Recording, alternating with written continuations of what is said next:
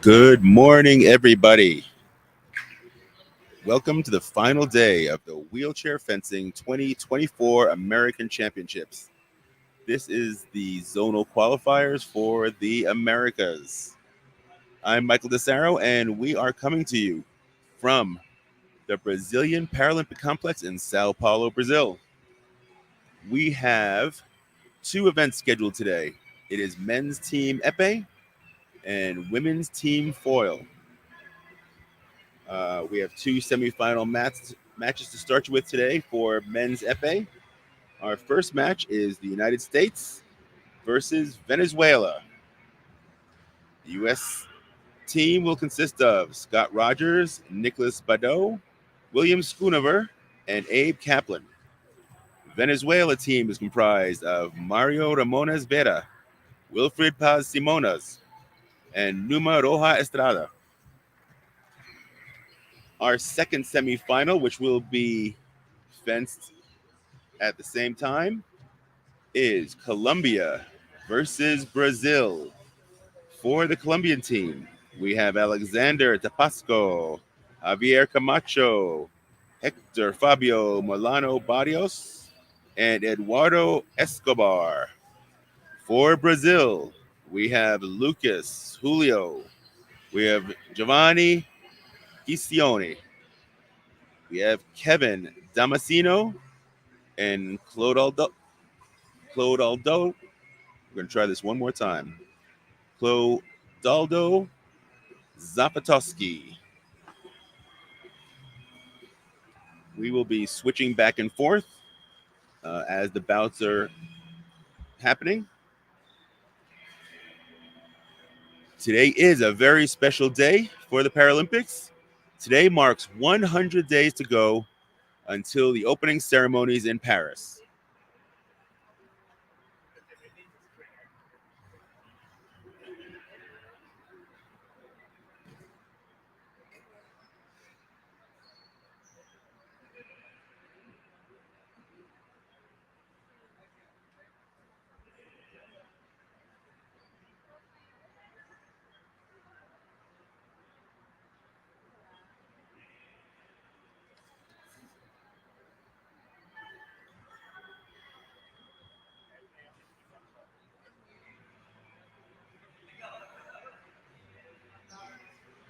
We have just a couple of minutes until the events start.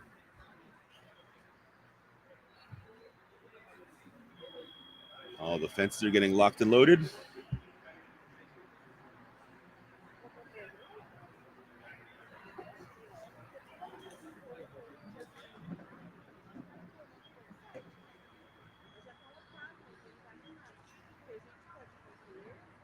This has been a very exciting week.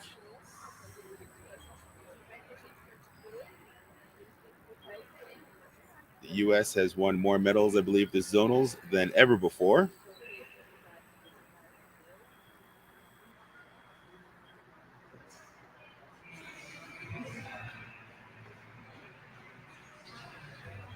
And we've seen some great fencing from every team here, actually. Brazilians, Colombians, Argentina, Venezuela, Canada.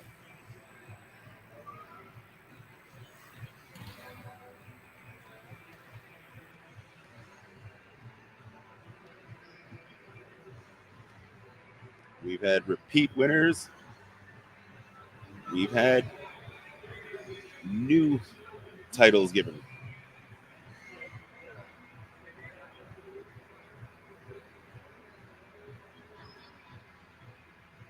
Now, after today's events, we're going to have a couple of days break to let these athletes rest up for the World Cup. That's also going to be here in Sao Paulo. I believe it starts on Wednesday.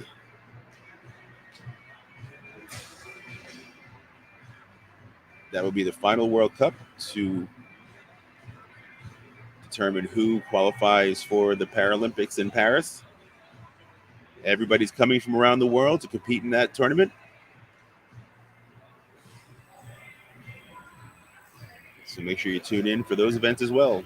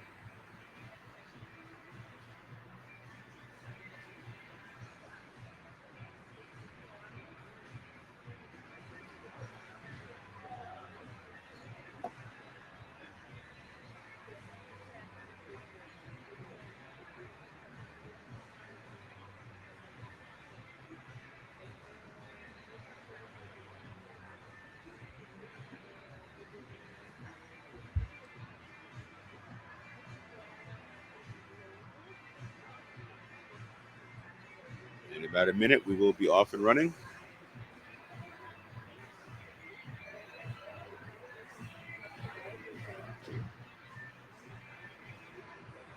On our screen right now, on the left, we have from the United States, William Schoonover. And on the right from Venezuela, Estrada Rojas. Numa Rojas Estrada.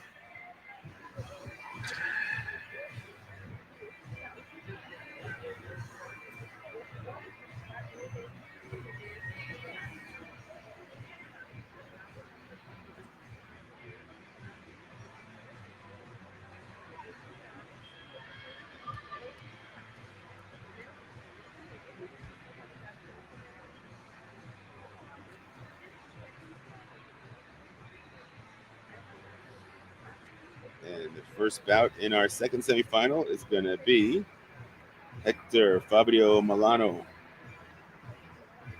Barrios versus Kevin Damasceno from Brazil.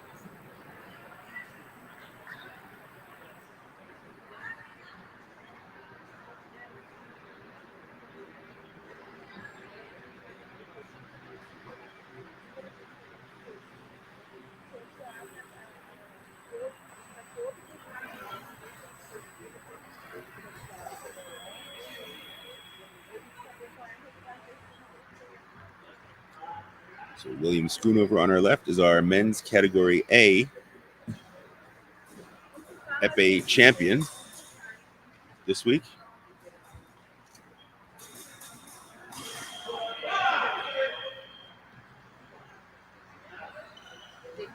While we wait for that bout to start, let's head over to Colombia versus Brazil.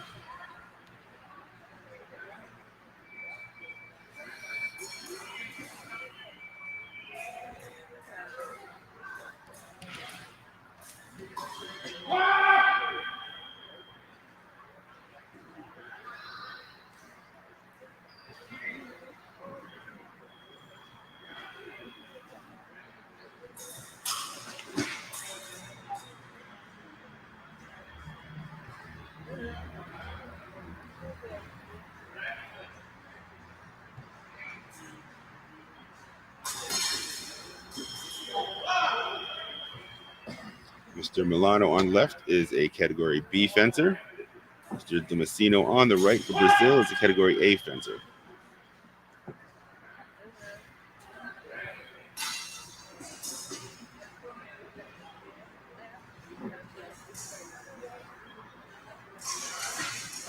And Mr. Milano gets a yellow card for starting early.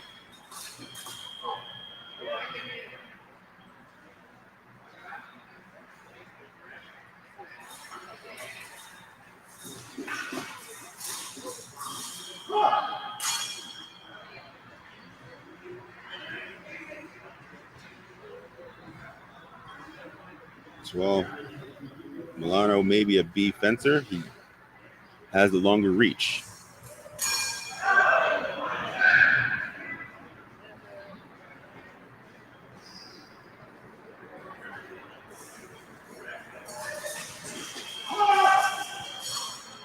And he's tied the score up 4-4 in the first match.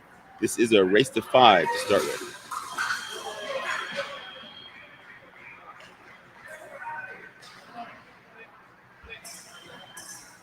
And let's switch over to the U.S. Again, same. This is a race to 5. The match itself is a race to 45, and we're going in increments of 5.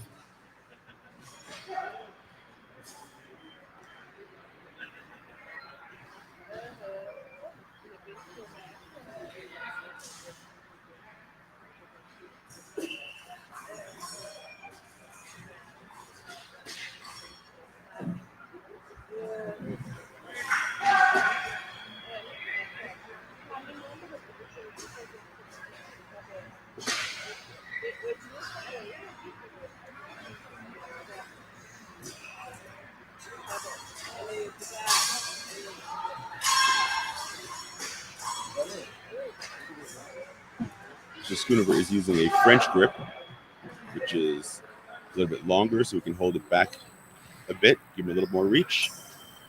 And Mr. Rojas is using a pistol grip, which gives him a little more strength.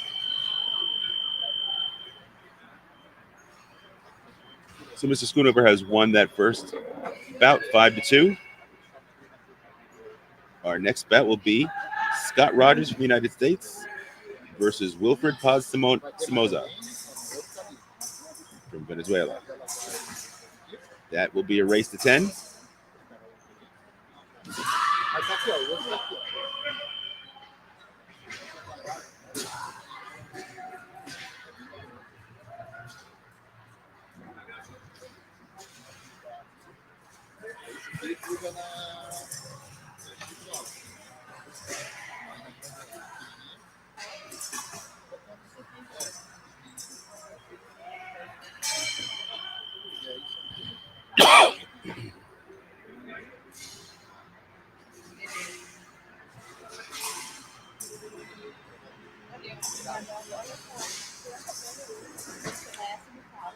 Scott Rogers is going to start with a 5-2 lead in this race to 10.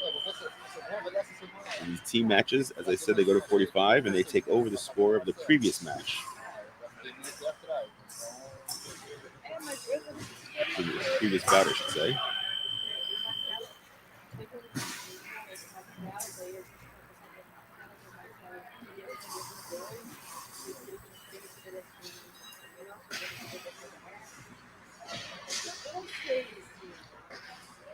So Scott Rogers is a Category B fencer. Wilfred Paz Somoza is a Category A fencer.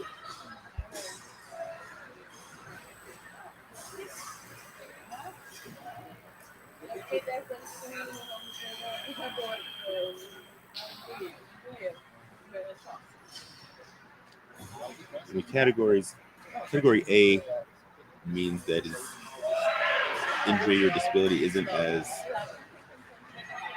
disabling as Category B fencer. Category A has full muscle from the waist up. They're very strong. Category B may have some weakness in the upper body strength, whether it's arms or core. It's harder for them to move back and forth. Over this bout, Scott, I believe, outreaches Mr. Paz Somoza.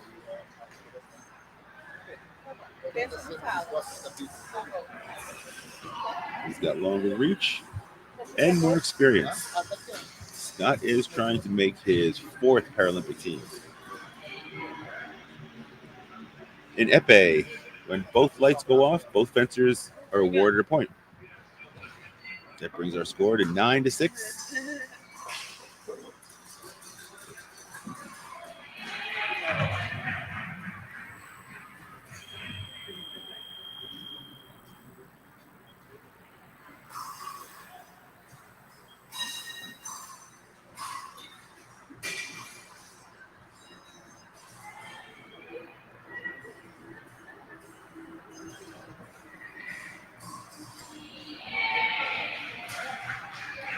And Somoza comes within one touch of Scott Rogers in the U.S. And that will be that bout. Our score is 10-8. As we go into our third bout of this match. This will be Nicholas Badeau from the U.S. versus Mario Ramones Vera from Venezuela.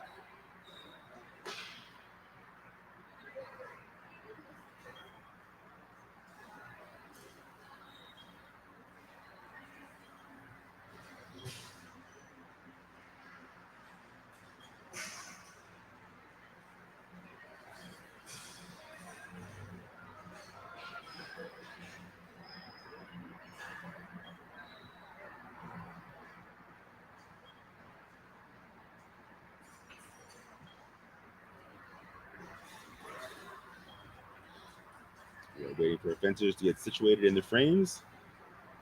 The frames actually lock the fencers in place. So even though they're in wheelchairs, they don't move. They move only by using their upper bodies back and forth, what standing fencers would call lunging and recovering. Wheelchair fencers use their back arms for.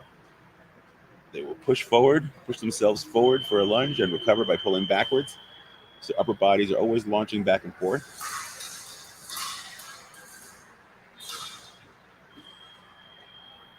Let's check over with our other semifinal match. We have Brazil leading Colombia by a score of 12-8.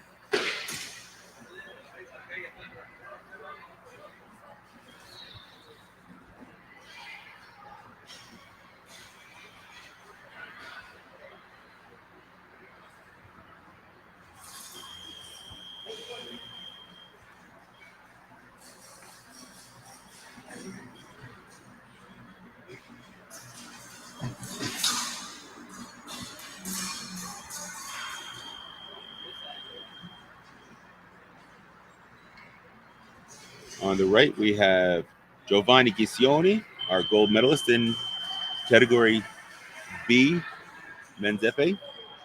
And on the left, we have Alexander Tapasco from Colombia.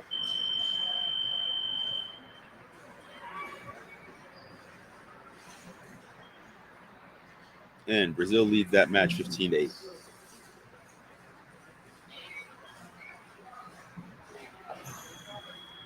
Our next match will be Hector Fabio Molano Barrios for Colombia versus Lucas Julio from Brazil.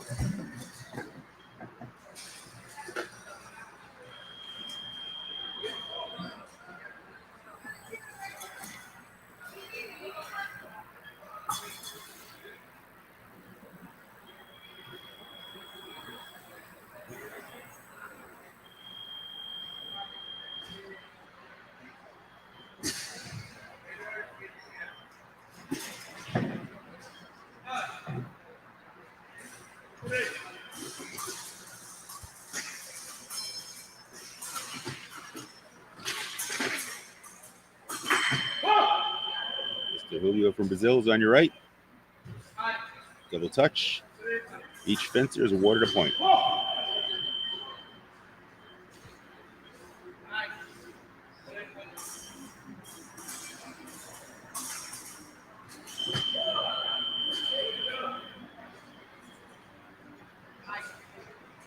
If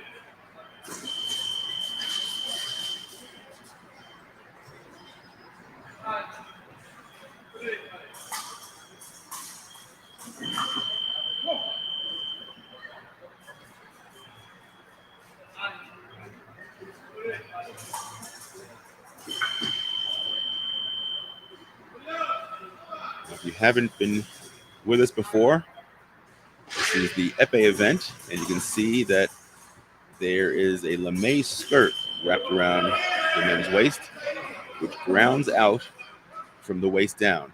So in wheelchair fencing and wheelchair epee, the target area is only from the waist up. They use that skirt to cover the lower area because that's where the chair is, and the chair is not target area. So they decided that block off all the target area from the waist down and only use the upper body as target area. That bout is now going into the 5th round. Brazil is up 20-12. In the frames next, on the right will be Kevin Damasceno. On the left will be Alexander Tapasco from Colombia.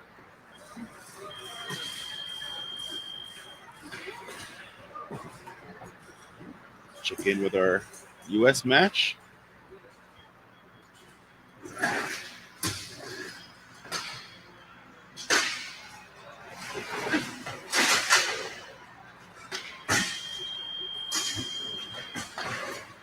We have Nicholas Badeau on the left from the U.S. versus Mario Ramones Vera on the right.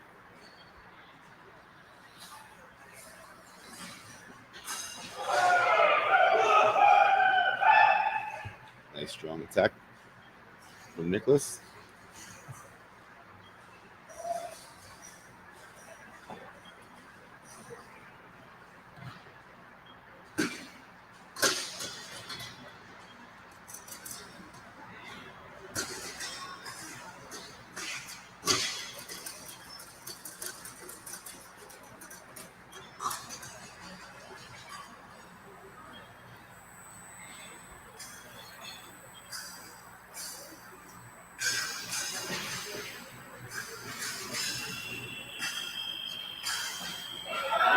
So Nicholas is an A fencer, category A fencer. You can see how fast he moves.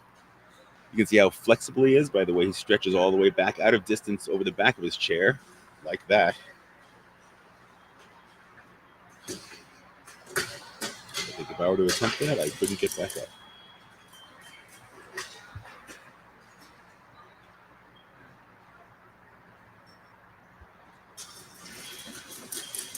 Just recentering the men on the strip.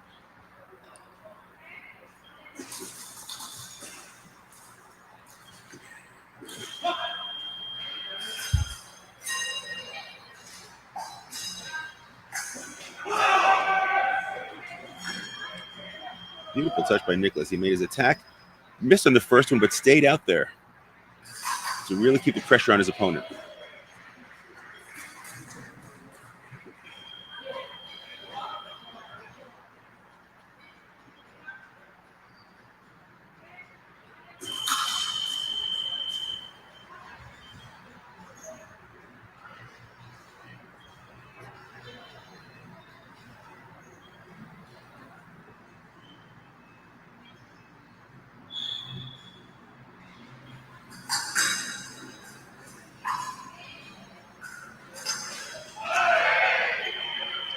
Double touch. Both fencers are awarded a point. U.S. leads 15-10.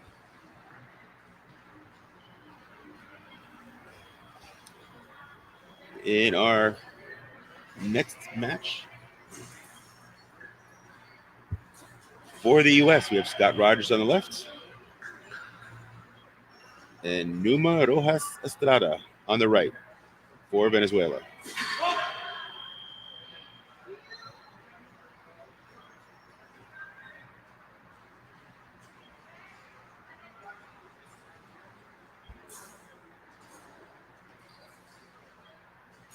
These are both category B athletes.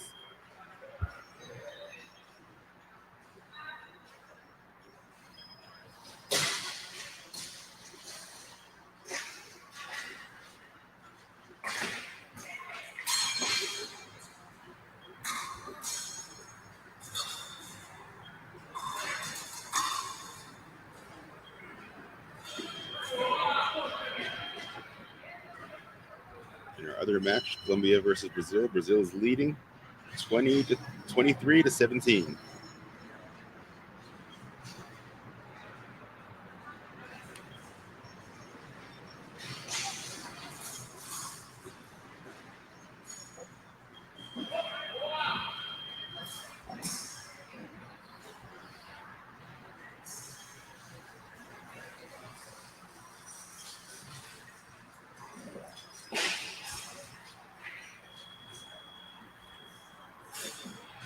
Again, in this bout, I believe Scott has the reach advantage.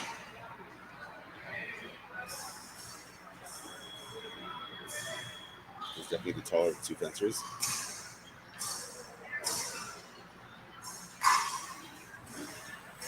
And as you all know, in Epee, that is quite helpful.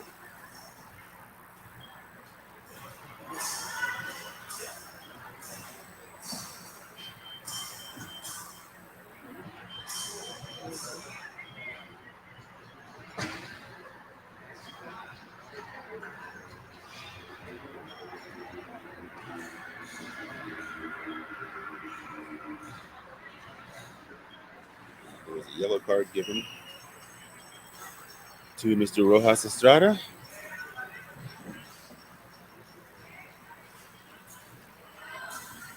Wasn't clear on the ball.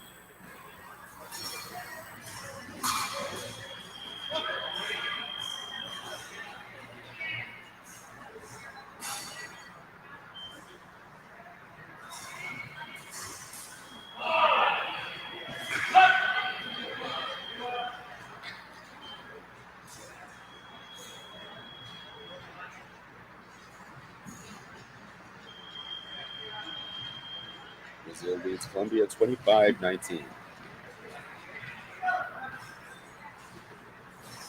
Back here, U.S.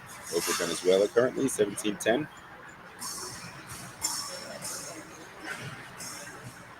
We're in the fourth bout of this match.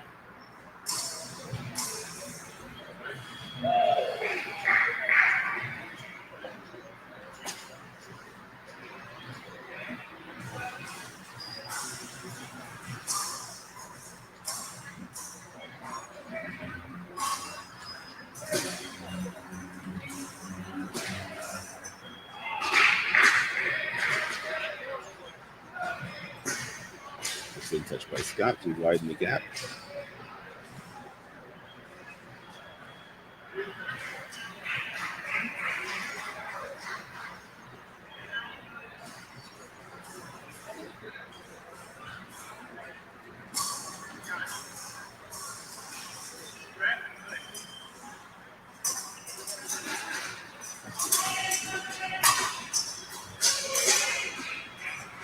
There was a nice flick from the Venezuelan on the right as Scott was coming in for his attack.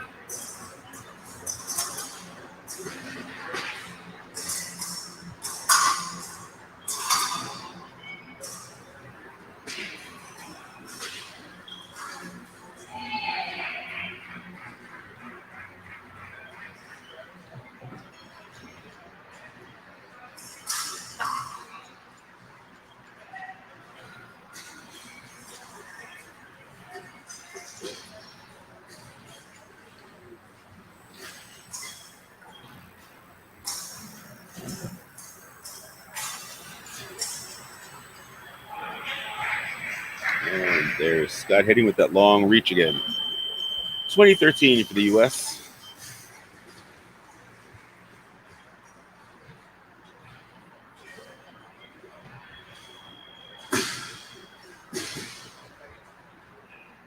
And we're about to start our fifth bout of this match. William Schoonover from the U.S. versus Mario Romanes Vera from Venezuela.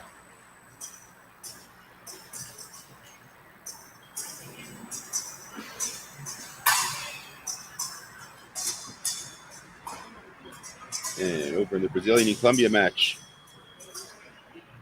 we've got our Category 2 men's Epee gold medal champion on the right, Giovanni Ghiscione, versus Javier Camacho.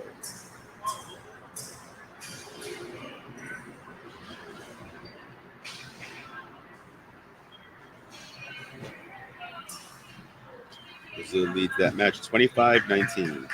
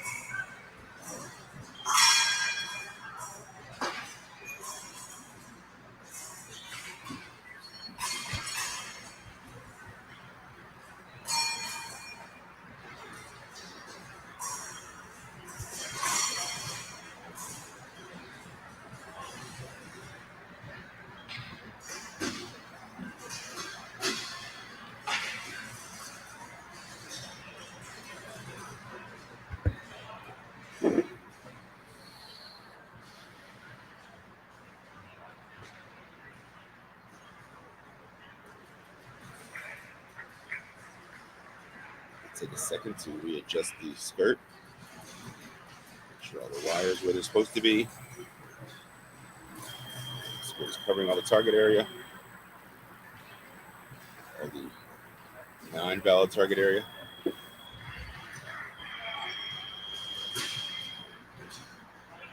And we're back again.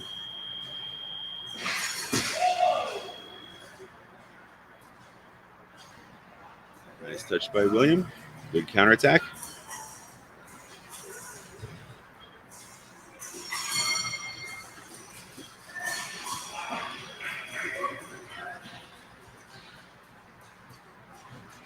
He makes very nicely timed attack to their arm.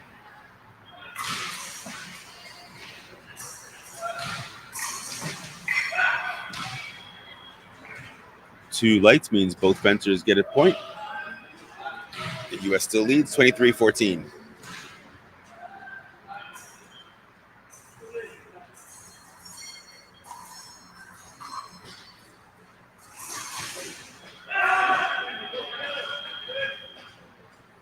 And the U.S. now has a double-digit lead, 24-14.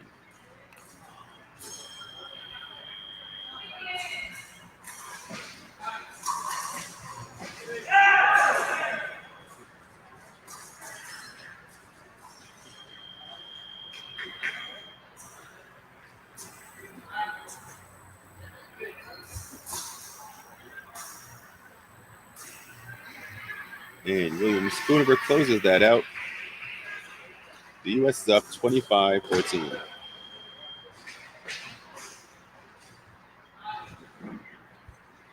Our next match for the U.S. will be Nicholas Badeau versus Wilfred Paz Somoza.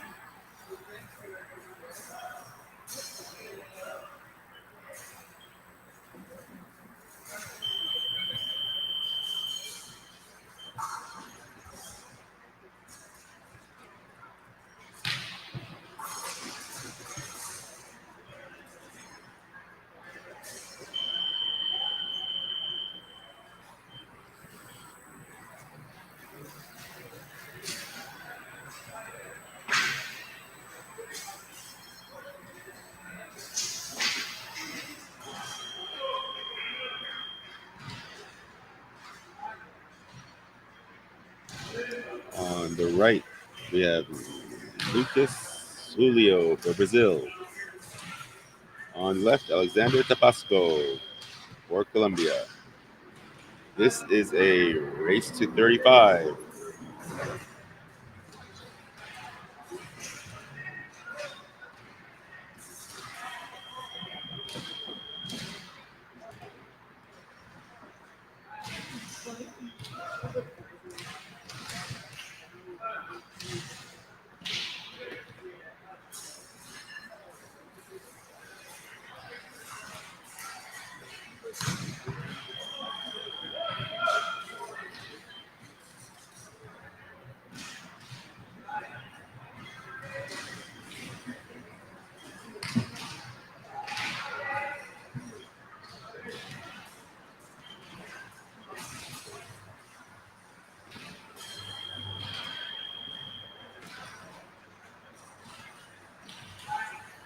Nice attack by the Colombian fencer.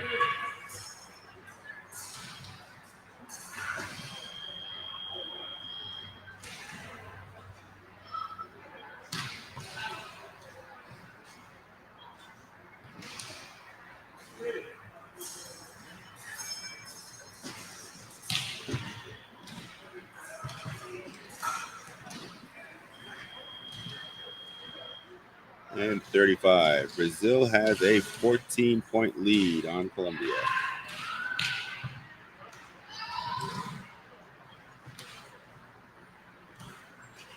Next is our second to last bout in that match.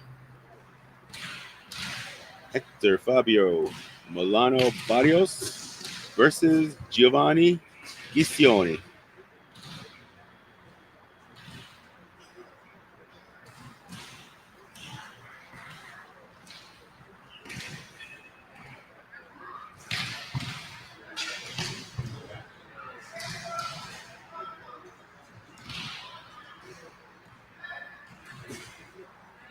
Not only is Mr. Ghiscioni our current men's Epee Category B gold medalist as of yesterday, he's also ranked 6th in World Cup points.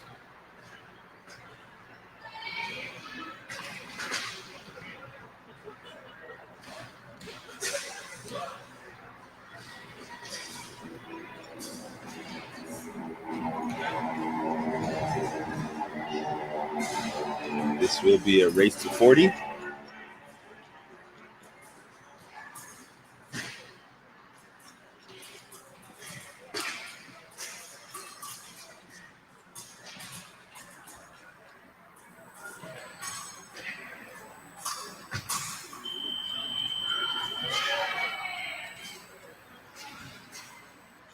Nice touch by the Colombian.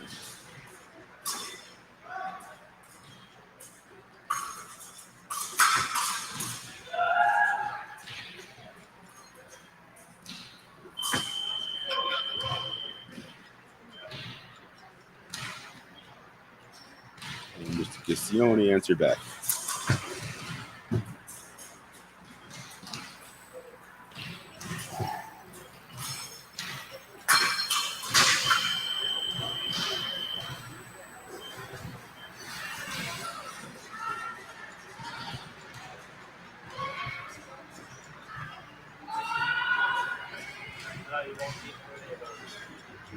And in the U.S. versus Venezuela match, we're just waiting for the guys to get situated in the frames adjusted for distance. Once they're ready, we'll cut back to that.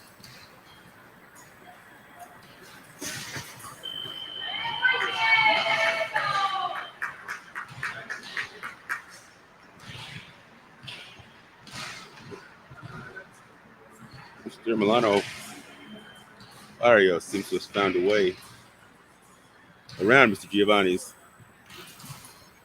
strong attacks. Well, I guess it can't happen every time. 37-24.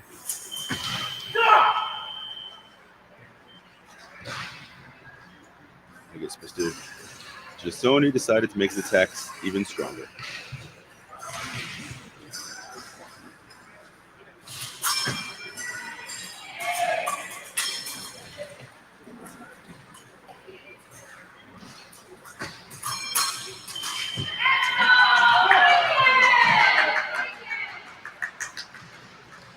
Nice action. Mr. Milano Barrios, 25-38.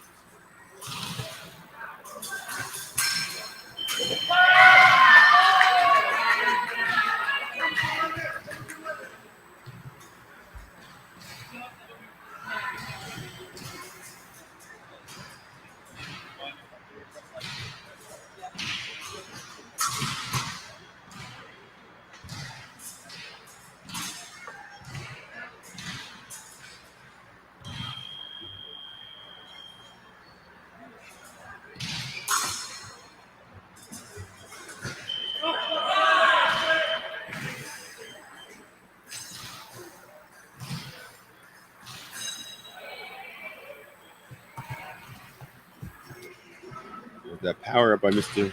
Ghiscioni. Most of the time, he's able to overpower his opponents. For Category B fencer, he's incredibly strong and incredibly agile.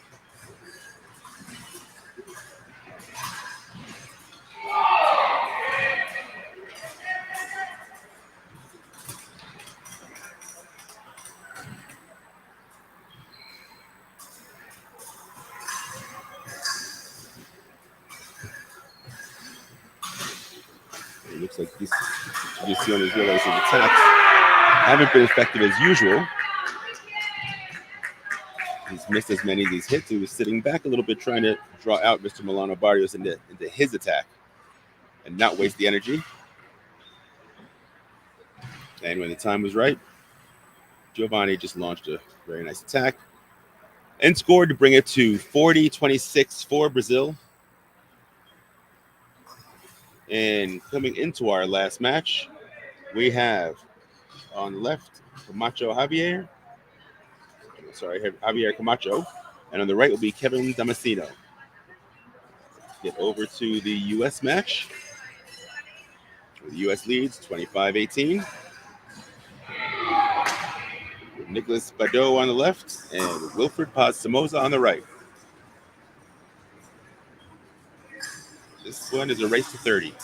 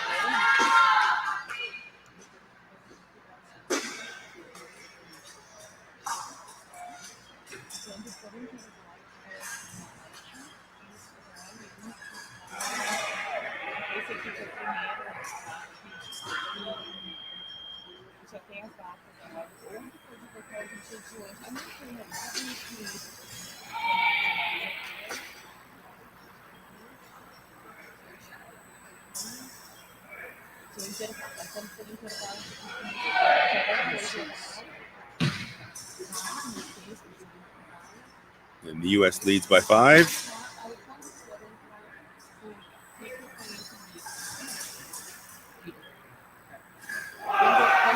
And the U.S. leads by 6. Let's switch over to the Colombia-Brazil match. See if we can catch the tail end of this.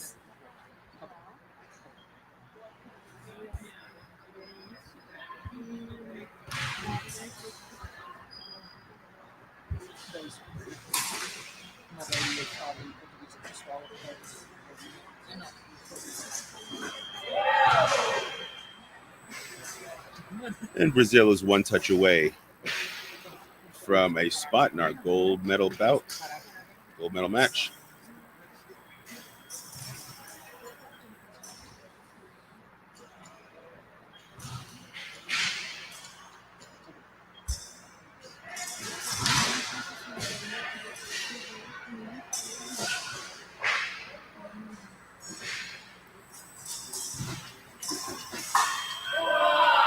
And that's game, set, and match for Brazil. They're the first team into our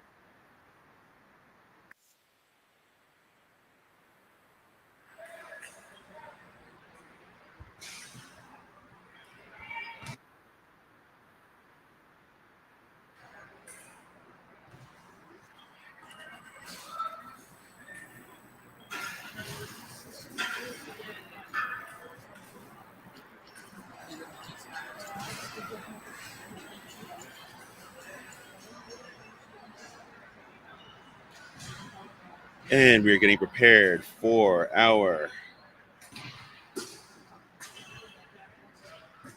35, our level of 35 bout. This is going to be Scott Rogers from the United States versus Mario Ramones Vera from Venezuela. This will be a race to 35.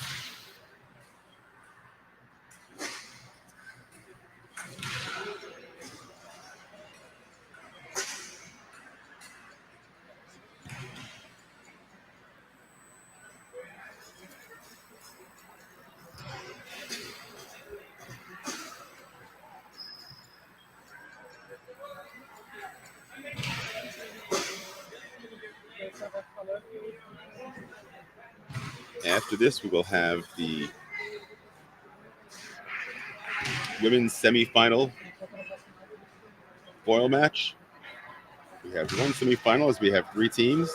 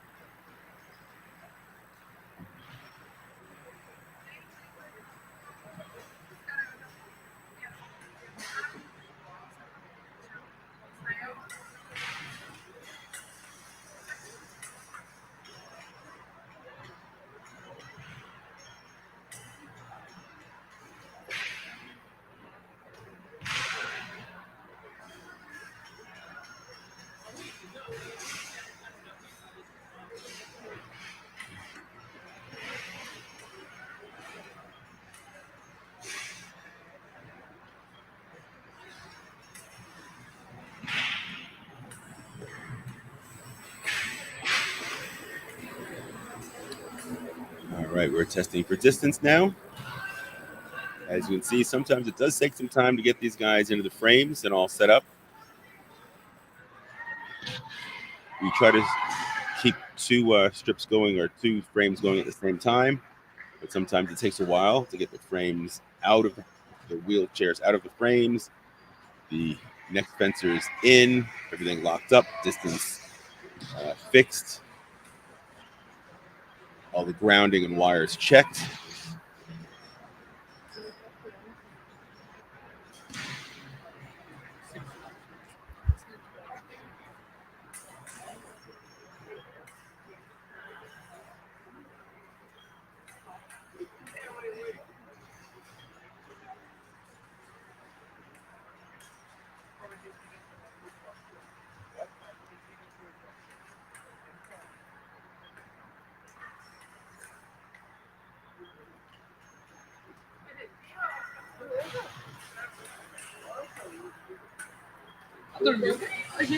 All right, we are almost ready.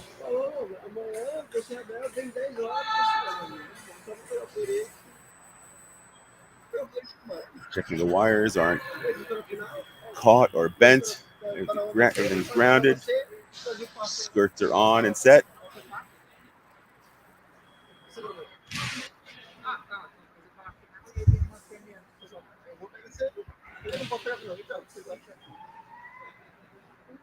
Foil female senior teams. Teams from Canada and United States. So after this, our second to last bout will be Nicholas Badeau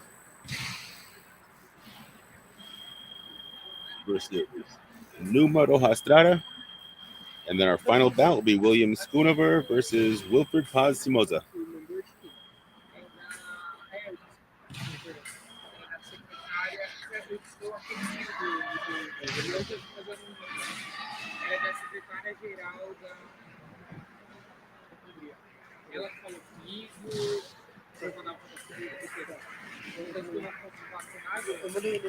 His body cord was caught, and now it's freed, and we're off.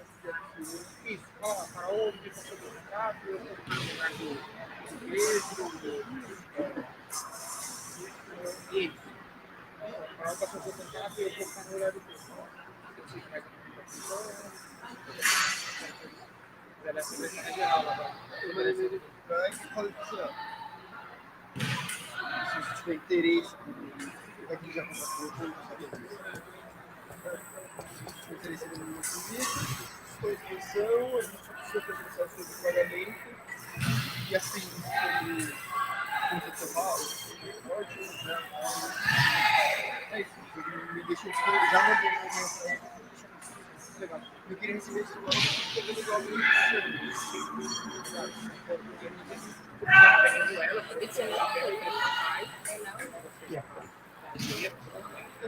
Que daí eles falaram que os dois falam que não. Na Venezuela, vocês falam que não deve. Se você for para a Hungria,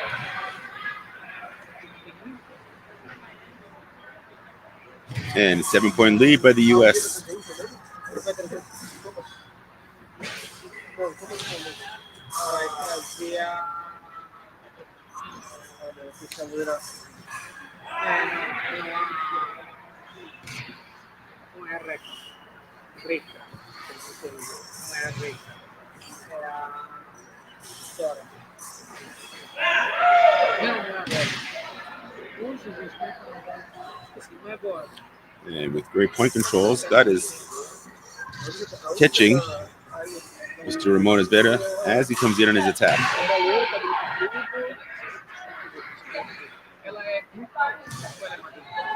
Time. Mr. Vera was able to take the blade and hold it, and then takes the attack off there. Oh, and there's Scott with great point control again, right under the wrist. 35-26. The U.S. is up by 9 points.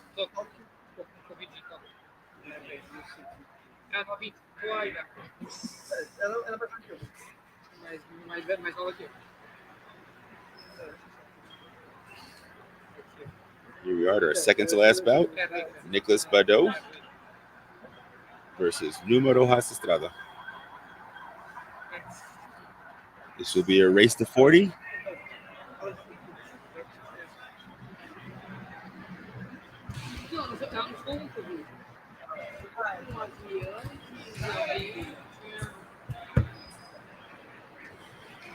And then we'll have our final bout, which will be Williams Gunova versus Wilfred Paz Simoza.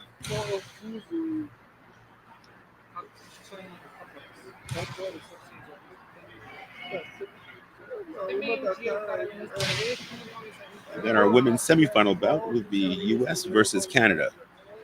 The winner of that match will fence against Brazil for a gold medal.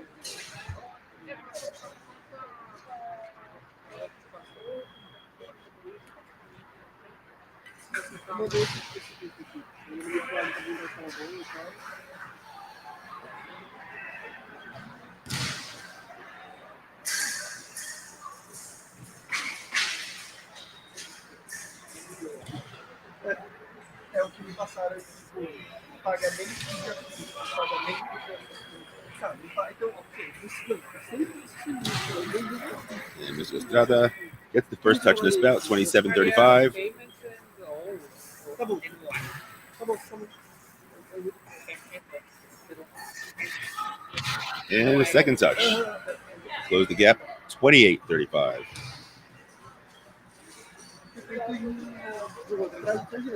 Nicholas having a hard time hitting on his attacks.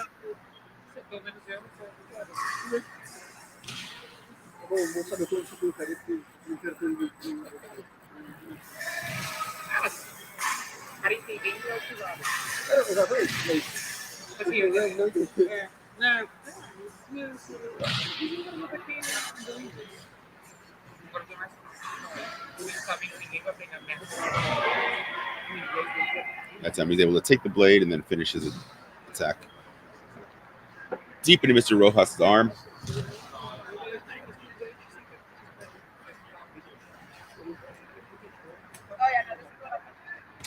Maintain an 8-point lead.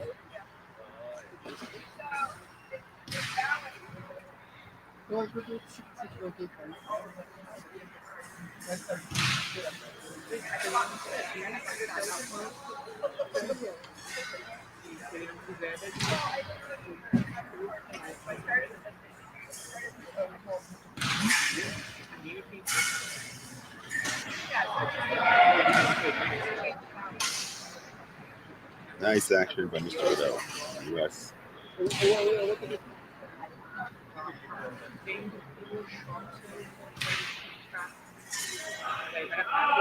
And another nice counterattack to extend the lead to 10 points.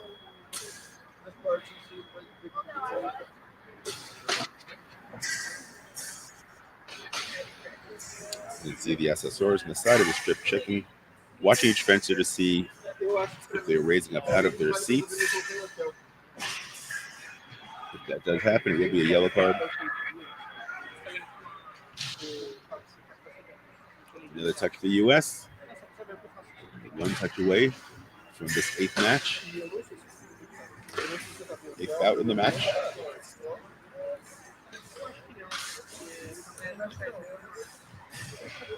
And there it is. 40-28. Going into our ninth and final bout of this match.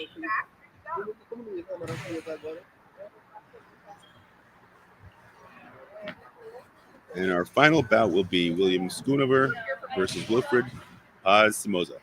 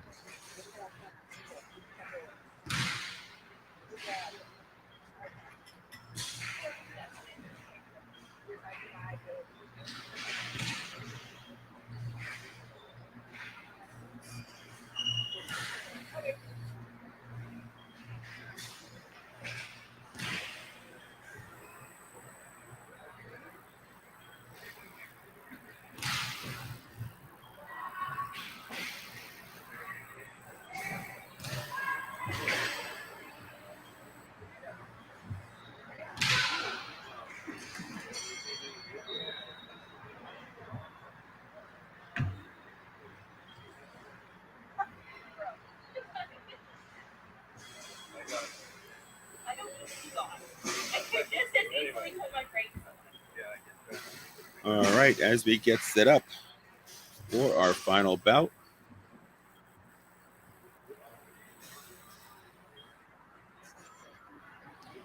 Distance is checked, grounding is checked.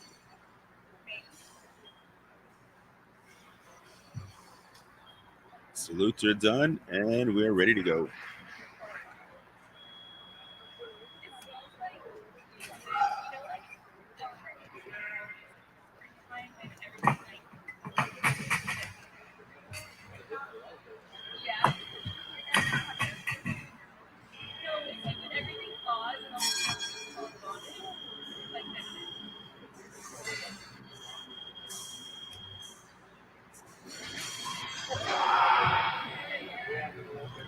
Again, these are two Category A fencers, so we're expecting a lot of movement back and forth.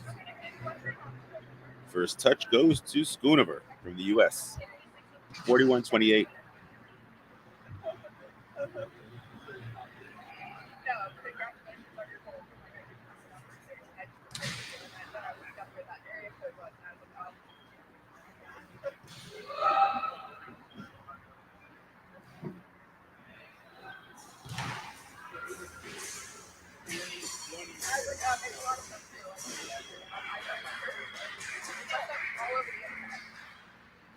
And Mr. Somoza answers with his own attack.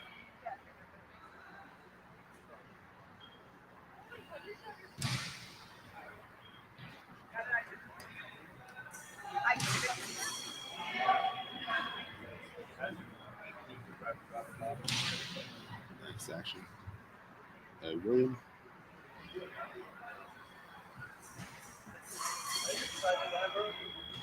And 43-29 is the score. We're 2 touches away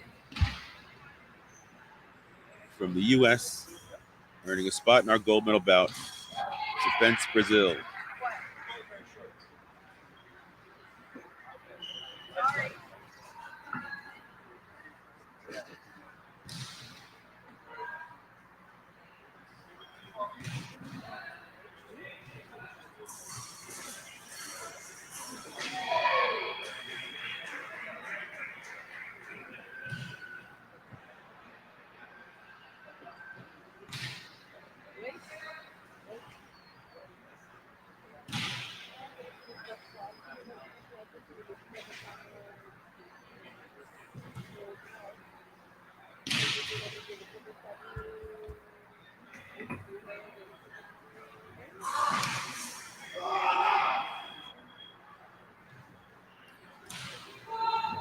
And that was a very nice touch to the wrist.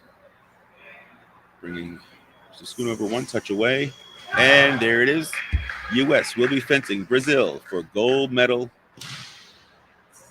in our men's epee team event today. Stay tuned. We will have our semifinal women's foil event, USA versus Canada.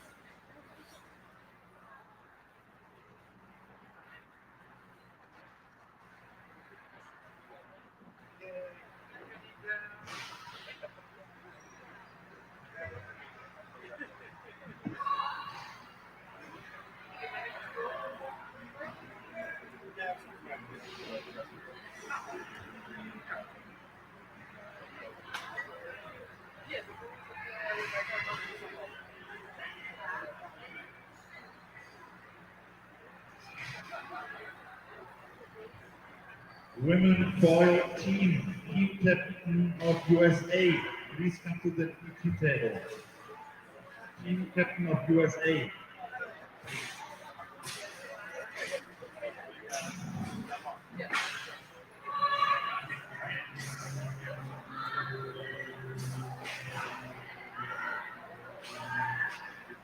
Yeah, because I will be referring. In that agreement,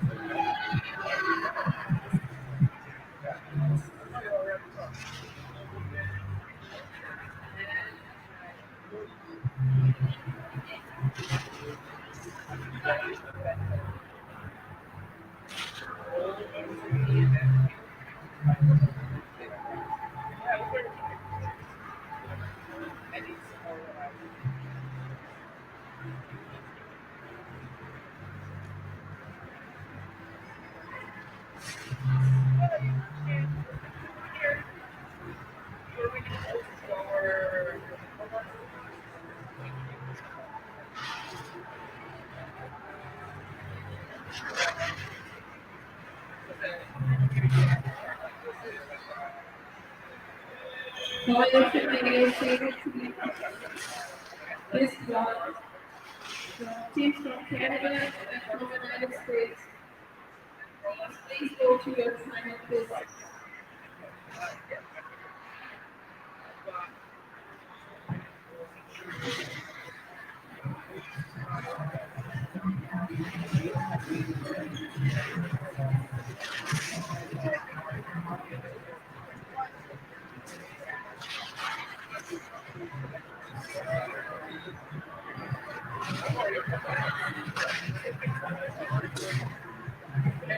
The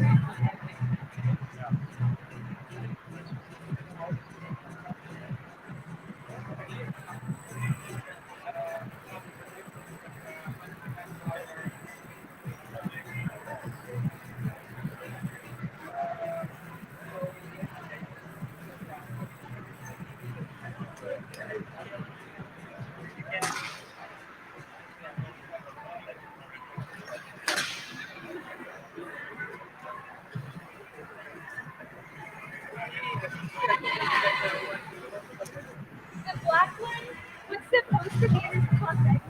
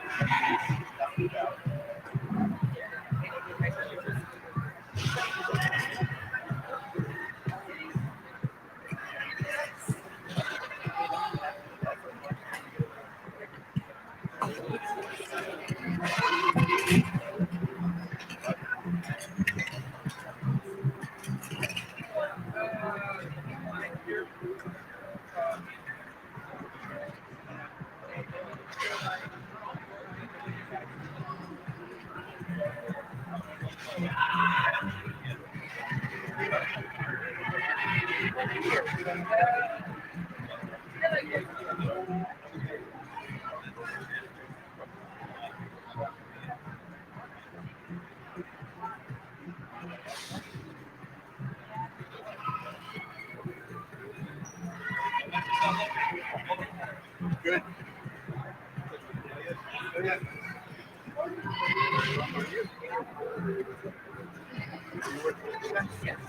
Color? Commentary?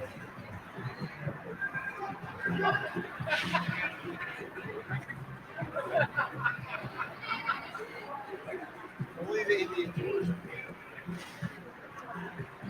Hey, Russ. It means they work. They I just sell a lot of it. Oh, Texas is the worst place in the world.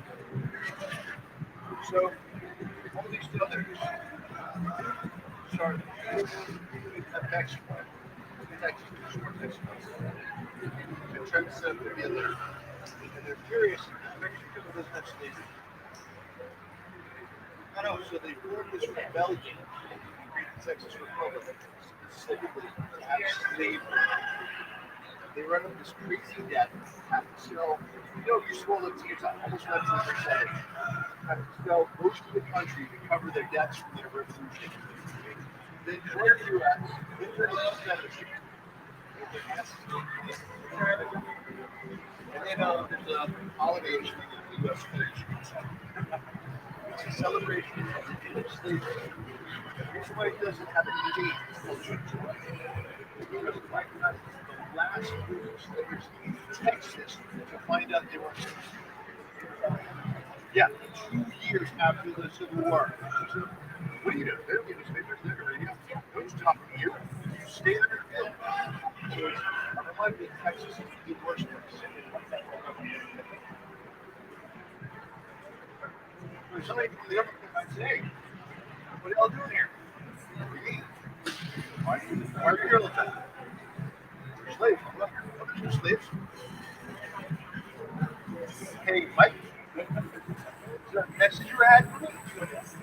So, yeah, it's a celebration of the fact that Texas is the worst place.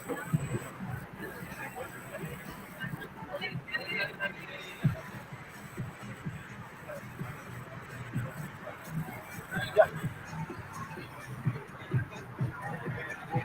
they have a very long history of lying to stuff. The name of the state is French. It's not smooth. They have their own power grid.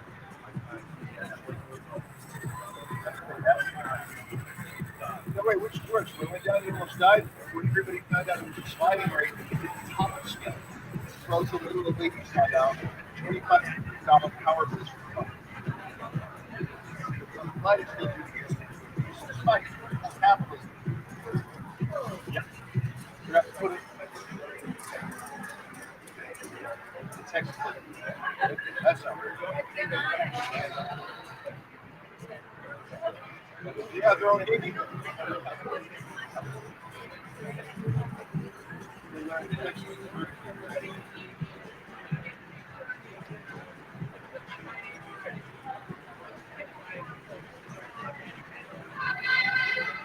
Next is the Gear Force.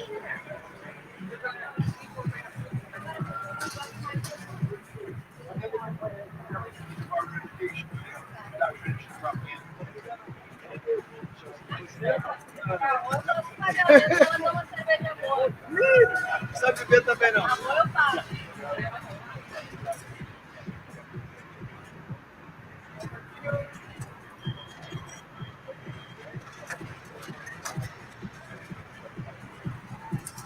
They also think about alternative energy, but also have the most wind farm in the U.S. And coming up in Amarillo, and it's all you see. You're going down to El Paso, it's just all you see. There's nothing else out there.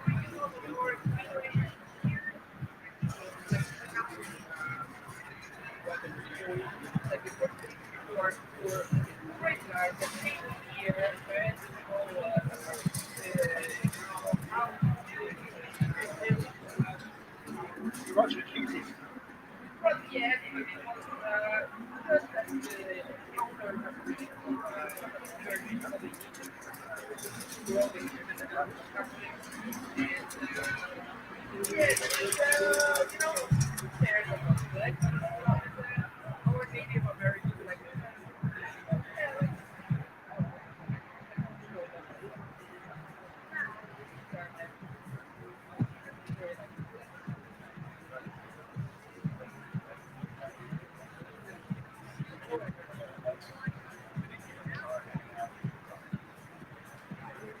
All right, so the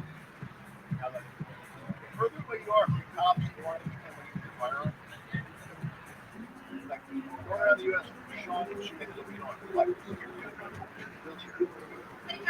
yep.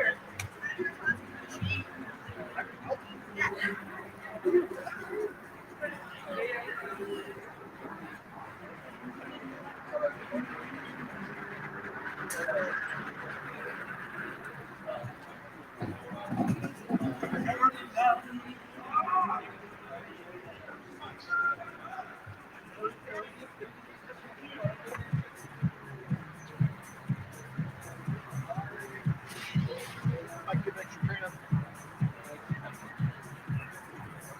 I already got jumped. See, I'm next out of yours.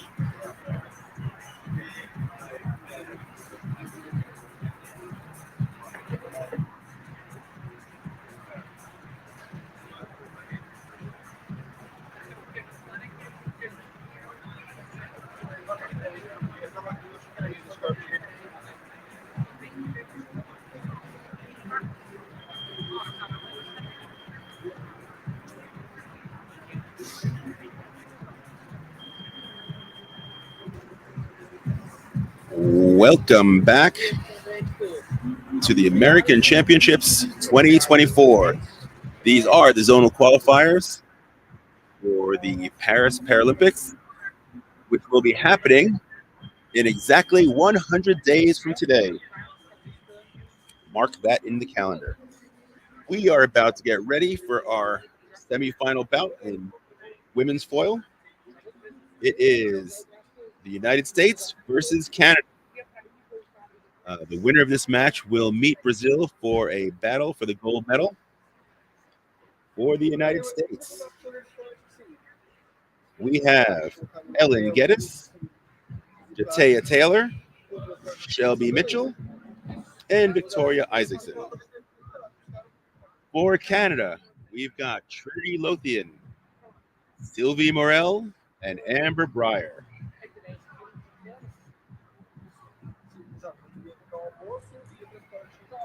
First match is going to be Shelby Mitchell versus Amber Breyer. Our team matches are a race to 45 points in increments of 5. So this first bout will be a race to 5.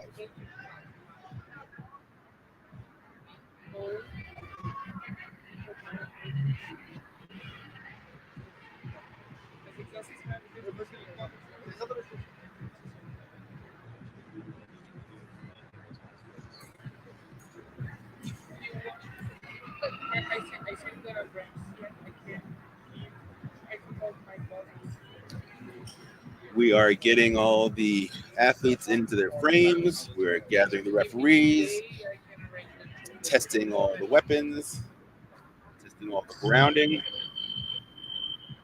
And we should be a go pretty soon.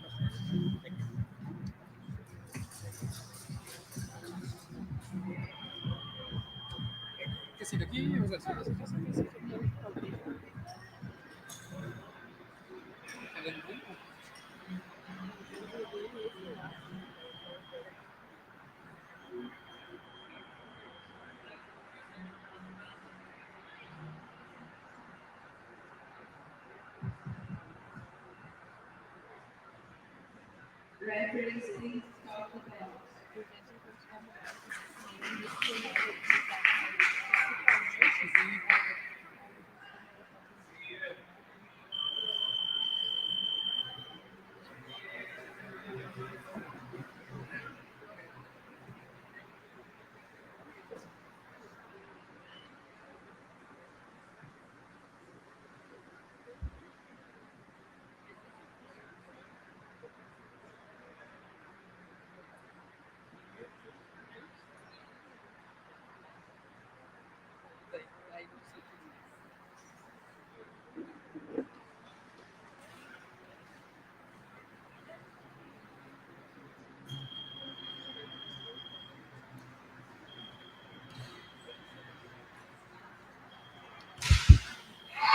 And here we go.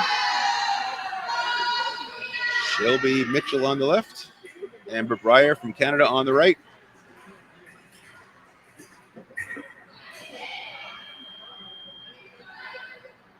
Tira, Marcinho. Tira e bota em cima da mesa. Both ladies are category A. Which means their injury is below the waist.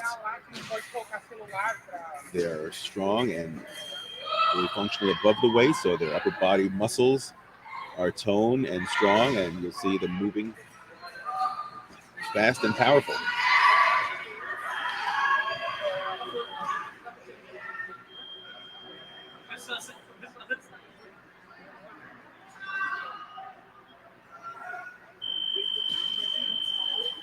So they're double checking, making sure that the chairs are in the frames well, that the straps are on good. Up, and Shelby's strap keeps coming off. You want those straps in there to make sure that the fencer stays in the chair. They're not allowed to lift out of their seat, even with their upper body strength. That is against the rules. We have assessors on the side watching the fencers to make sure they stay in their seats.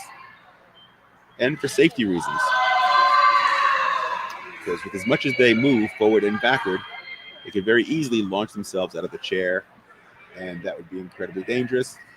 I've seen it happen, and people can get hurt very badly, so they really want to stay in those chairs.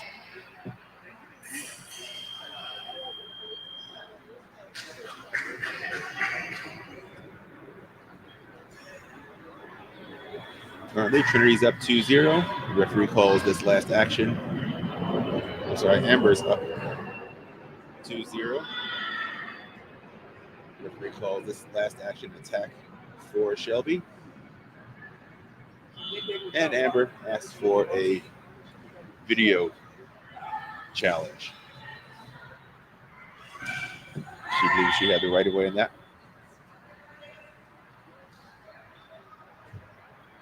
And we'll find out if she's right.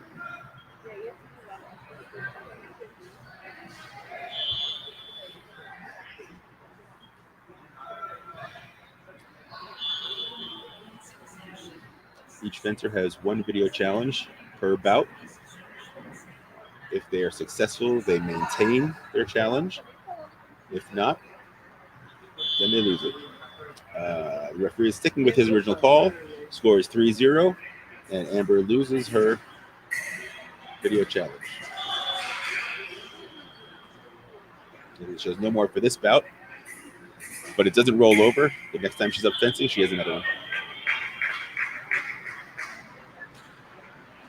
Oh, actually, nope. I'm sorry. I made a mistake. She was successful. It is her attack. Shelby just got its last action. Amber get this action. Canada's up 4-1, and I will get it straight eventually.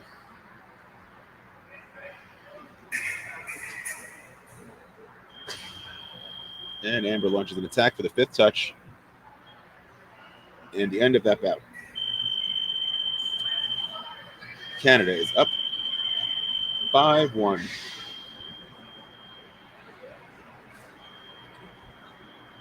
Our next bout will be Jatalia Taylor from the U.S. versus Trinity Lothian. Jatalia is our women's Epee Category A champion this week.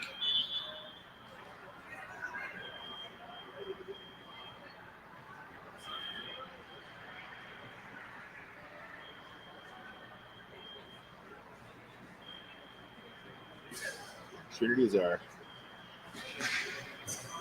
women's Epee Category B champion.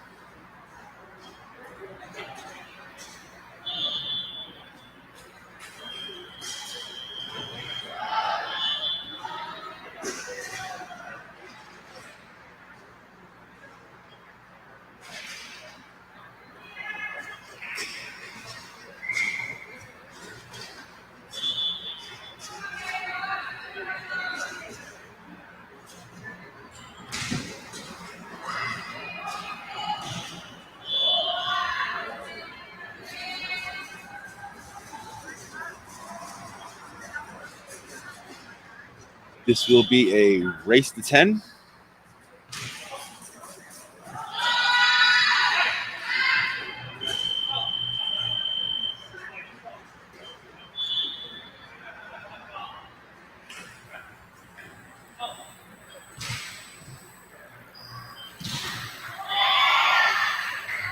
Trinity gets a yellow card starting early.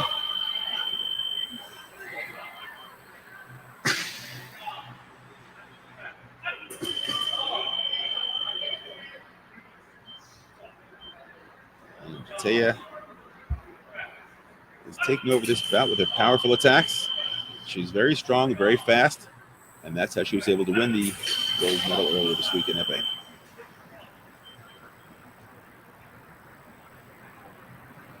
To take away some of that power, Trinity was able to make a nice parry post by drawing her out. Picking up the blade and going.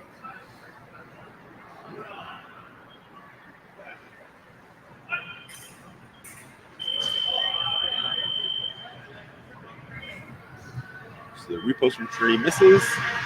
Taya's second attack is successful. However, Taya starts early on this touch. She also gets a yellow card.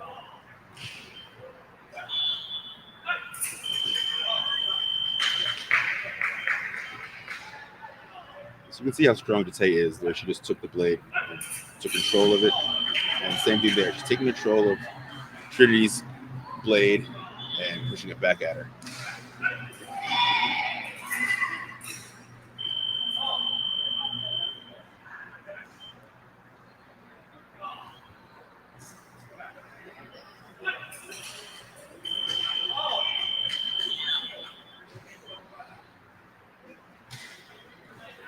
Taya's attack is no. Trinity's attack is off target, no touch. Again, Taya is able to close out Trinity to tie the score at 7.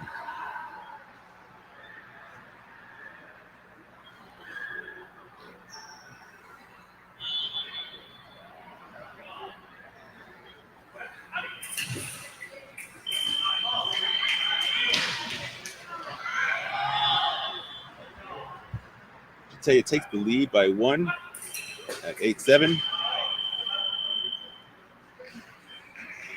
And after making Trinity miss her repost, she makes an attack of her own for a 2-touch lead.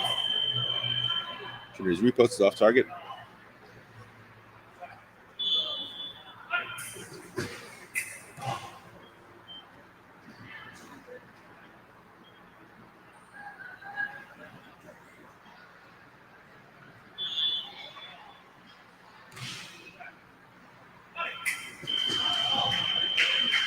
And attack from the left finishes this bout. The U.S. has a 10-7 lead going to the third bout.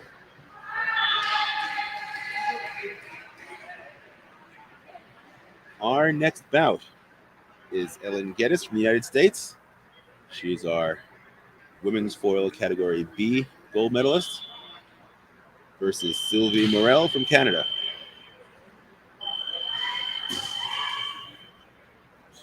This will be a race to 15.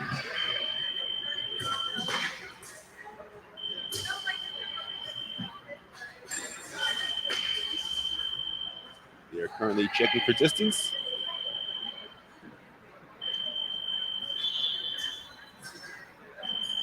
In wheelchair fencing, since the chairs are immobile, they're locked in those frames. They have to judge the distance by moving the frames in and out, and they judge the distance to the fencer who has the shortest reach. In foil, the tip must reach the outside of the opponent's arm. Actually, I'm sorry, it's the inside of the opponent's arm.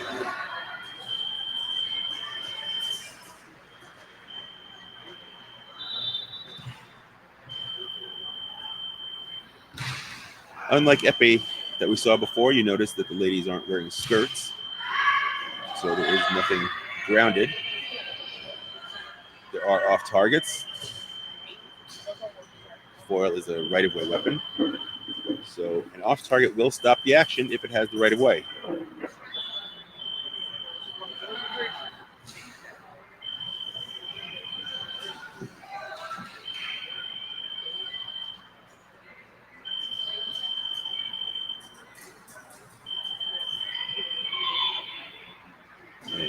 ready to start our third bout in this semifinal match.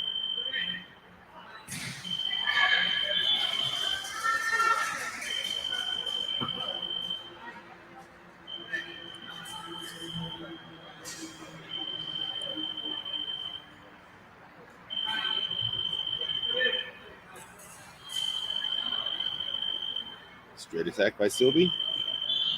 9-11.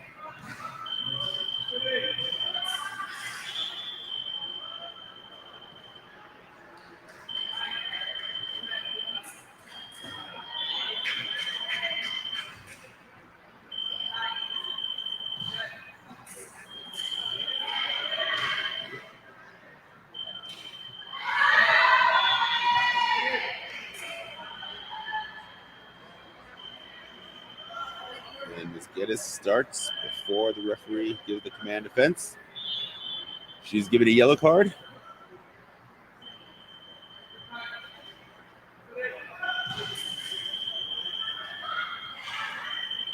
It's actually right as Perry. Repost is good for the left.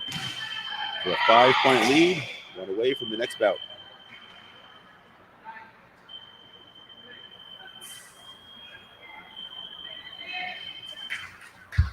And that's about 15-9. The U.S. is in the lead.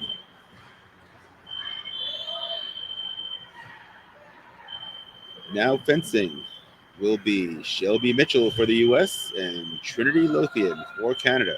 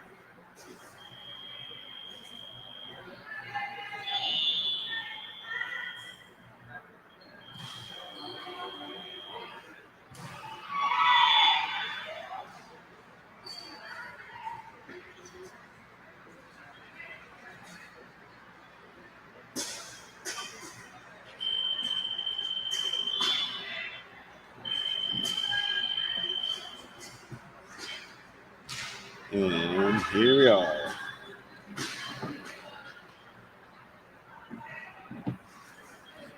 U.S. has a 6-point lead on Canada. The winner of this match will join Brazil in the gold medal match for Champion of the Americas.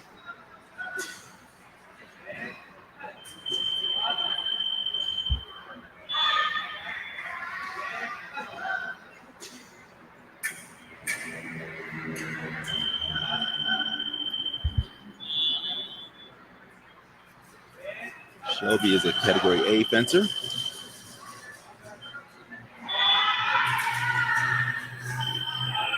Actually, I believe that is Victoria Isaacson who switched in.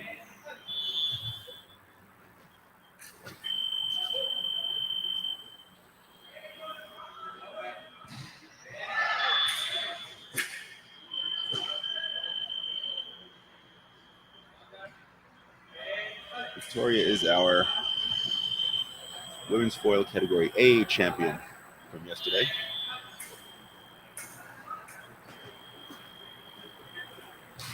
The U.S. had a very successful zonals this week.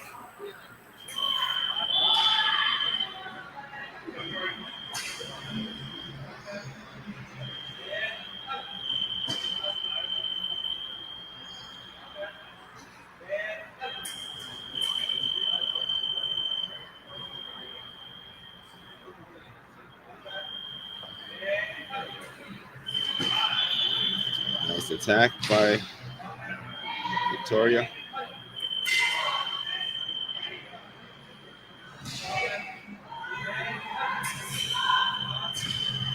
So Victoria's having a little hard time trying to find a target. You see the way Trinity is making her attack. She sort of drops her shoulder and turns her body a little bit to hide the target from Victoria. Oh, when she went back, Victoria has a long reach, so she was able to hit the low part of the lame. And again, that was Victoria missing a Trinity hit on target.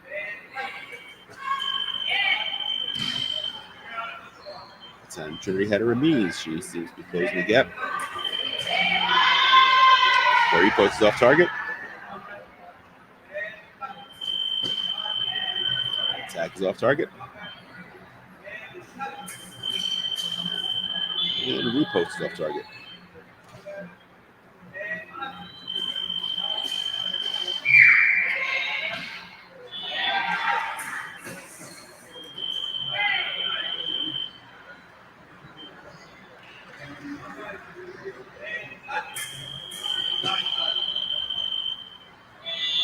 At the start of this bout, the U.S. had a 6-point lead.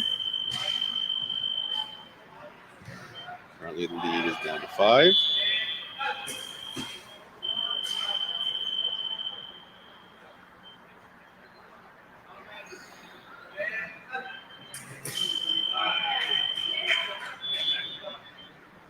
And back to 6.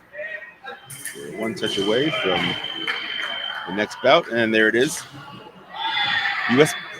has a 7-point lead going into our 5th bout. Sorry.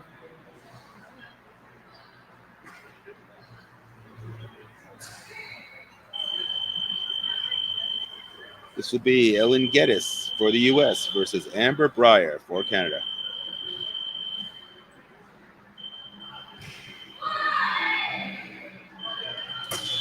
Geddes is a lefty, and a lot of times lefty fencers pose a problem for right-handed fencers. The target is reversed. The actions come in at a different angle. At this level of fencing, it shouldn't be that much of a bother. These are experienced athletes. They know what they're doing. They've run into lefties before. I'm sure they've taken lessons with their coaches as lefties, so shouldn't be too much of a problem.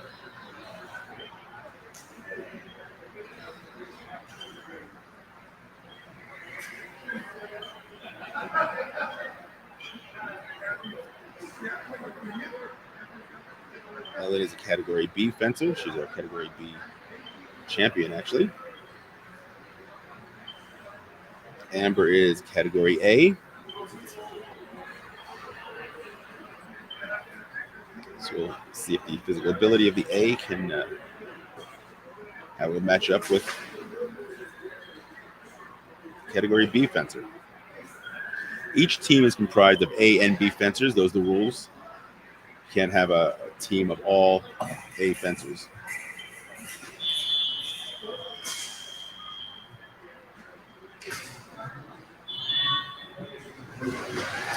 First touches for Amber. And then Amber starts before the referee says fence, so she gets a yellow card.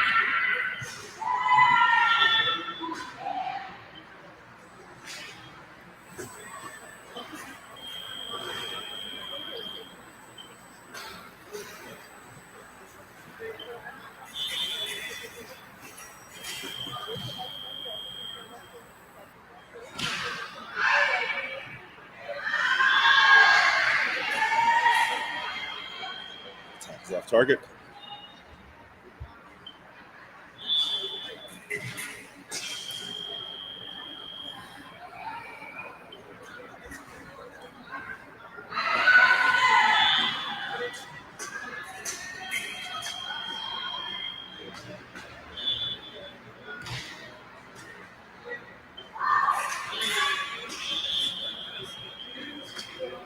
Repost for the right.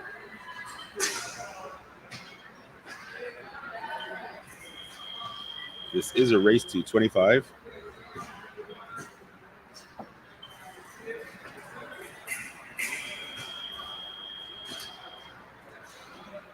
Repost from Ellen is off target.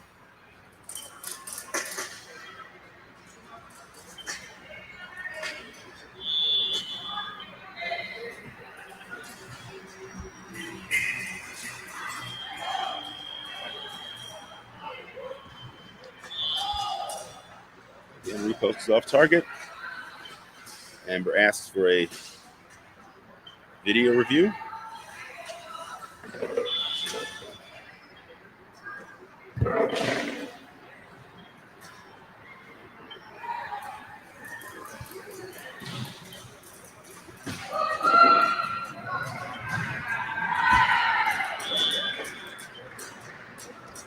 And the referee reverses the call to a repost from the right, 16-20.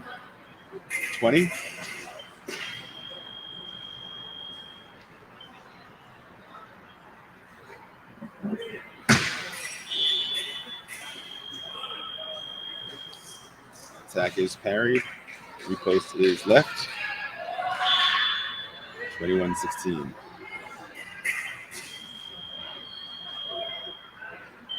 Since Amber's video replay was successful, she maintains it. She does still have another challenge. Referee says the attack was off target from the right.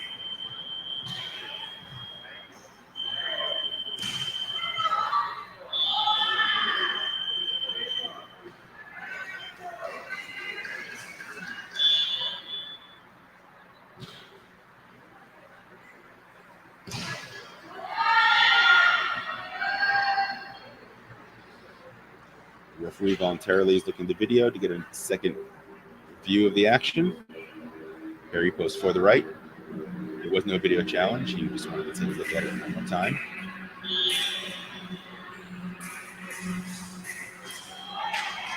Attack is parried. Repost is good for the left.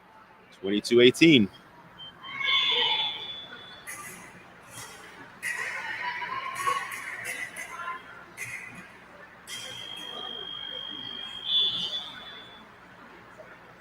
(19-22).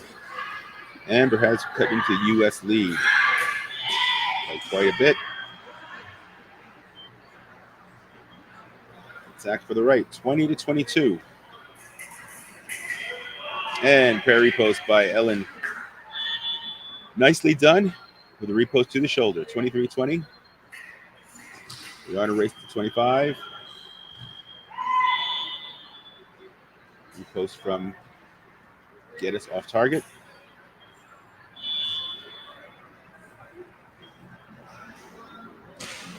And Ellen gets a yellow card for starting before the referee says fence.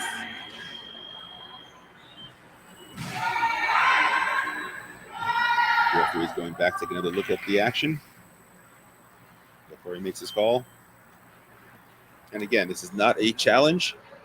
This is just a second look at the action voluntarily by the referee.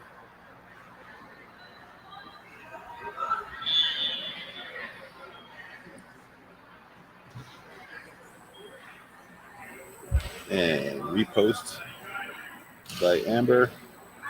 21-23 score. Attack is parried. Repost is off target.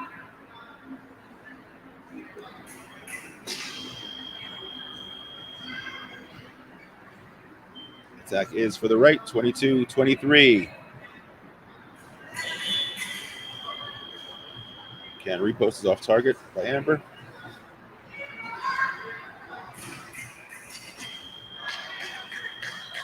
Repost is off target.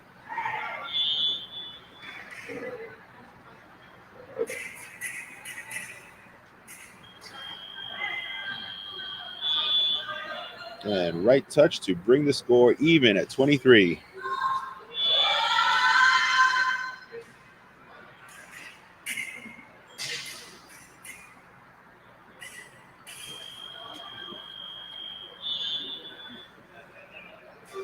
Off target attack.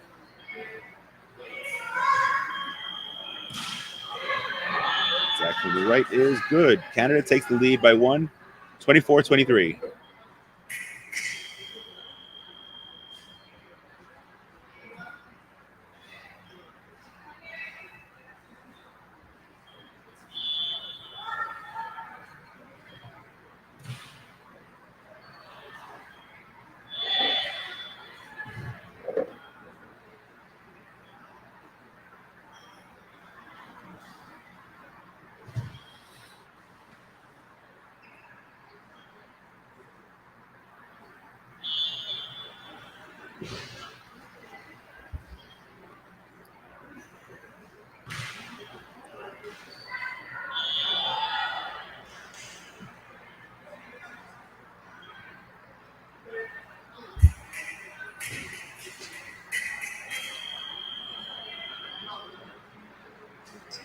And that is 25.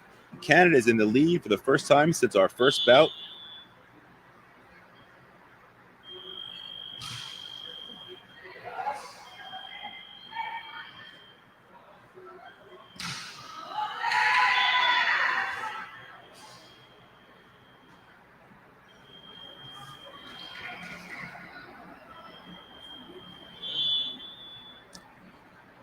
Our next bout in this match would be Jatea Taylor for the U.S. versus Sylvie Morel from Canada.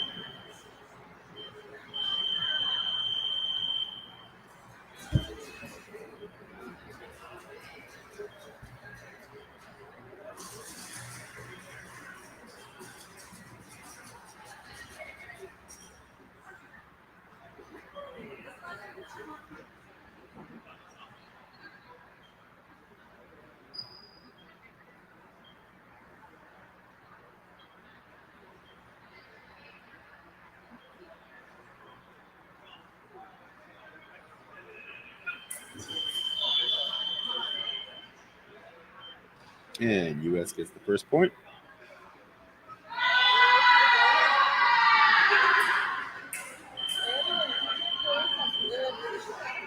And Canada gets the second point.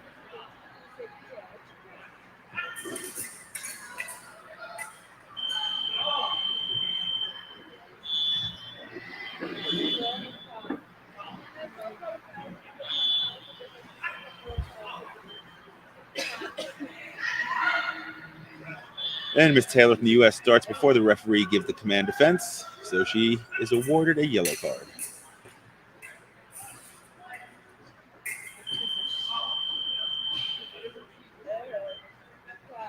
Repost from Sylvie Morales off target.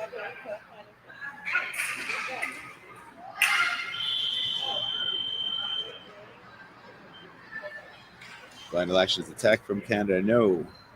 Attack from the U.S. is good for a tie score, 26 all. And straight attack from Jatea Taylor. Nicely done, 27-26 for the U.S.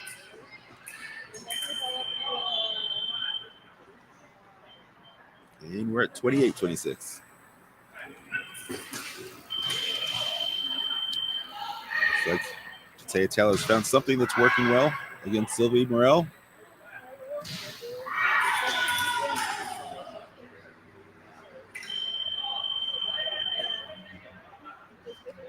So coming off the bind, Sylvie misses.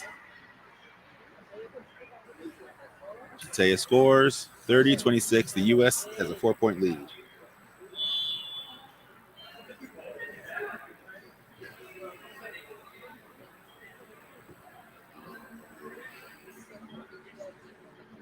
Our next bout is Ellen Geddes for the U.S. versus Trinity Lothian for Canada.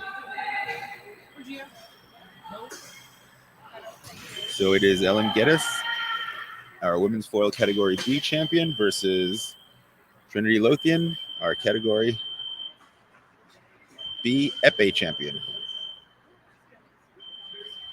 in a race to 35.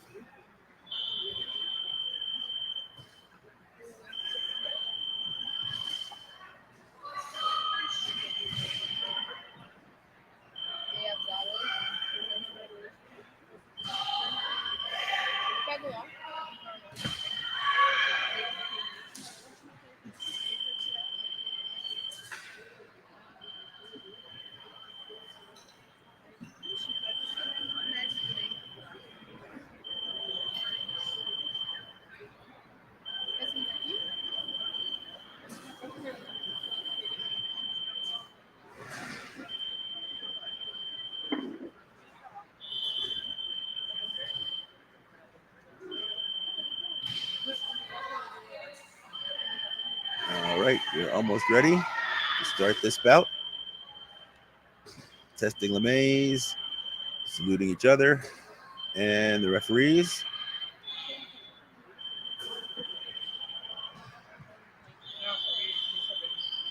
And we're ready to go.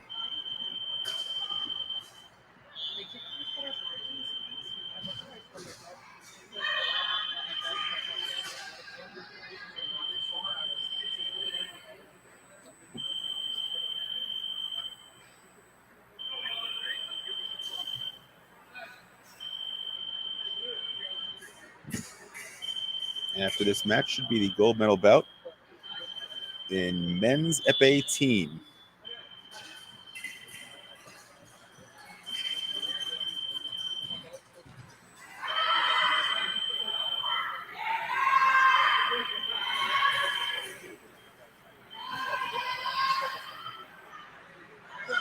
Attack from the U.S., no. Attack from Canada, good.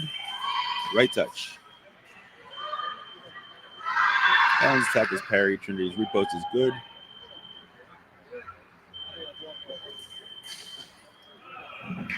And parry post from the left. 31-28.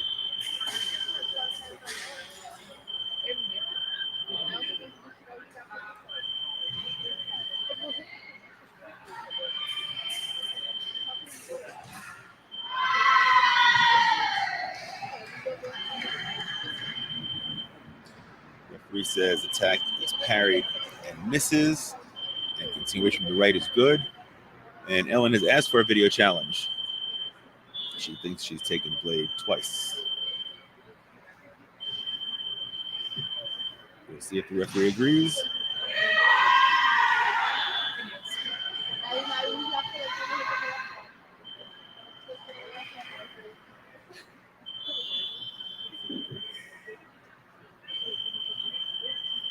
The referee is reversing the call and awarding the touch to Ellen Geddes, who maintains her video challenge and gets a touch. Scores 32-28 U.S. Straight attack by Trinity Lothian.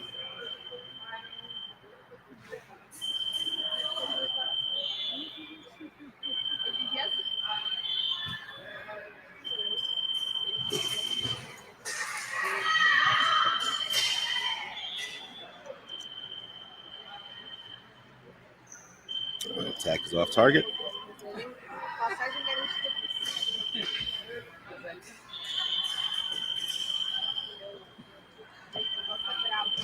Attack's off target again.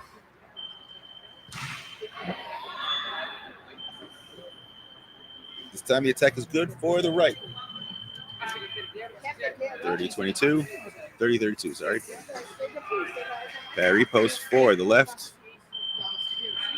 US is 2 touches for the end of this bout.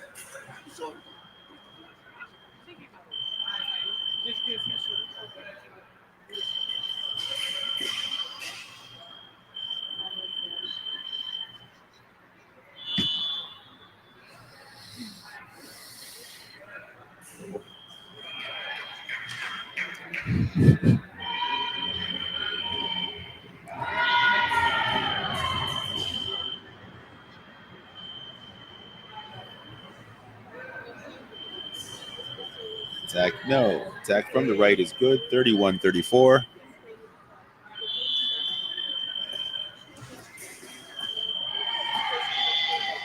And 32-34.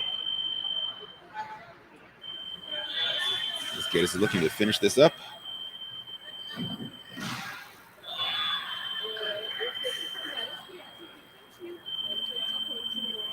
Attack is parry. Repost is off target.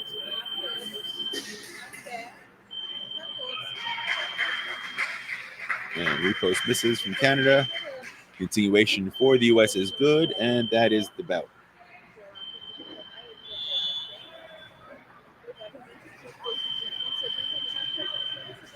35-32. U.S. maintains the lead.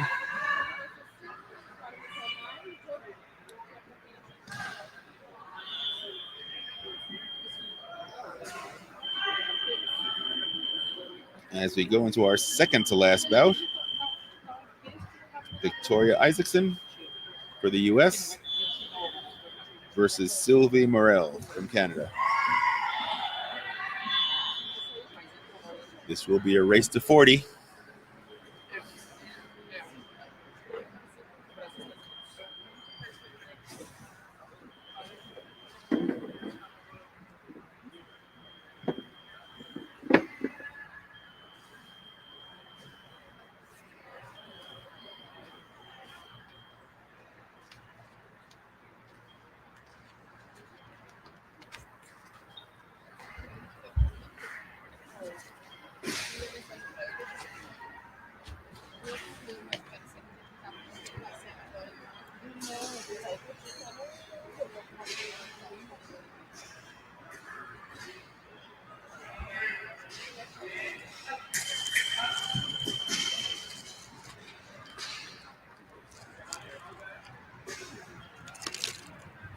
Você sabe onde está a câmera aqui?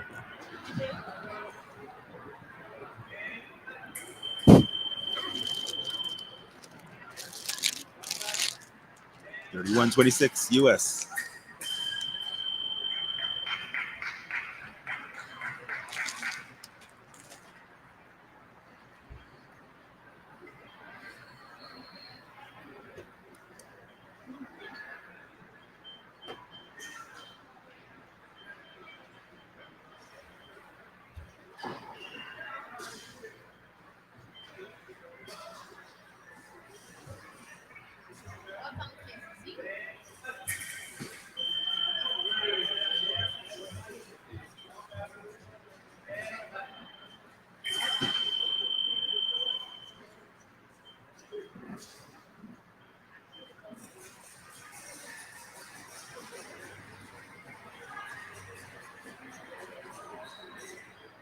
I'm not sure if Sylvie heard the command defense.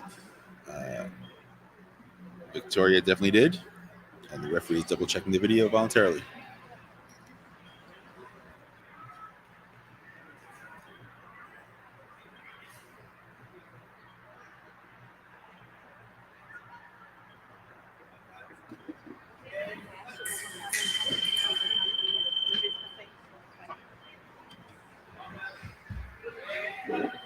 (39-32).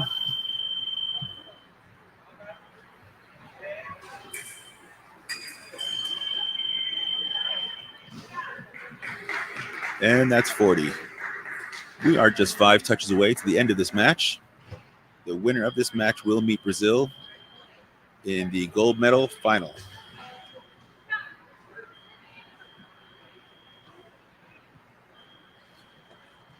Our final bout in this match will be Jatea Taylor from the U.S. versus Amber Breyer for Canada.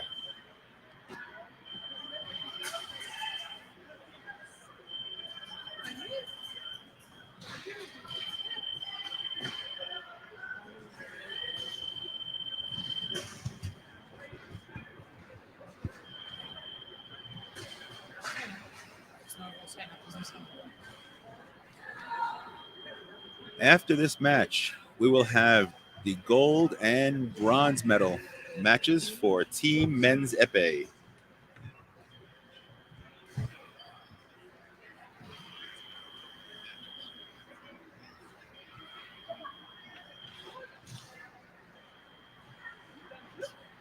Can you introduce me and then we will test the mic if it is working? let's say whatever you want. Carolina, what's the last name? Anzoling. Anzoling.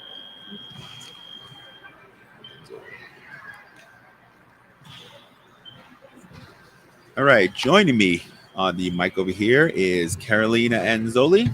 She is one of the Brazilian coaches, and she will be doing some of the explaining about the Latin countries in Brazilian and explaining who the players are and what's going on. Welcome, Carolina. Thank you, Mike. I'm happy to be here. And today, Brazil is in two finals, so we are really exciting of what the results are going to be. Brazil's had a pretty good showing so far this tournament, and I'm expecting to get some even better results next week in the World Cup. We hope we have a couple of spots to be decided for the Paralympic Games in Paris next week. And we hope we can get as many Brazilian athletes as we can. That would be great.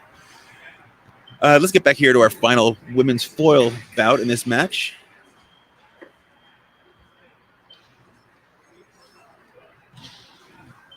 You have Jatea Taylor on the left and Amber Breyer on the right.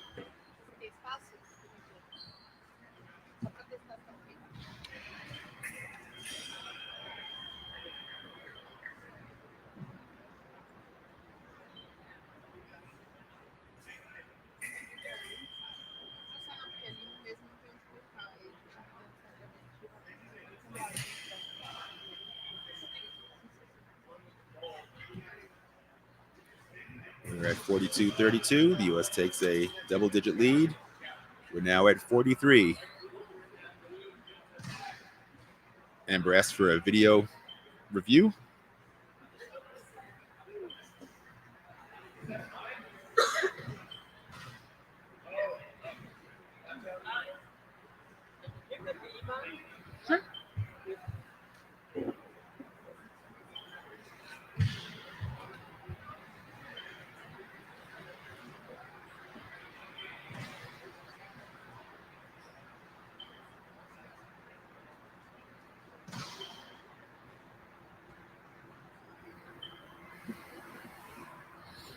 The referee is taking an extra minute to look at the action.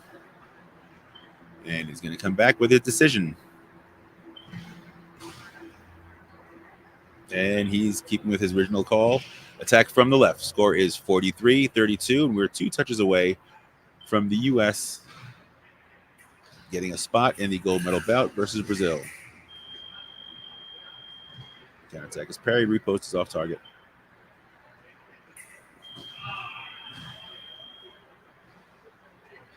Attack from left. Perry post for the right is the referee's call. Jatea Taylor has asked for a video replay of video challenge on that call. Since Amber's challenge was not in her favor, she loses her challenge. And we'll see what the referee says about Jatea's challenge.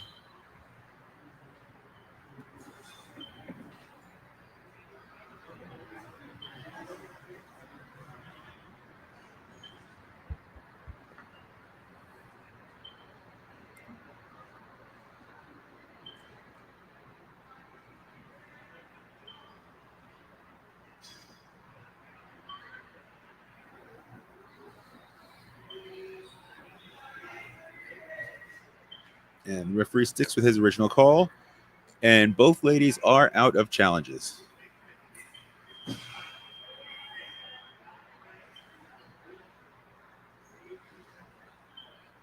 Attack for the left. And the U.S. is 1 touch away. And there is that touch. 45-33 for the U.S. over Canada. The U.S. will fence Brazil for gold. All right, we're going to take a break for a couple of minutes while the men get ready to fence for the gold medal bout and the bronze medal bout. Don't go away. We will be right back.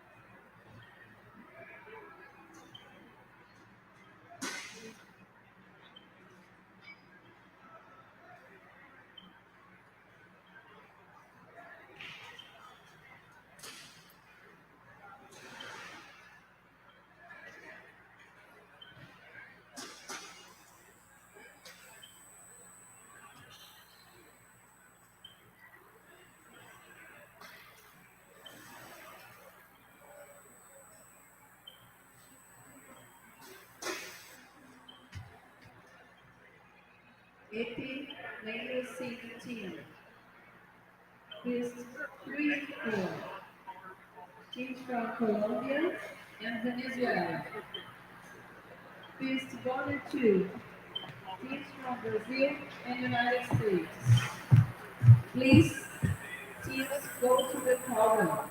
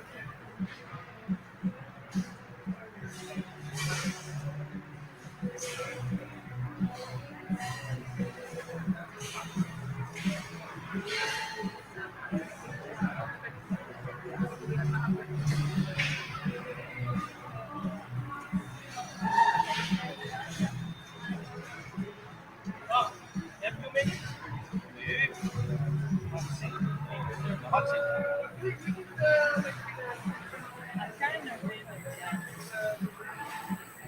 For now, apparently, I need to go. I have no focus, so I'm not going to do anything.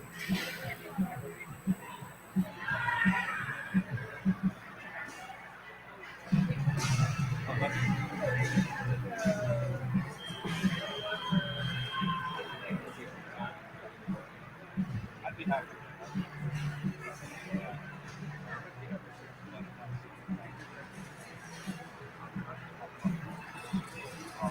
Yeah, no. But how can I force the CSF to continue? I'm going to the Paralympics to do the They'll say,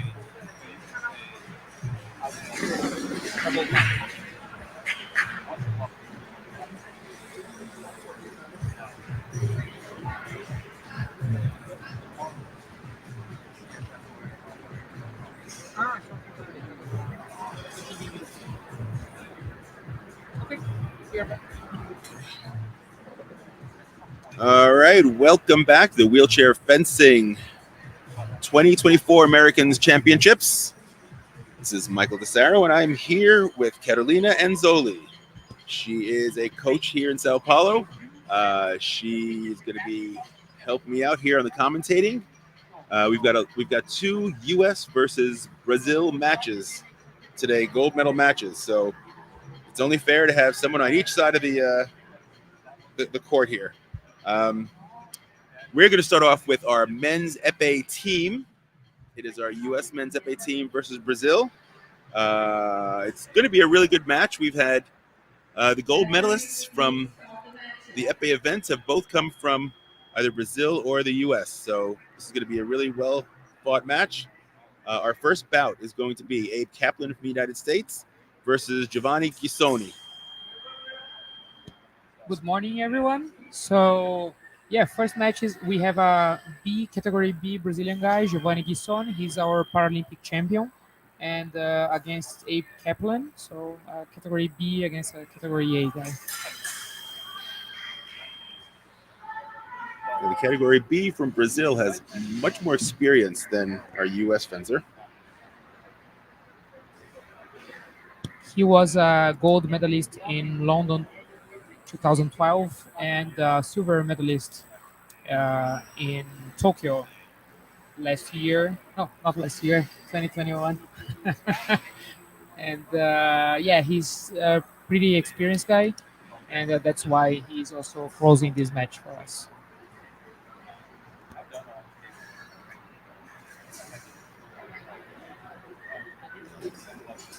Looks like Mr.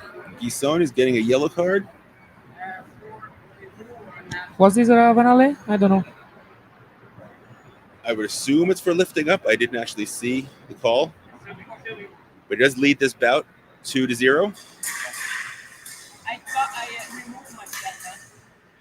I removed myself from your thing. I got thousands of pictures from the Thank you. you're doing a great job. Oh yeah, you are. You are. Bravo. You know, No, I don't. Since when? 2023 September. Oh, shit. It's funny because it says you are removed from this group that you built. Did they say, are you sure? Yes, they did. By tomorrow.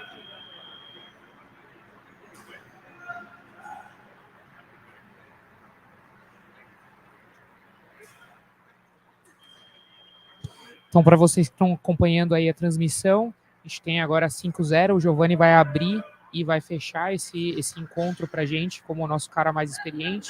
Giovanni que tem 2 medalhas paralímpicas, uma de ouro nos Jogos Paralímpicos de Londres e uma de prata nos Jogos de Tóquio, todos na modalidade espada.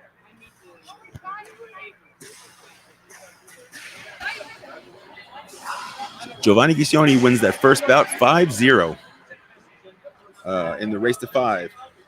In team matches, it's a race to 45 in increments of 5.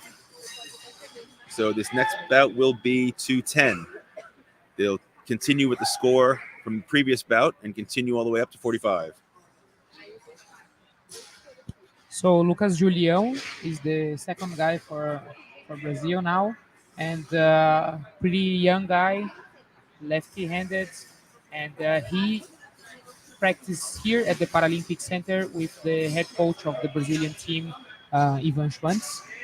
It's a new generation of Brazilian fencers coming to his first international competition. So the second bout will be Will Schoonover from the U.S. versus Lucas Julio from Brazil. Para você que nunca viu um encontro um encontro que é o que a gente chama dos combates por equipe, eles vão somando de 5 em 5 pontos, né? Então esse combate entre o Julião e esse americano vai até 10, o próximo, o terceiro, vai até 15 e eles vão somando até 45. Então os 3 dos Estados Unidos vão jogar contra os 3 do Brasil, 45 toques ou se acabar o tempo. As equipes têm que ter pelo menos um competidor da categoria B ou C. Então, no caso do Brasil, por exemplo, a gente tem 2 da categoria A, que é o Julião e o Kevinho Damasceno, e um da categoria B, que é o Guissoni. Então, a equipe pode ser formada por 3 Bs, por 2 As e 1 B, ou por alguém da categoria C também tem que ter pelo menos um B e um C na equipe. Both these fences are category A. In wheelchair fencing teams, they're mixed with A's and B's fencers. And I think both of these teams have 2 A's and a B on their team.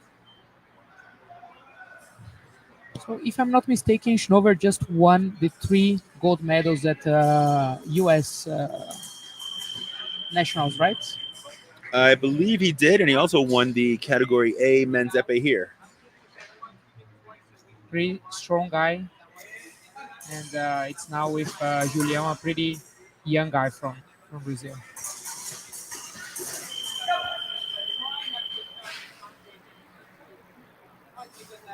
You can see everybody's strength in these guys, especially considering they're A's. That they're moving these frames back and forth up and down the strip. And we have a yellow card for Mr. Julio for moving before the referee said fence.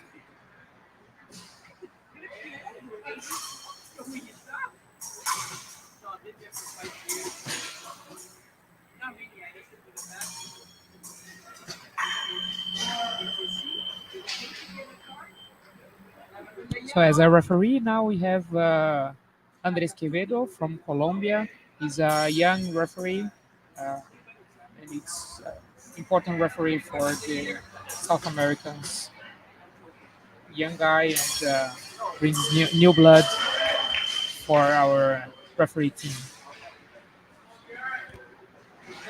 We got a pretty extensive pool of referees from all over. We've got referees from Greece, Brazil, US, Malaysia, Hong Kong. Yes, we're really proud because we got a new set of young and brilliant referees here in Brazil. We made a whole batch of them, and really good guys that do Olympic and Paralympic competitions. Really efficient guys. We're proud of that as well. Okay, that was a double touch that ended that bout. Score is 10-6 for Brazil. We'll switch over to our next bout, which is going to be Scott Rogers from US versus Kevin Damasceno from Brazil. So Kevin, his dad is also at wheelchair fencing. So it's really fun in our nationals when we got Damasceno versus Damasceno. So it's dad and son competition, and we say that they are betting for the allowance for the next month.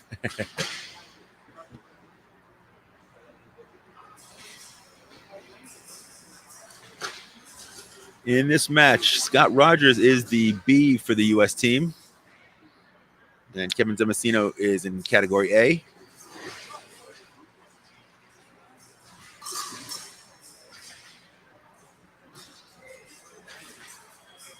Então o Brasil abre aí 4 pontos de vantagem, o que na espada é bem importante, já que o duplo é válido. Então, Kevinho é o nosso número 1 agora do ranking nacional de, de espada da categoria A. Vamos ver se ele consegue aí abrir mais pontinhos pra gente. O americano é da categoria B.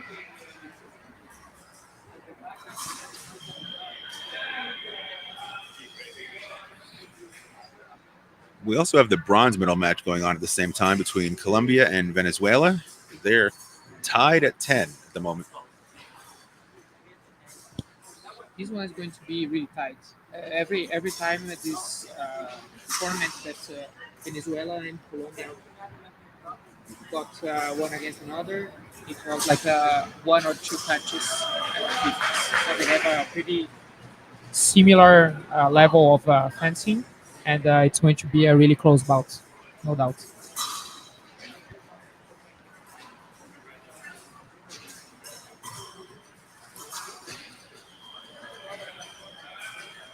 And double touch in Epee when 2 lights go on. Both fences are awarded a point.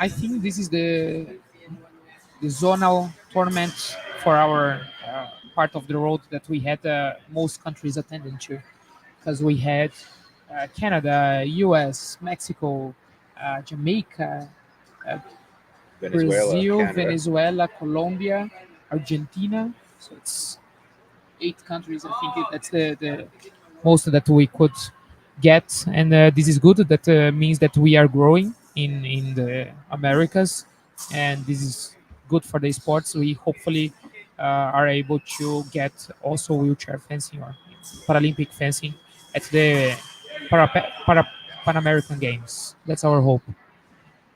And I think they're climbing up the points list on the World Cup as well. Yeah, so this and the World Cup next week, they are going to be the last competitions that are valid for the Paralympic Games in France, in Paris. So it's really important. And as in France, we are not going to get the pools anymore. It's all about the ranking and the D's, straight to the D's.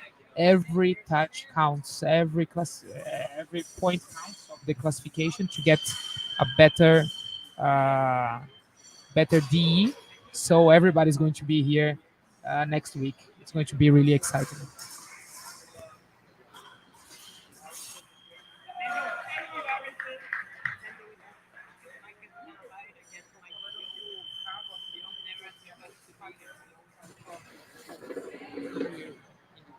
Scott Rogers is closing the gap between the U.S. and Brazil. It's a 2-point lead for Brazil.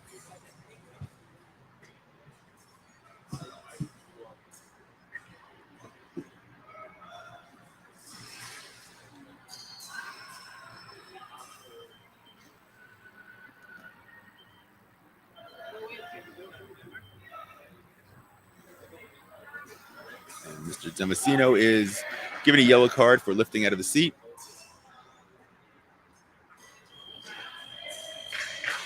And he gets the final touch of that bout, 15-12.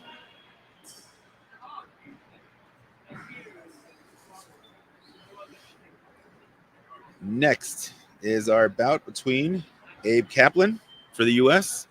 and Lucas Julio for Brazil.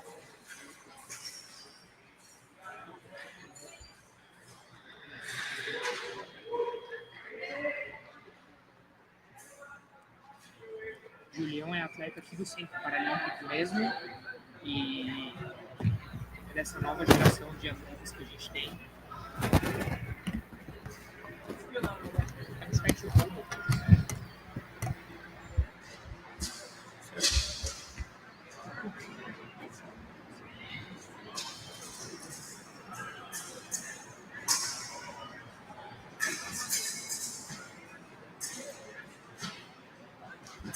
two lefties.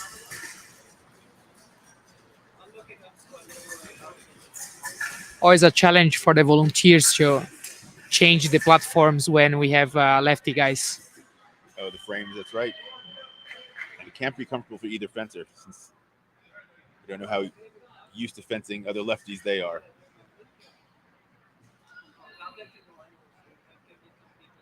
And that's why we make team events in two pists. It's quicker because while we are seeing this bout, they are already assembled the other bout at the other pist.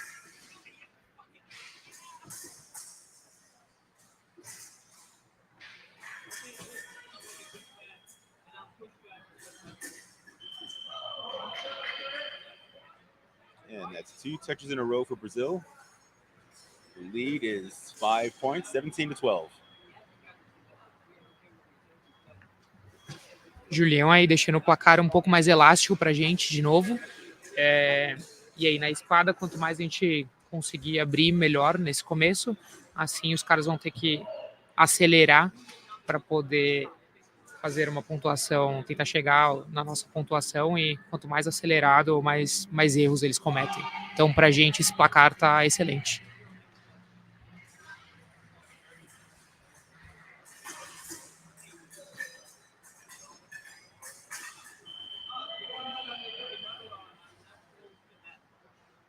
Another touch for Brazil, 18-12.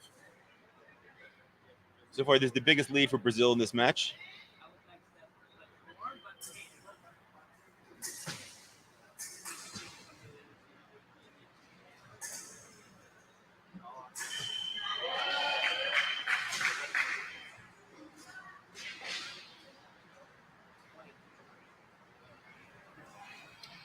And it was a light for Brazil. I believe Kaplan is saying it hit the back handle of his wheelchair, and the referee went to take a look at the video to see.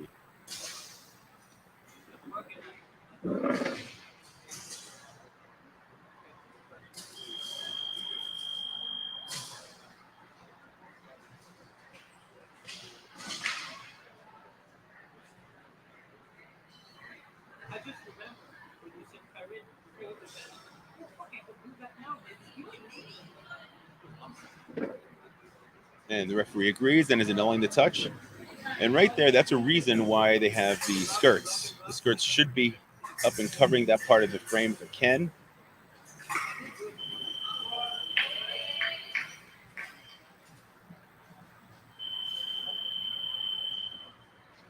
And another touch for Brazil. And Mr. Giulio is one touch away from finishing this bout.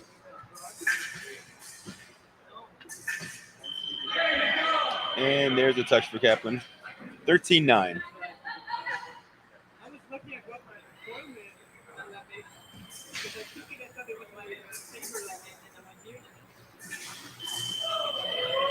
And that is that bout. 20-13 for Brazil. Julião aí abrindo uma boa vantagem pra gente nesse combate.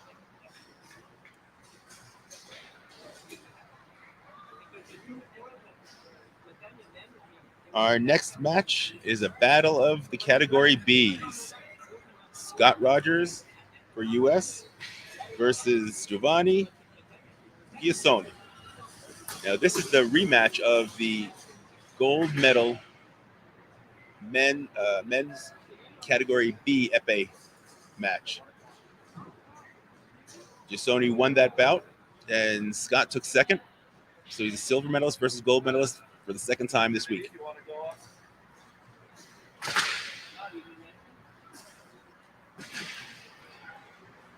Giovanni Giassoni, our Paralympic champion. We say that he's actually on vacation when he's at competitions because he has two small twins, 3-year-old twins, and he's an excellent dad. He takes care of them. So, but now he can sleep during the competition.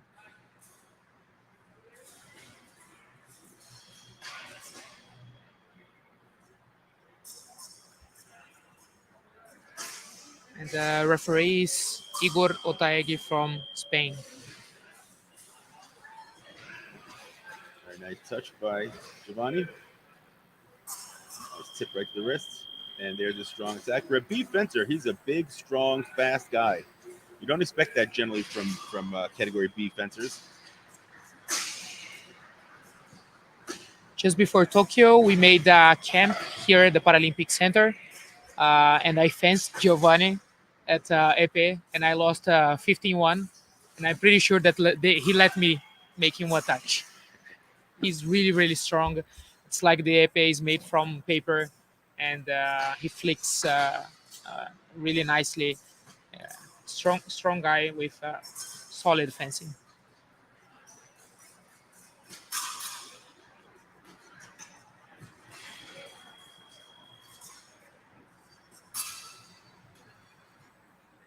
I know these two have fenced a lot over the years, and I have been watching Giovanni's fencing the past couple of days, and he fences Scott differently than he does the other people. He doesn't. He's not trying to overpower Scott with his physical strength as he has with the other fencers. He seems to be taking a little bit more time, a little more control with the point, and using a little bit more strategy.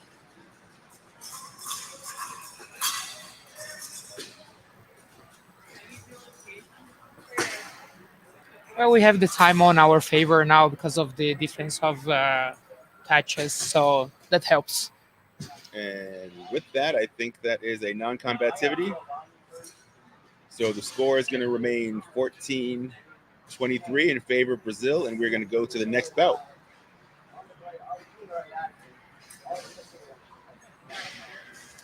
Então, para vocês que estão acompanhando, teve 1 minuto de não combatividade, então nenhum dos dois competidores fez um toque. Então a gente pula para o combate seguinte entre o Kevinho e o Schnover.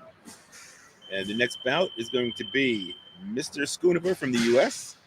versus Mr. Damasceno from Brazil.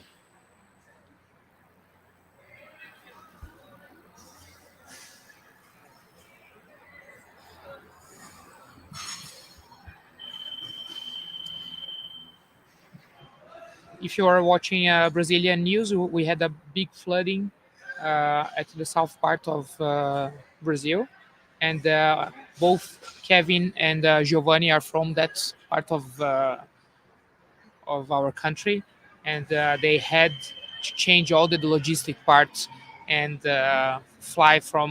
get some land and fly from another town because their airport is shut down because of all the flooding. So uh, they had a pretty rough couple of weeks, and I'm glad to see both here fencing. But their homes and families are safe. I know that they are safe. The families are safe, but not the homes. I know that they lost a lot of stuff. Giovanni's home is flooded. He had to move at another house, and we just hope that this can stop and the guys can return safely to their houses.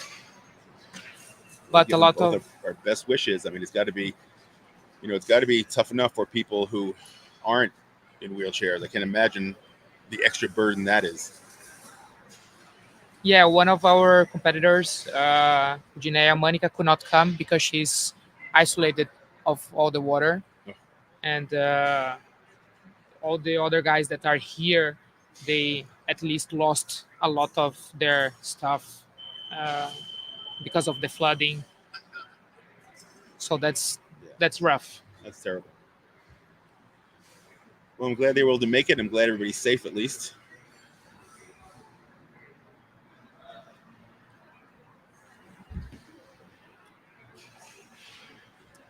Então aí Kevinho e o Giovanni são do Rio Grande do Sul. A gente vê tudo que está acontecendo ali. E eles tiveram que voar até Santa Catarina. Eles tiveram que ir até Santa Catarina para poder voar para cá. Muitos dos competidores que estão aqui, que são do Sul, perderam suas casas, perderam muitas coisas. Então é um esforço extra eles estarem aqui e estarem competindo, considerando que a família está passando por um período difícil. Just a reminder, after this gold medal match, we will have the gold medal women's foil match again between the U.S. and Brazil. I'm feeling that we should bet something. Caipirinhas? Yes, fair enough. Fair enough.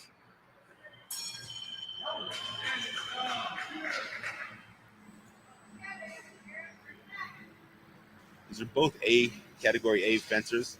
So they're both very physical, very strong, very fast.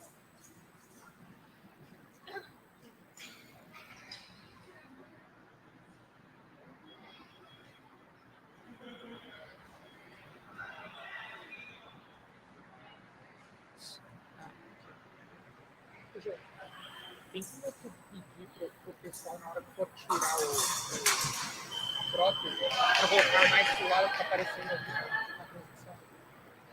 Avisar os árbitros.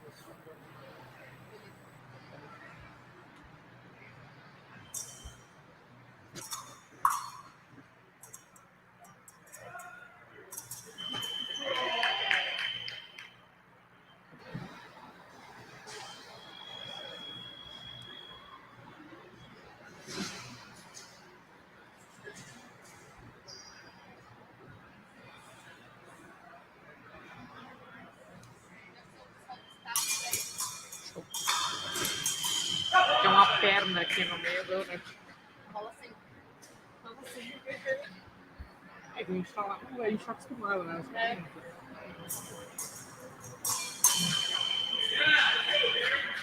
Primeiro que eu reparei quando eu vi que foi na raiz. It's a nice wrist touch by Will.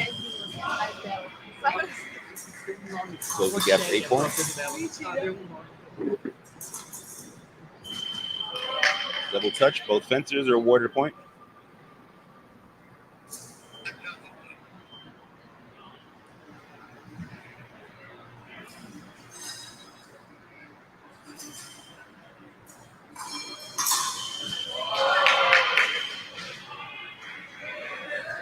This bout is a race to 30.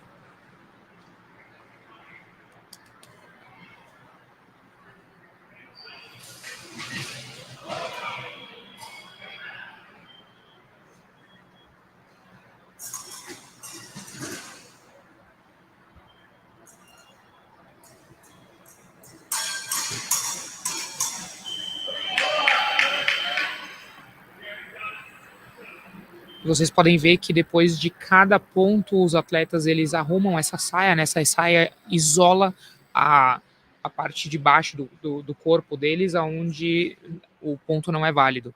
Então isso daí ajuda a arbitragem também.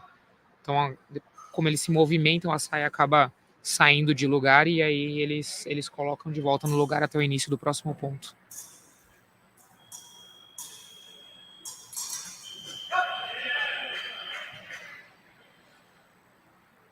It just always amazes me how fast these guys are in the chair, how fast they can change direction.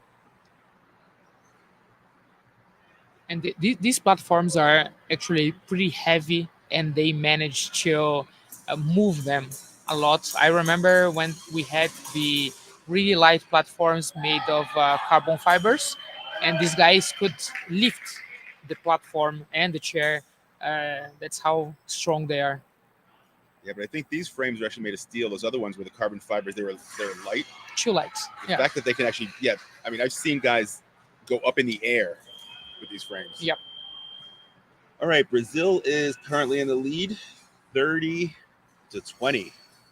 We go to our next bout. Scott Rogers versus Lucas Julio.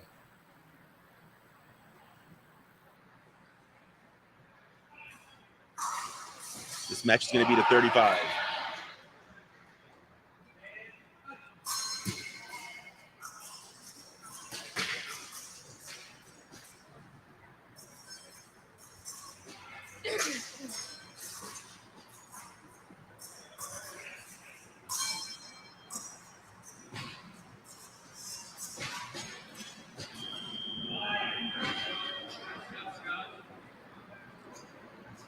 Scott Rogers starts off with a single light touch.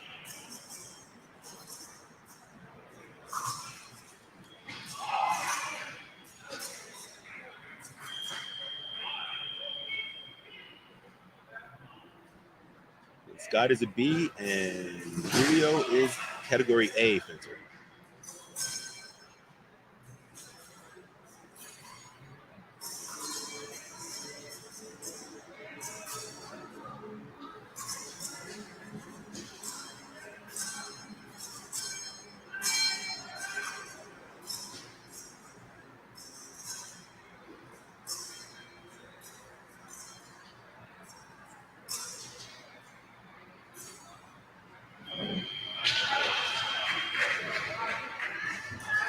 Scots now run the first 3 touches of this bout.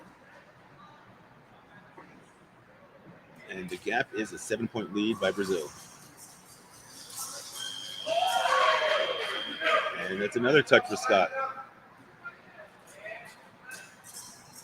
Lead is down to 6.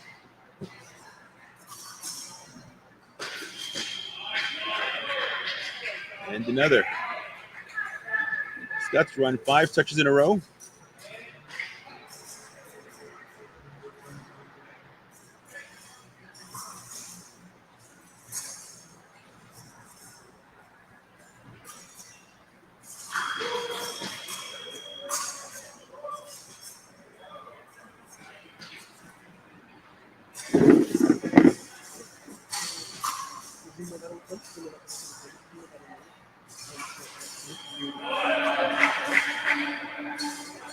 And Brazil gets one of them back.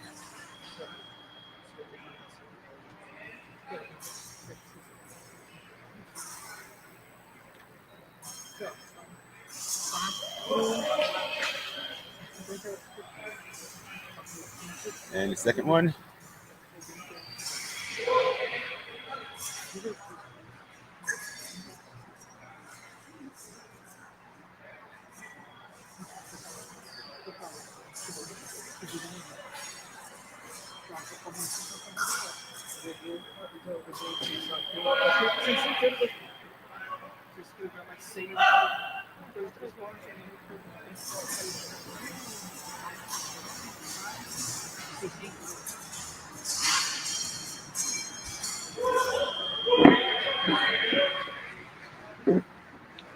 Got one of those touches back. 26-33 in favor of Brazil, the hometown favorite.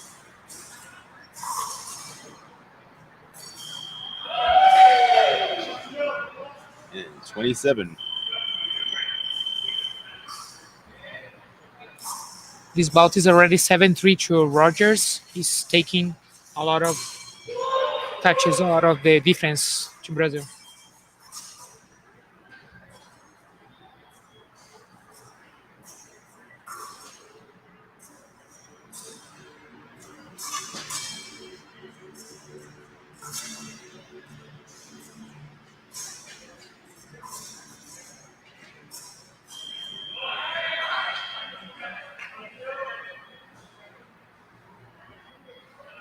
$28-33.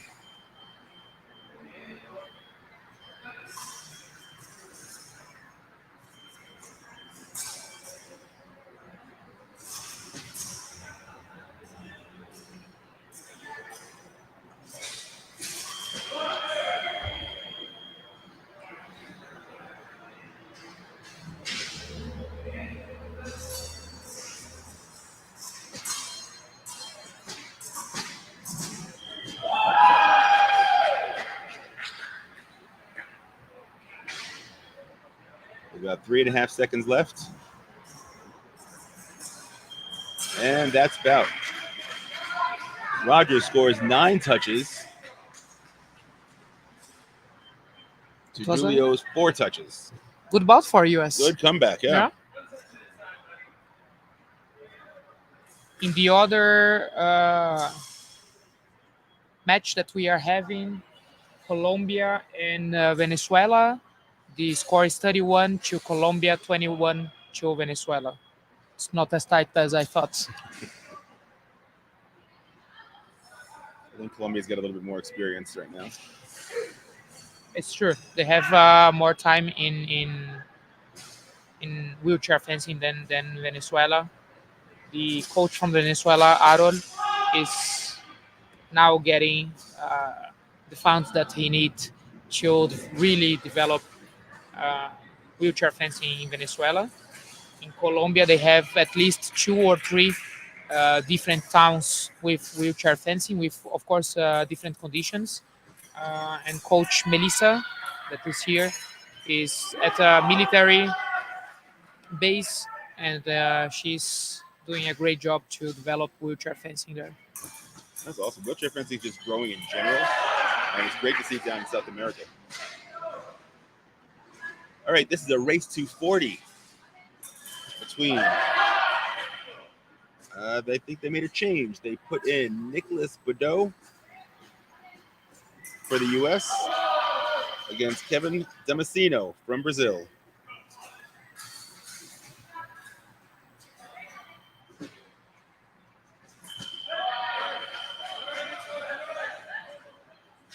Lembrando aí que a espada é a única arma que quando os dois esgrimistas marcam ponto, é ponto para os dois. E isso na espada é bem importante porque a gente está na frente e só depende de toques duplos, se for necessário.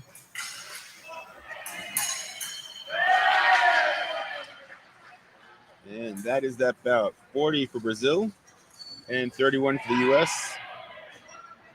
As we go into our final match, it will be the race to 45. Giovanni Ghiscioni versus William Schoonover from the U.S. So as Gisson is the most experienced guy in Brazil, even his category B, what's unusual to close the match, he's closing the match because of all the experience, all the good fencing that he has been doing for many years now. Well, he's also the gold medal winner in category B men's epee here yesterday. He's number 6 in the world in points. William Schoonover is the category A men's epee champion. But he's got a big road ahead of him. With 29 points to 34. I'm sorry, 31 points to 40. Giovanni just needs 5 points. And Will needs there. 14. Took me a while. Well, he needs 10. If it's 41 against 40, it's already yours. But in Epee, double touches are a thing, so better for us. Yeah, I was about to say, it's not a good thing for the U.S. We don't want double touches.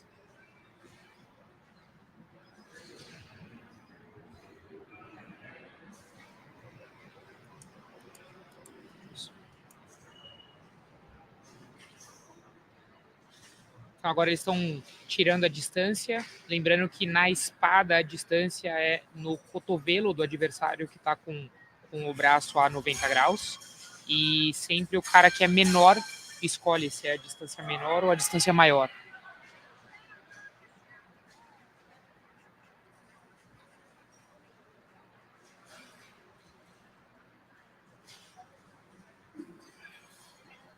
Placar aí 40-31, a gente tem 3 minutos agora. Então, se terminar assim, esses 3 minutos é nosso. E aí o americano tem que fazer pelo menos 10 toques aí para passar o Brasil. Então, again, don't forget after this, we have the gold medal bout between USA, Brazil again in women's foil team.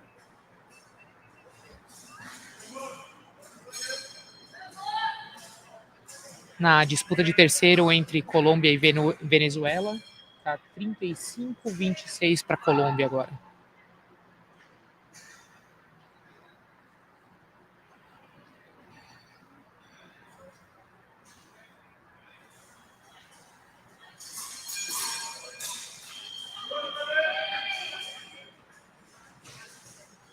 And Brazil scores the first touch.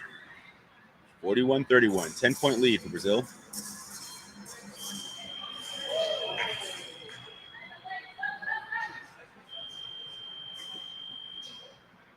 Oh, looks like there's a grounding problem with Giovanni's weapon.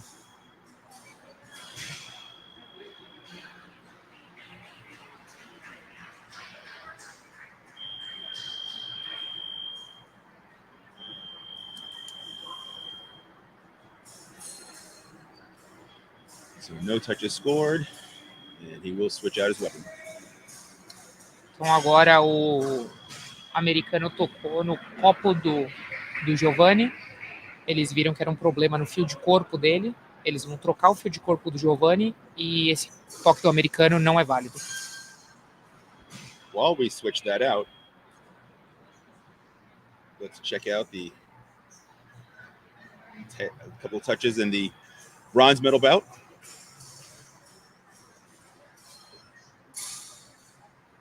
And Colombia on the left, and Venezuela on the right. Double touch, 40-31. And they're going to head into their final bout. That should be Hector Camacho versus Wilfred Paz Simoza.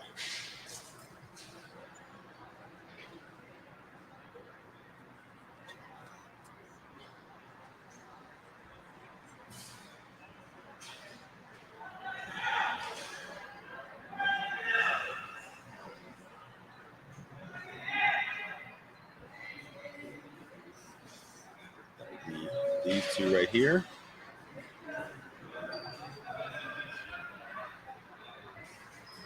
We still have Giovanni changing out his epee.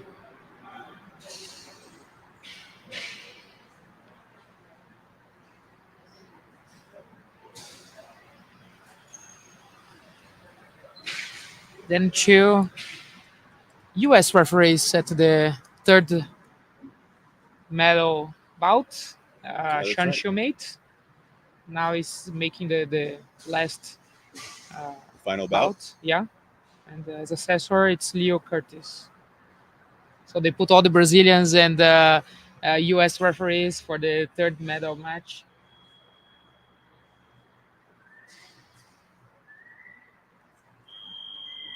All right, let's head back to our final bout in the gold medal. So I think yesterday at the men's foil third bronze medal match, it was Venezuela got the medal, and now Colombia has a chance to get the medal as well. It's only fair. Yeah, one for each. Everybody comes happy home.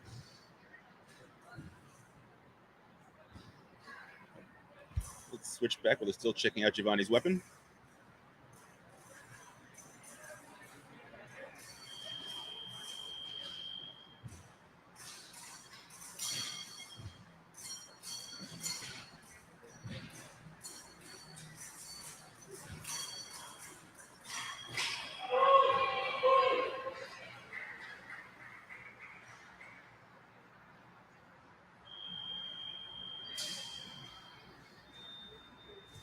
Something broke there.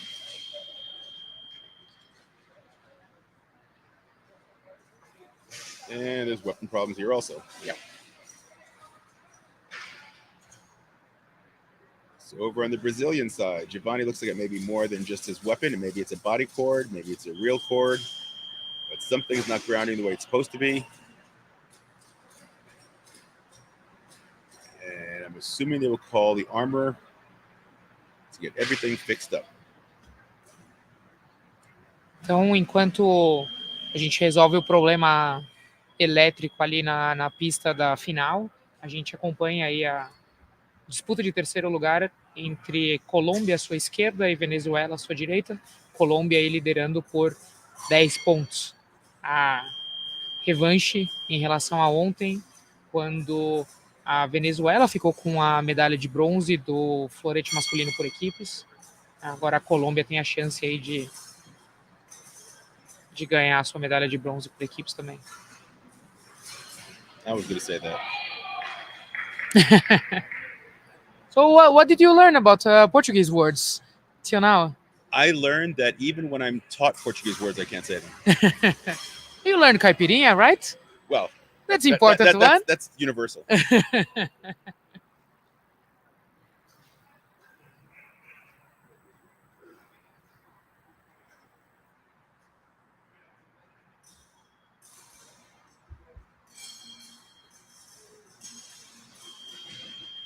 The good thing is that between us and the other countries, so we can understand each other, even if like Venezuelan and Colombian they speak all Spanish, but they can understand Portuguese, and we can understand also Spanish, even if we don't have a prior knowledge. So it's a good thing that we can understand each other with no problem. Well, I find that with every tournament that I go to, every World Cup, somehow we manage to communicate. Yeah, Pointing, grunting. it's true. So now it's 44 to Colombia, 33 to Venezuela. They are on the verge of their bronze medal, And there you go. there it is. The bronze medal today, men's epee team, goes to Colombia. Congratulations.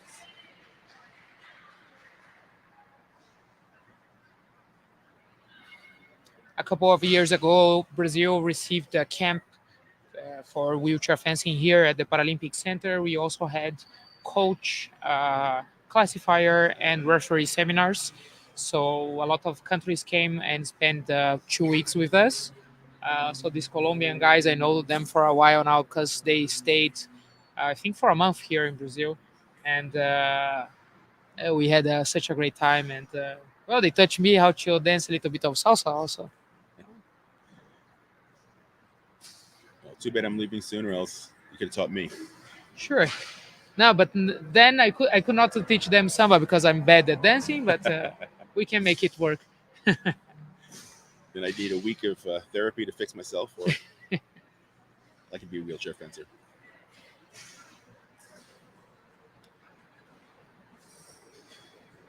And back over U.S. Brazil, we're still having issues with the cords. The armorers are trying to figure it out.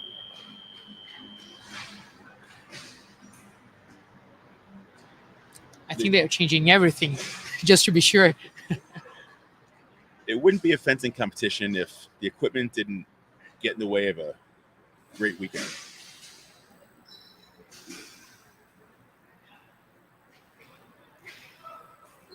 Maybe the U.S. planned this just to throw Brazil off their game a little bit.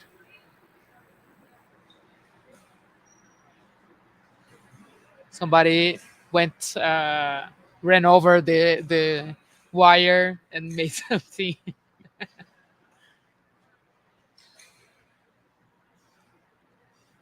A gente tem com os armeiros, aí, a gente está tentando ainda descobrir qual é o problema, se o problema é no fio do Giovanni, na espada do Giovanni, no fio do que vai pro aparelho. Esgrima não é esgrima se a gente não tem alguns problemas elétricos no caminho. Or Giovanni could have done it on purpose just to get a breather. We don't need to, come on.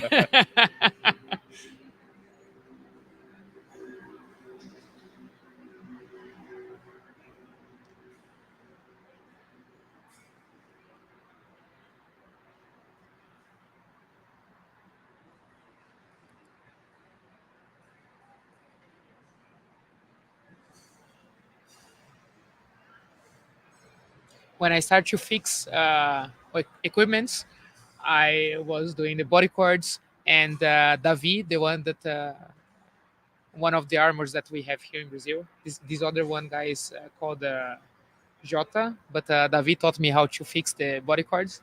So I did one for foil, but I plugged, I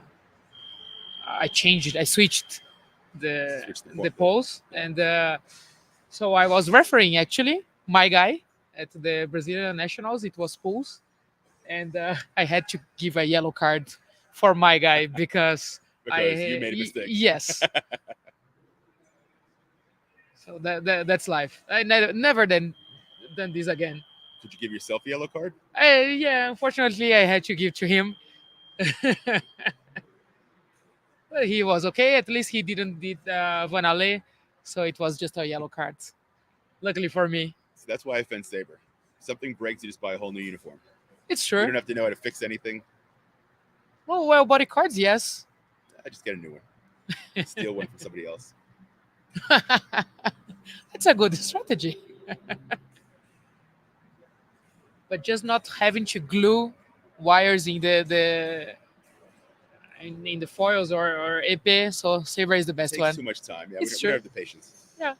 All right. Looks like we've got the electrical problems all fixed. And we're going to pick up our bout. 41-31 in favor of Brazil.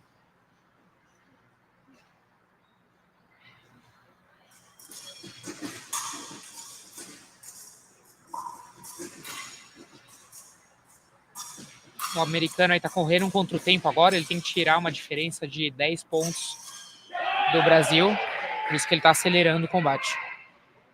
And Will looks like he's changed his strategy. He's a lot more active. He's going to try and use his category A physical abilities to keep the pressure on Giovanni. And Giovanni's going to use his skills to get touches back. 42-32.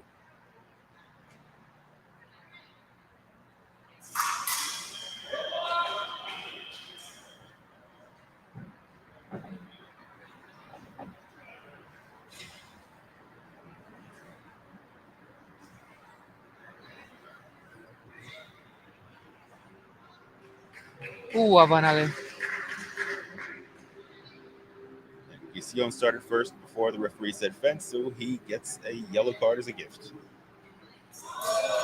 Oh! And now he's gifted with a red card. Não, o The Giovanni, opponent gets a point. Giovanni começou duas vezes aí antes da árbitra falar combate, que é o Ale, e aí ele recebeu um cartão amarelo. Primeiro, como ele fez isso mais uma vez, vermelho. Ponto pro americano. And Guillaume is one touch away from a team gold medal. And there it is, double touch. Everybody's awarded a point, and Brazil wins 45-34. Congratulations on a great match. All right, don't go away. We will be back very shortly for the gold medal match in women's foil between the United States and Brazil.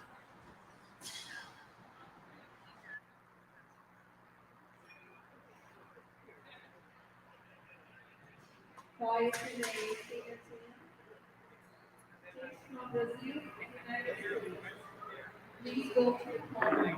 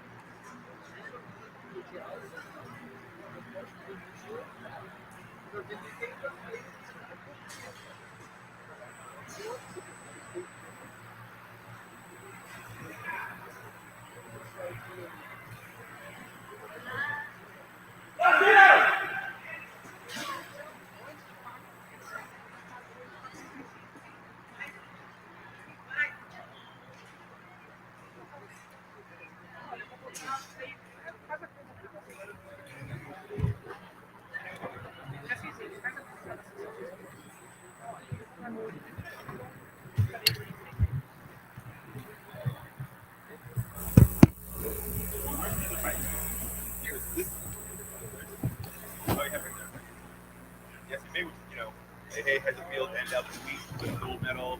And today is also the 100th day till the Paralympics. Oh! So, see if they want to mention something about that. Okay. Yeah. 100. Yeah, opening ceremony is the 100th day. Thanks.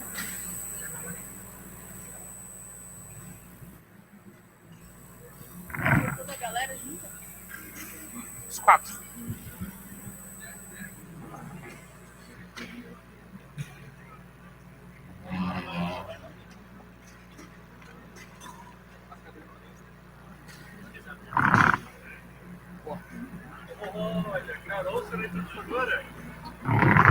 Tu vai sentar, Julião? Não, quer sentar aí? Senta aí. Senta ali naquela ali, eu puxo essa aqui. Deu bom? Sentar lá?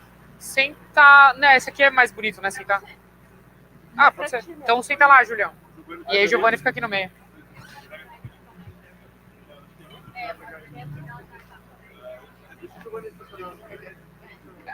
O Giovanni estaciona ali. Ah, ele. Ah, eu botei no ocultar ali, ô Rosélio. Então, eu fico em pé. Tu fica aqui porque é bonitinho e eu fico em pé. Vai lá. Porque daí eu vou ter que mudar mesmo o microfone pra eles. Ok. Thank you.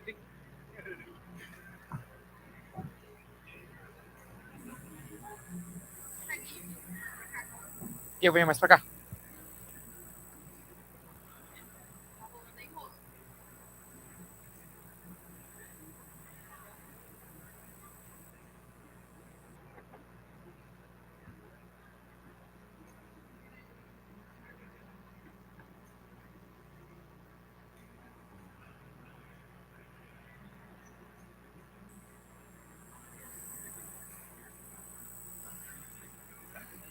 Hello, hello. Ah, Roseli não.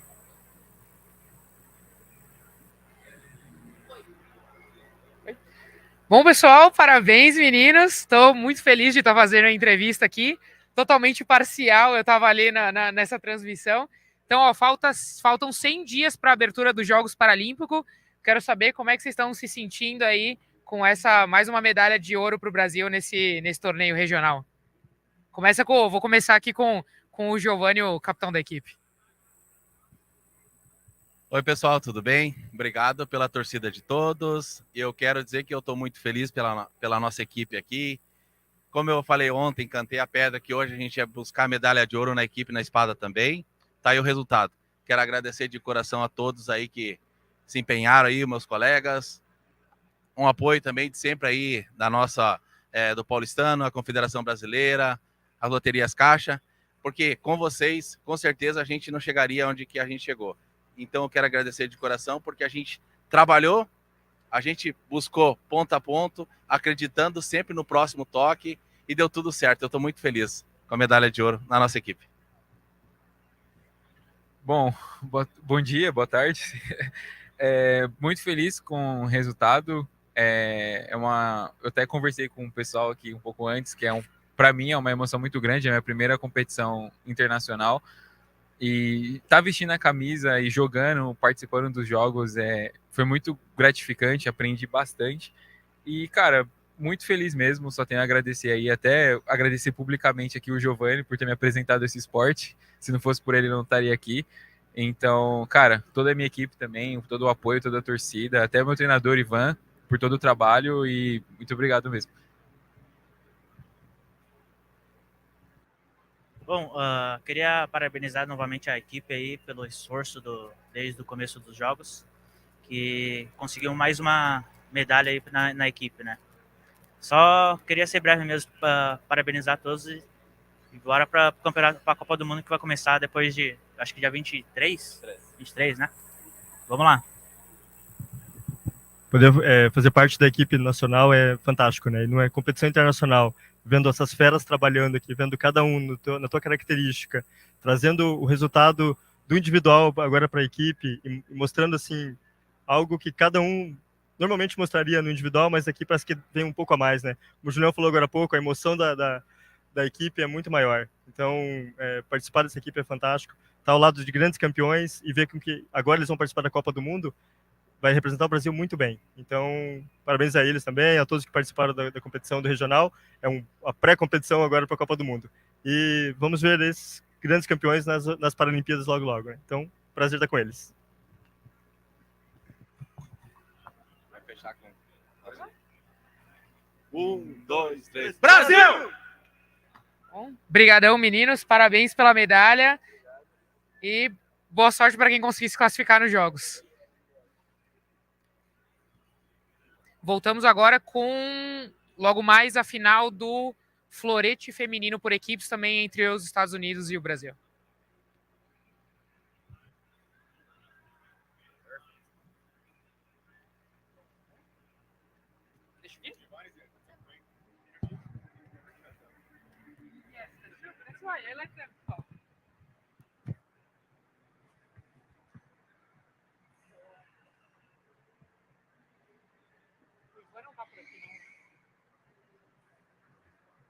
Dá tempo de eu fazer um xixizinho lá, Rosana? Tá, minha filha, tá.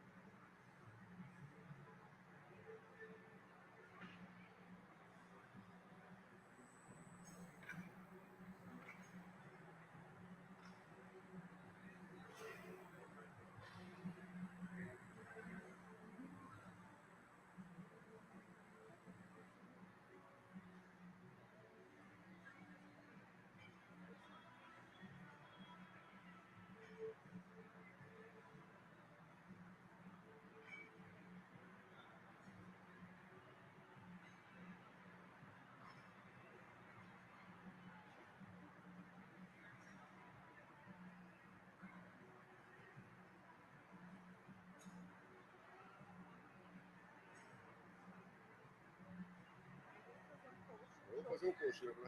Hã? Vou fazer um post. E aí alguém vai reclamar que não tá o Olímpico lá no... Não. Será que vai? Ah, será? Não, é nesse ano de tal que não tá. É fogo, Ivan. Pô, por que não tem a Nathalie e o Todo aqui no... Ai,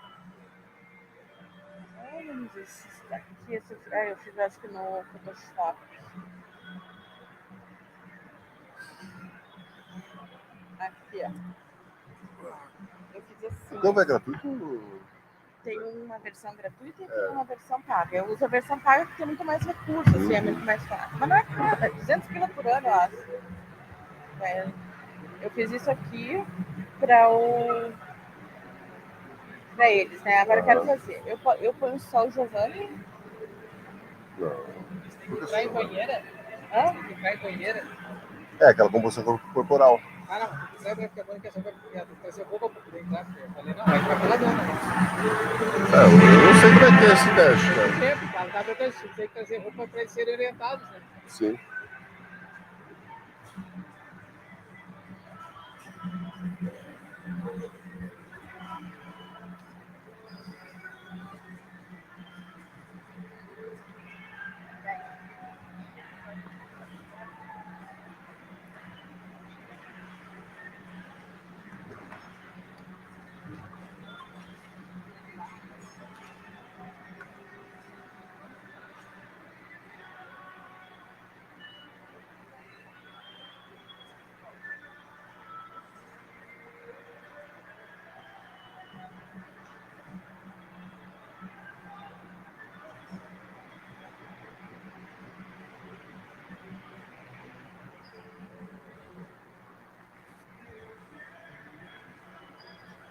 Oi, Júnior, estava querendo saber quais são as orientações para eles fazerem esse exame.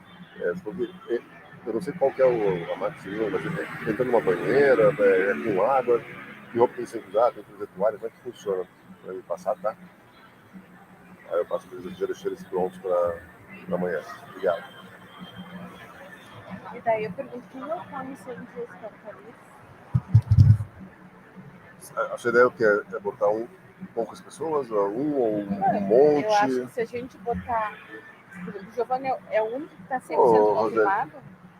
Não, assim, 100% não tem ninguém, porque a Iowa só vai confirmar com todo. Assim, o Giovanni sabe que vai entrar, porque ele é o melhor das Américas. Sim, tá. Mas, cara, de repente bota todo mundo que fez a corrida. Porque, assim, chance... Tá, então deixa eu só ver. Deixa eu só anotar. Acho melhor botar todos, né?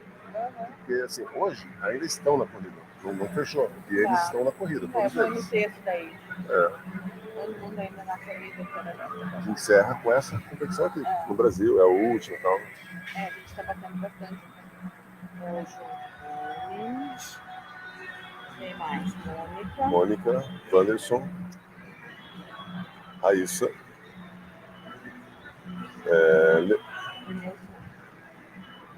Lenilson, Carminha e Kevin. Foi. Isso pode ter custado a vaga dela, viu? 1, 2, 3, 4, 5, 6, 7, isso aí. Aqui esse sistema de classificação da árvore. Cara, que assim, para eu saber se o meu tá. Não basta olhar o meu e calcular, eu tenho que calcular do mundo inteiro, porque envolve até a equipe, nada da vaga direta, sabe? Tudo é. Se o cara entra aqui faz isso, aí puxa de lá, é uma maluquice. Então, não tem como. A gente sabe que o principal é a vaga das Américas, que daí esse meu ranking, beleza, mas as outras formas é muito complexo. Então eu vou botar todos eles. Eles que estão na corrida desde outubro de 2022. 30 de maio, né? 31 de maio.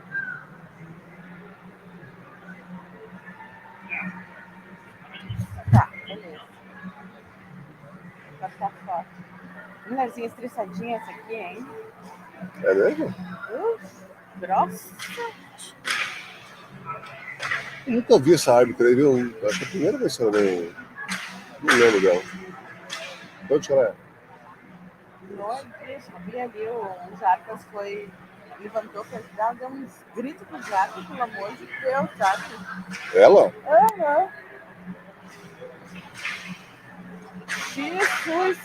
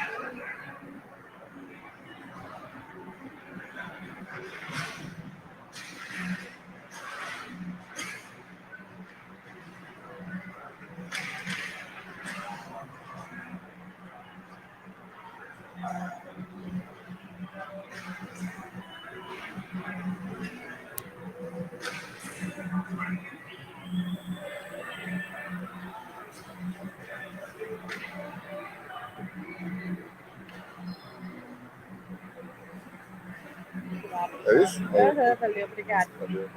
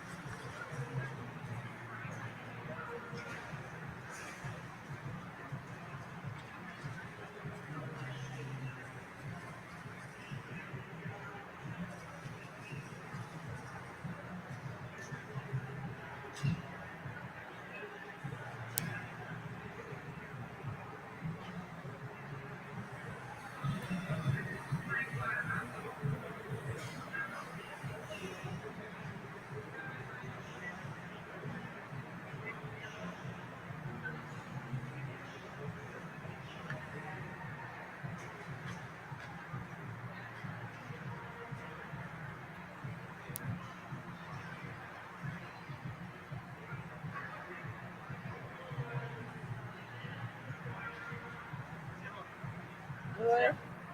Tudo. Ai, Jesus. Quero uma foto do pezinho.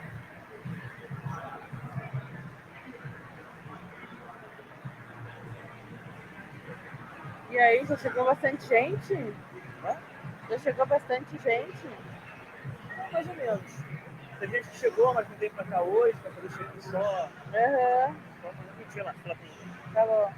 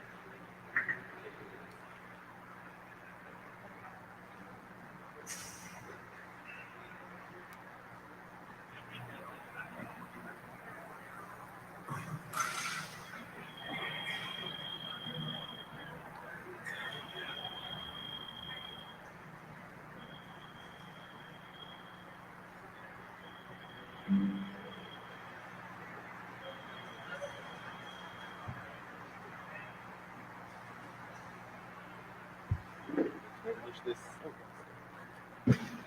Thank you.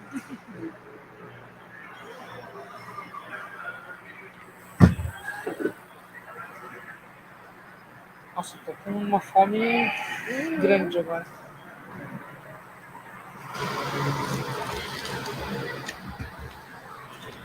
Ontem ainda tinha uns tacos de bolacha. Welcome back to the Wheelchair Fencing 2024 American Championships.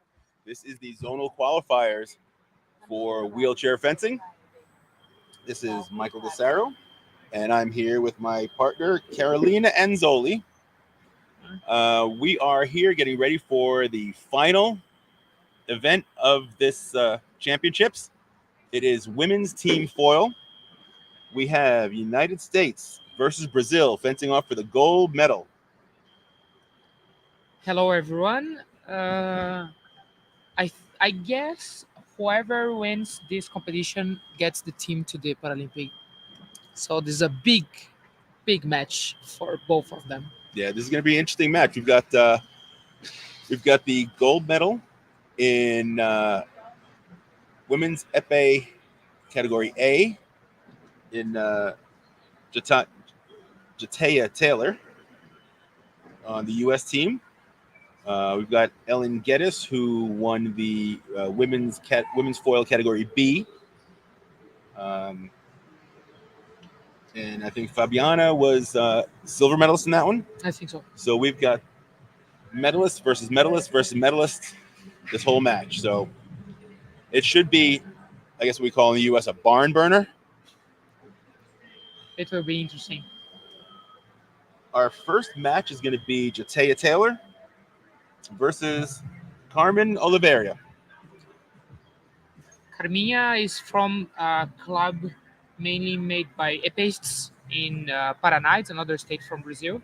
And for a couple of years now, she has doing foil and got pretty good at it. So we hope that she can make a good bout now with Jatea. And they're both category A fencers, which means they're both really strong, powerful, and fast. So this should be a good opening bout to start with.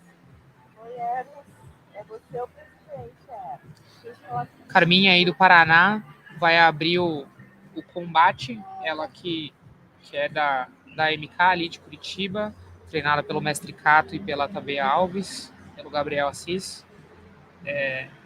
Eles são, primeiramente, uma escola de espadistas, conhecidas pelos grandes espadistas do Brasil, mas eles têm desenvolvido, principalmente na esgrima paralímpica, o pessoal no florete e no sabre também. I also forgot to mention Victoria Isaacson, who's the women's foil category A champion.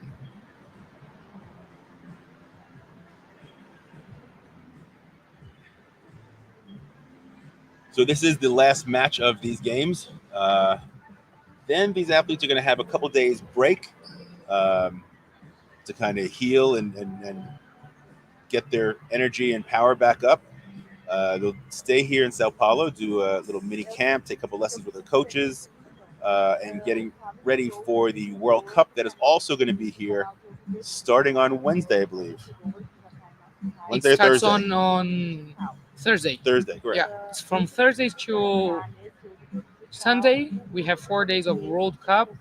We will be here at the Paralympic Center, but we will move to the next door to a bigger space. It's going to be 16 strips, if I'm not mistaken, plus 8 for warm-up. But between now and next Thursday, people can go to our... So we have a place here where they teach fencing. That's for fencing the whole time. So they can go there and do like a small camp and practice with the people that already arrived or with their coaches. We need those extra strips because we have lots of people coming in from around the world. Asia, Europe, Australia. I mean, we've got the Americas. We've got people from all over the place coming in here because it is the final World Cup qualifier, the final place to get points to qualify for Paris Paralympics, which actually starts in exactly 100 days from today. So we've got athletes coming. We've got new refs coming from around the world as well. this place will be busy.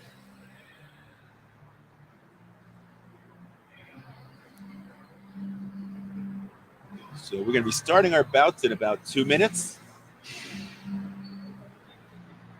The referees are getting their final instructions. This is women's foil. And if you're new to fencing, foil is a tip weapon. There's a button on the end of the weapon that you have to press, and it's got to be on the valid target area. You can see the valid target area. The ladies have these metallic vests they're wearing. Their mask also has a strip of lame material on the bottom because since it covers the lame, it's got to be valid target area as well. It's a right-of-way weapon, which means the attacker has the right to finish it unless the defender can do one of 3 things. Block it, which we call a parry, make them miss, or somehow just get them to stop their attack, and then they can take over the attack. Foil is the only weapon that has off-target lights that can actually stop the action. In other words, if I make my attack and you counterattack into it, even if you hit good, my attack has the right of way, so if I hit off target, the referee calls halt, attack's no good, and we'll start again. If I make an attack and I miss, and only your valid light goes on, then you can get the touch. If I make an attack, you block my blade, you make a parry, we both hit, you would get the touch since you blocked my blade, which gives you the right of way, and then you come in. All this will come into play as the bouts go on. This will be a relay race to 45 touches. The first team to 45 wins. We're going to go in groups of 5. So the first bout will be to 5. The second bout will take whatever that score is and add onto it to 10, and then to 15, all the way up to 45. There is a clock, so if whoever gets the next group of 5 will move on to the next the next bout, or if time runs out, or if there's something called non-combativity, which is when the fencers aren't scoring for, I believe it's 15 seconds, and then they will move on, take that score, move on to the next group. 1 minute. So we have 2 types seconds, of. It's a. Yeah, we have two types of non-combativity. So the double non-combativity is when it's 1 minute without any touch, Right. off target or on target, and then we jump to the next bout. The other is one-side non-combativity, when one of the fencers stay more than 15 seconds behind the young guard line, and then they get yellow carded by that, and we just continue the same to the same period. All right, we have started. The score is 2-1 for Brazil, and we just tied it up. Today is tied up 2-2. Então, pessoal, a gente vai aí para um combate de 45 pontos, dividido entre 9 assaltos de 5 pontos cada um, ou 3 minutos. O florete é uma arma que só toca de ponta, e a gente toca nessa parte metálica, aí, nesse colete metálico.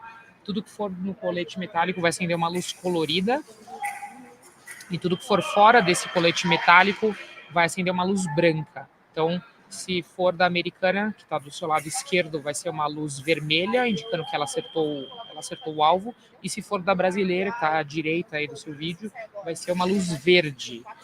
No florete, a gente tem também o que a gente chama de prioridade. Então, quem inicia a ação tem a prioridade. No caso, se, por exemplo, a brasileira fizer um ataque e a americana fizer um contra-ataque e as duas luzes acenderem, o ponto é só da brasileira, porque ela estava em ataque.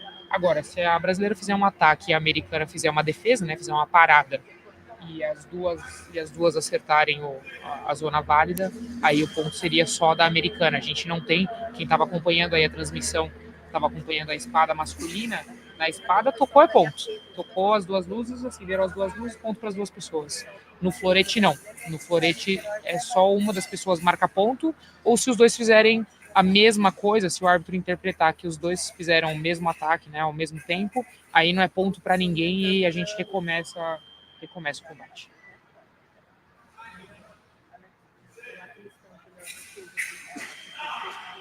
4-3 aí, Carminha colocando o Brasil na frente nesse primeiro combate aí do encontro entre Brasil e Estados Unidos na final do florete feminino.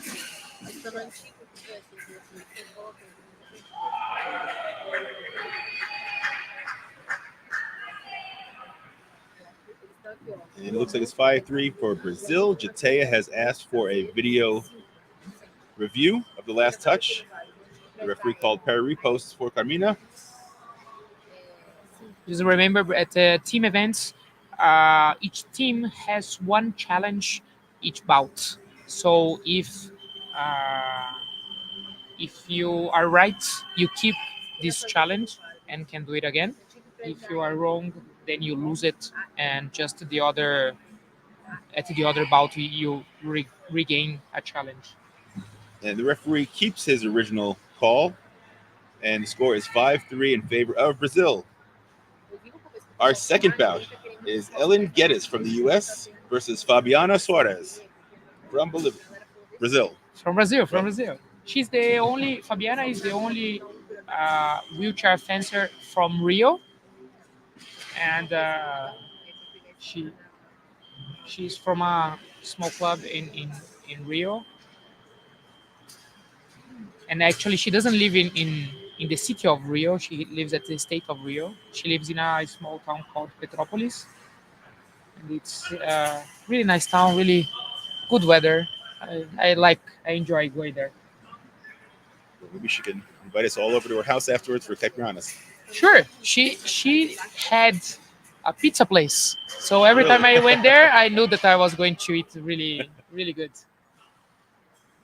And Ellen gets the first touch to close the score, 4-5. And attack from the right misses. Attack from the left good. We're all tied at 5s. Referee is Eduardo New, a Hong Kong referee. Really good young guy. He's making a good job here at the regionals for us. One of the guys that are called to be from the other part of the world, so no problems with countries. We have him, we have a girl from Malaysia, we have a Greek girl, and a Spanish guy. So notice we don't have any American or Brazilian referees or assessors for this match. Brazilians and Americans now are taking lunch, are free to go, and now all the guys from another region of are refereeing, are working. The referee awarded that touch for Brazil, and Ellen is asking for a video challenge. So if Ellen is right, she keeps the right of challenging. If she is wrong, she loses. And he's reversed his call to Perry post off target, no touches awarded. But Ellen was correct, so she does keep her challenge.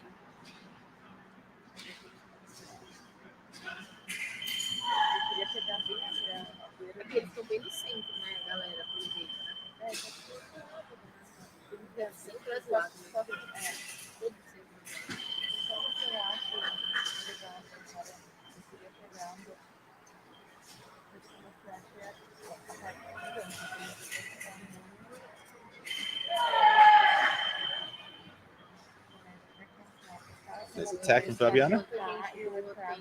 Got it deep to Ellen's chest.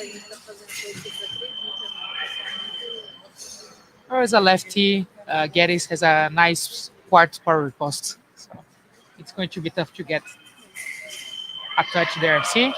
Power post. Just like that. Yeah. Yeah, lefties in general have a natural four parry.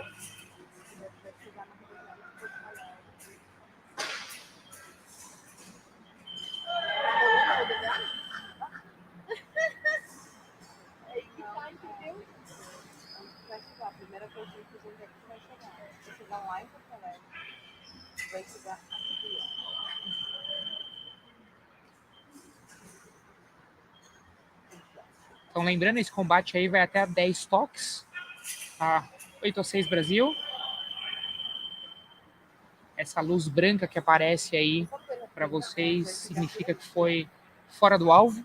Então, o ataca-ferro da Fabi não marca ponto.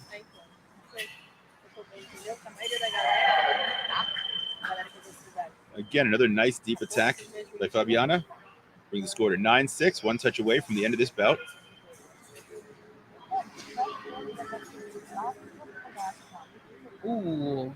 Right on Right on the finger. knuckle. Yeah. That hurts.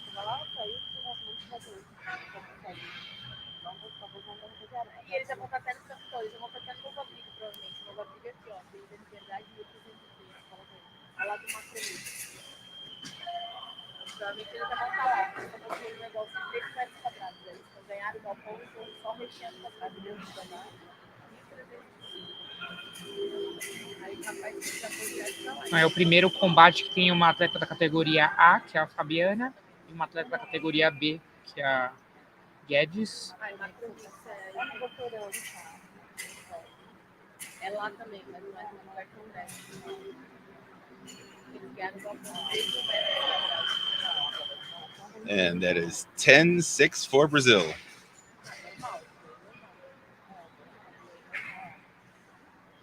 Our next bout will be Victoria Isaacson from the U.S. and Monica Santos for Brazil. So now we just had a bout between a category B from US and a category A from Brazil. Now we switched. So Tori is category A and Monica is category B. If she can get to Paris, it will be the third Paralympic game to Monica Santos.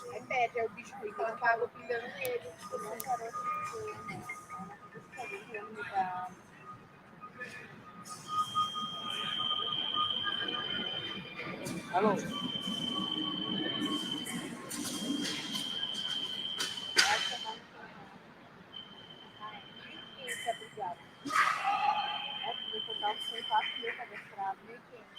Nice fast attack from Tori.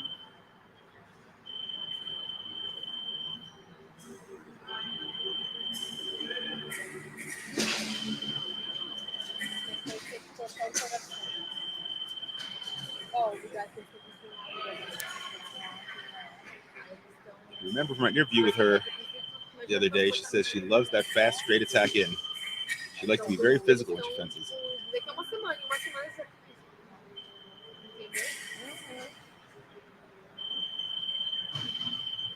Mas falou que aqui vai caber 5.000 animais ao todo. Porque não para de chegar. Então tem que caber mais que 1.000. E o que você vai dar golpe? We always know when Monica scores a touch because her scream is really, really loud.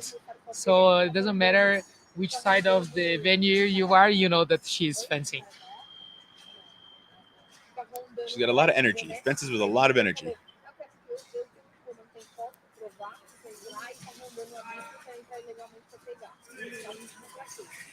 Aí outra pessoa chegava uma mulher. O meu cachorrinho passou uma reportagem.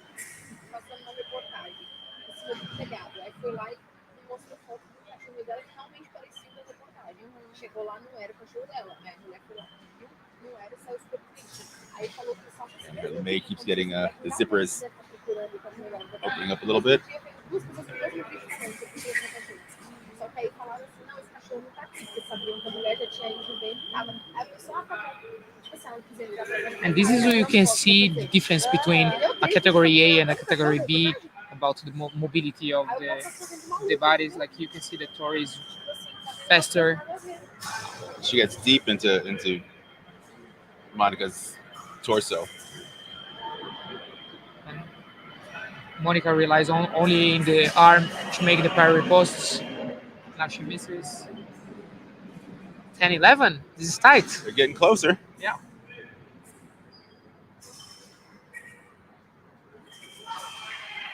And we're tied at 11 with a beautiful attack from Tori.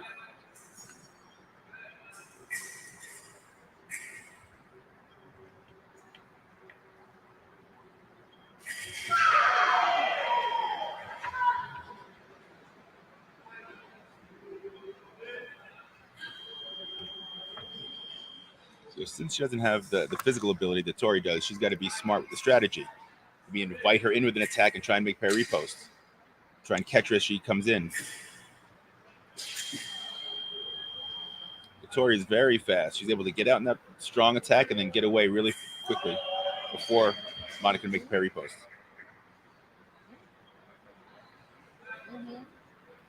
Mas eu não terminei Isaacson's up 13-11 for the U.S.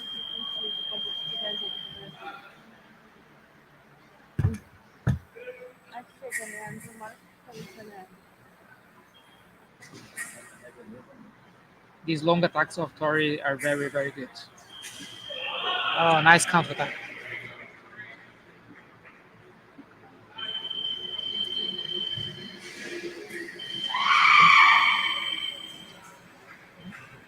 Referee calls attack from the right. Tori's asking for a video review.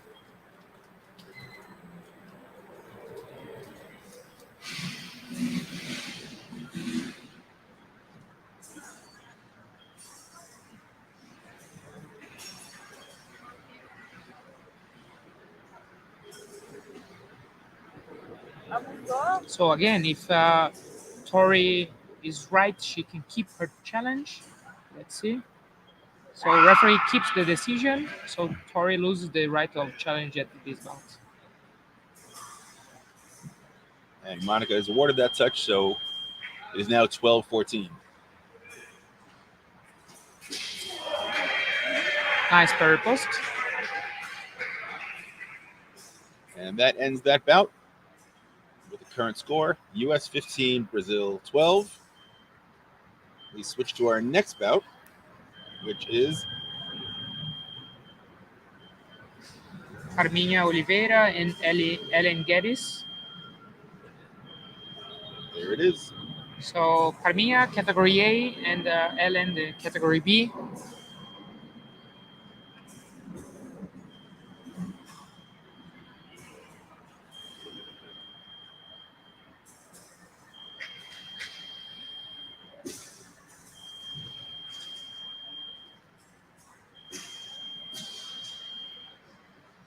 Carminha aí que é especializada em espada, mas tem treinado florete nos últimos anos também. Geralmente os atletas paralímpicos eles têm uma primeira arma, mas eles jogam mais de uma arma. Alguns jogam duas, alguns jogam três. Na esgrima olímpica você tem os atletas especialistas, então eles jogam uma arma só. Na paralímpica sempre jogam duas ou três.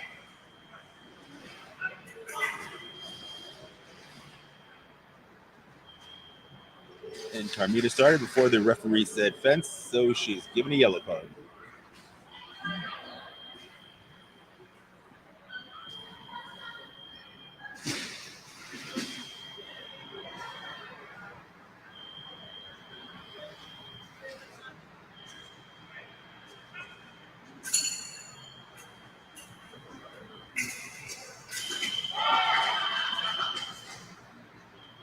Repost for the right to start the bout.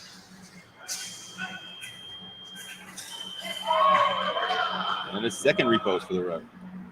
Uma boa parada contra a resposta aí da Carminha. Estamos tirando a diferença.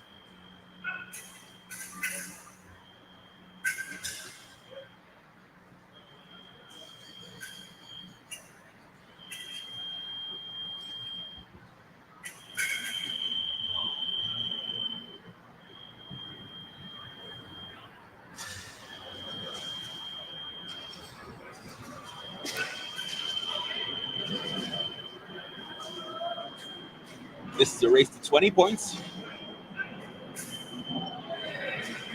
Bees for the right.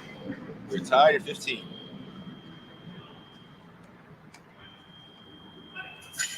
I think we are going to come back and forth of these bouts a lot because it's a category A against a category B. So all this mobility, we have advantage now, but then at the next one, are you guys? Yeah, I agree. It's going to be back and forth this whole bout, depending on the lineup they put in when the A's and B's are fencing each other. We're at 17-15 for Brazil. A Carminha é da categoria A, né? A Ellen é da categoria B.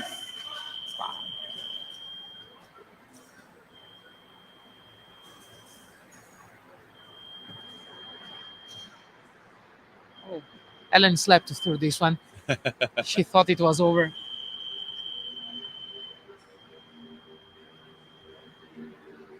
I think maybe the sound might have been off, is what they're saying. Well, now probably is the loudest one. Edward just switched it.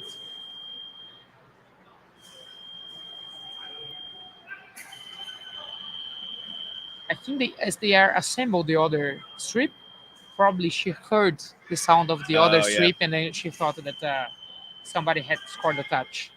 That actually happens a lot in standing fencing as well as the wheelchair fencing, because there are a lot of machines, a lot of bouts, a lot of strips, a lot of things going on, and you can very easily mistake one machine for another.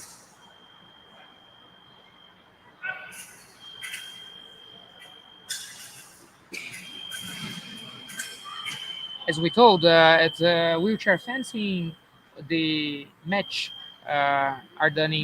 usually are done in two pists, so we can be faster. As we are watching now, Carminha and Ellen, they are already assembled the other strip with Monica and Jateia.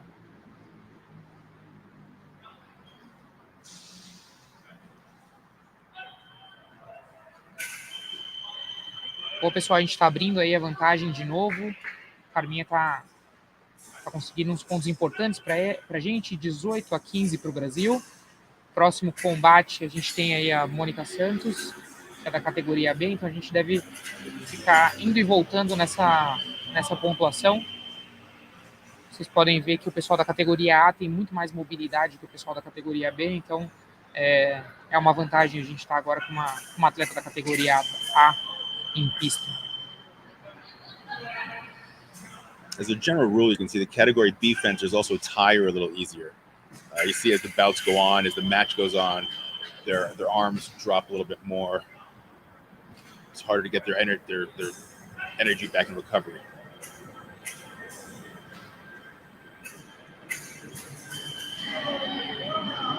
And that is the final touch in this bout. Brazil is up 20-15.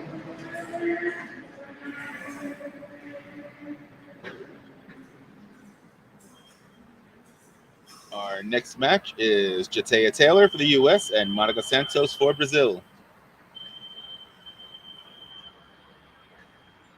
And again, this is Jateia, who's a category A, versus Monica, who's category B. So let's see how that plays out. And just watching Jateia this week, I know she's very physical, very fast, and she uses her physical ability very well. If I'm not mistaken, she was a Marine, right? I believe so. I have to check on that. Team US has the female team has two Marines, two ex-Marines. She and Dykes. Correct. Patricia. Well, I know the U.S. also works a lot with the Wounded Warrior program, which is a fantastic organization that helps a lot of the injured soldiers from the different Army, Navy, Marines, Coast Guard.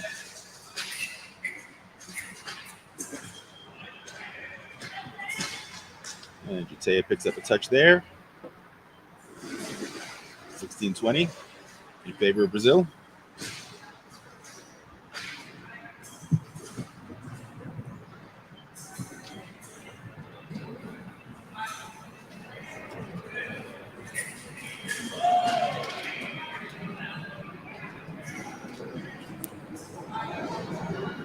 A diferença vai caindo.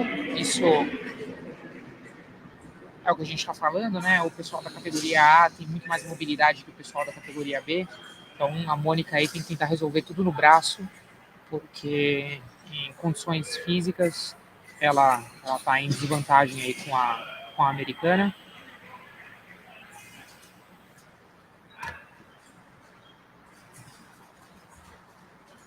Lembrando que o encontro, né, o combate entre as equipes vai até 45 pontos, ou até os 9 períodos de 3 minutos terminarem. Então a gente está chegando aí, a gente está se aproximando na metade. The referee's checking to make sure that the LeMay is covering the correct area, that the wires, they're not sitting on the wires, which could separate them. Sometimes just moving your lame can, especially if you are sitting down, your lame can move up, and then you have to fix all the time. I know I said this before, but these wheelchairs are customized for each fencer. So you can see the difference between Jatea's chair and her arm handle, where she hangs onto it. She can place her hand anywhere on that handle, but she has to keep it there. So she's created it. She's had it made for her that she can move her hand up a little bit, so she gets a longer push off in her lunge.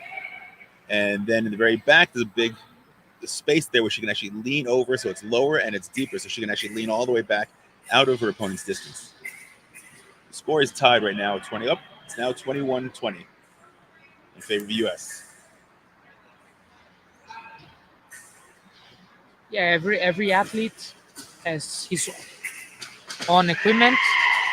So the chair is part of this equipment, and it's custom made for every necessity of this particular athlete. And that's one of the things that we say when we're trying to get some wheelchair fencers. You don't have to be in the wheelchair 24/7. As long as there's a mobility issue that keeps you from competing on an even level with a standing fencer, then you can be classified as a wheelchair fencer. We've had some people saying, well, I'm not in a wheelchair, I can't fence. If you think of a wheelchair as part of sporting equipment and not actually a way to get around, then it becomes more understandable as a sport. Yeah, most of the category A's are amputees or have some leg problem, difference of length of legs, so they are not wheelchair users for daily jobs, Right. but they will fence in wheelchair fencing. Correct. We have a fencer that is a salsa professor, also a marathonist. Really? Yeah. Interesting. This bout is getting very close. It's 24-23. And that closes it out, 25-23. Up. Oh, Monica asks for video. Asking for a video replay. Check the final touch.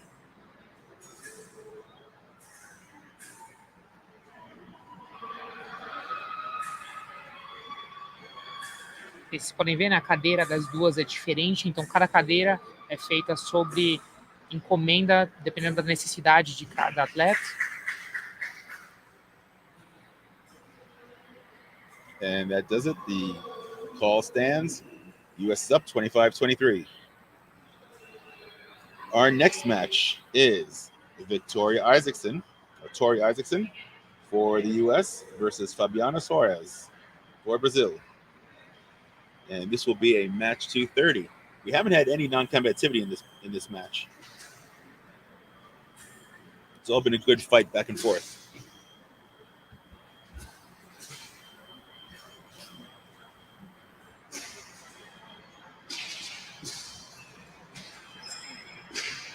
A diferença aí não tá tão grande, né? 2 pontos. Agora a gente tem duas atletas da categoria A, estão em iguais condições físicas de combate. Fabi é a nossa representante do Rio de Janeiro, lá de Petrópolis, e a Tori Isaacson. O próximo combate, então, vai até 30 pontos, ou até esses 3 minutos acabarem. And we are just past the halfway point in this match. Now they're taking the distance, so it's the inner part of the forearm. The forearm, and it's the choice of the person that has the shortest reach. Yes. There you go.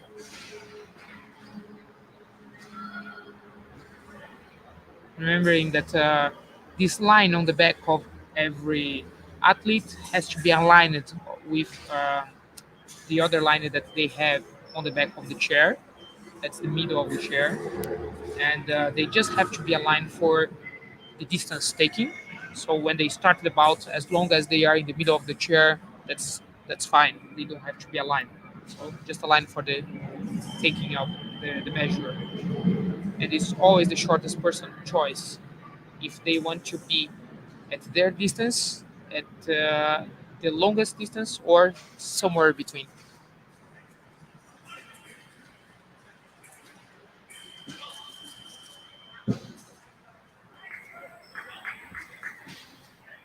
And again, this is in category A fencer. Tori from the U.S.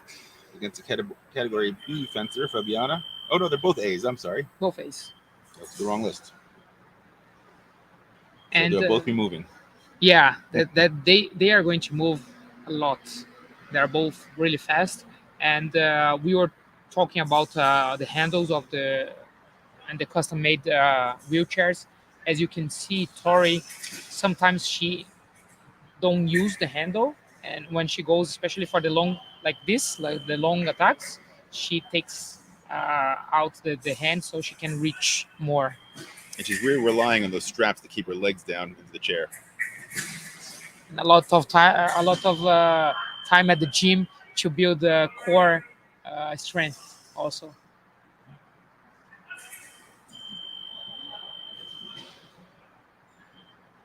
Ó, 25, 23, a Fabi tem que recuperar uns pontinhos aí pra gente. A Tori foi a campeã do florete feminino individual, e aí vocês podem ver que às vezes ela tira a mão ali do- da sua cadeira, isso é permitido, tá? Para que ela possa fazer um ataque longo ali. Ela só não pode pular da cadeira, ela não pode sair com a bunda da cadeira. Mais um ataque longo, ponto para a americana, 26, 23.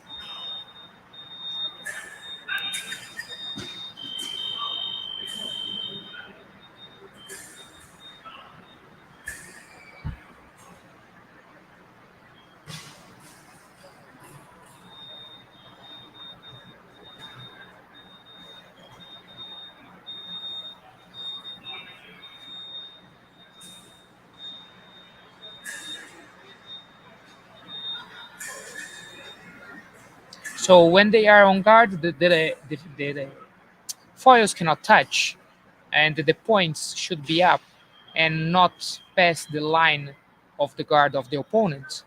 And they can decide which side of the, the foil will be, if it's going to be inside or outside. And if they cannot agree, if the both fences want to be at the same side, the referee will make a decision. So then he will choose which side they will start for this touch, and then at the next one he will switch. So if the both fencers cannot agree of which side the foil should be at the start, the referee will make this decision for them.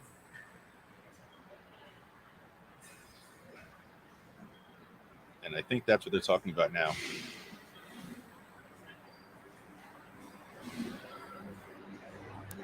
Então, só lembrando que no começo do ponto, as atletas não podem encostar seus floretes, os floretes têm que estar com a ponta para cima e a ponta do florete não pode passar a linha da guarda da adversária.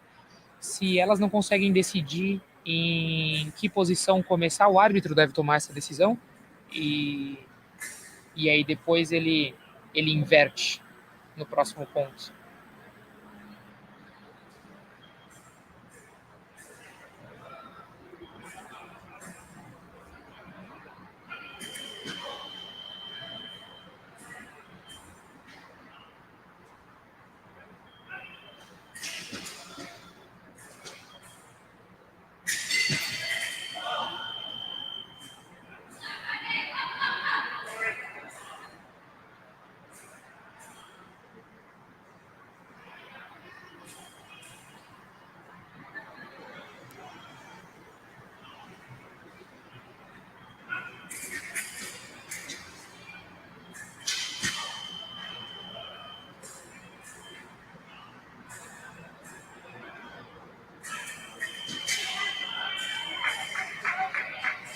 One more beat attack for Tori, so the differences start to grow between us.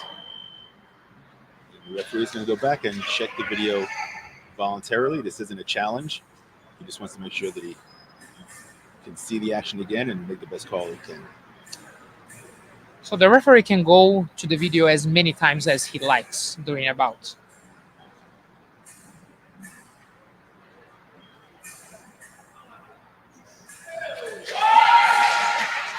Attacks for the left. US is up 28-23. Simultaneous. Referee calls both blades hit the same time. Both fencers come off the same time. I believe Monica has asked for a video review. Olha só, o árbitro disse que foi simultâneo, que a batida foi simultânea, e a Fabi pediu vídeo. Se ela tiver certa e o árbitro voltar na decisão, ela mantém o vídeo e pode pedir de novo se precisar. Se ele não trocar, ela perde o direito de vídeo e só no próximo combate. And the original call stays simultaneous, no touch, and she has lost the ability for any challenge in this bout.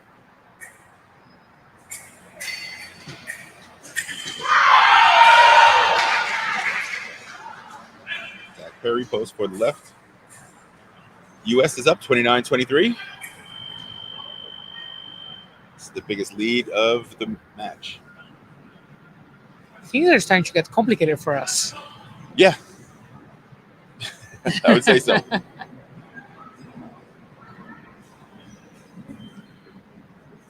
Now the referee is saying it's a Vanale for Fabiana, so that's why she gets a yellow card.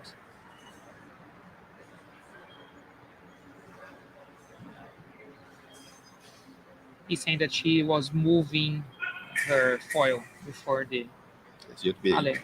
perfectly still before the referee calls says fence. And that's it for this bout, 30-23.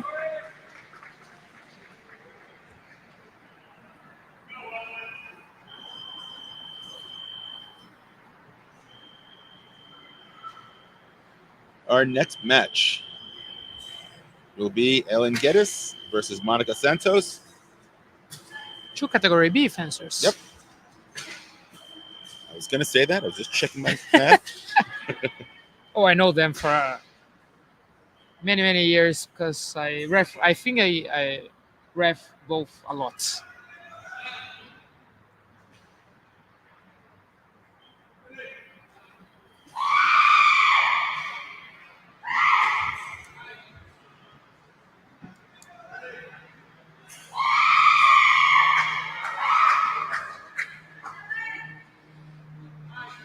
Two touches right away from Brazil, 25-30.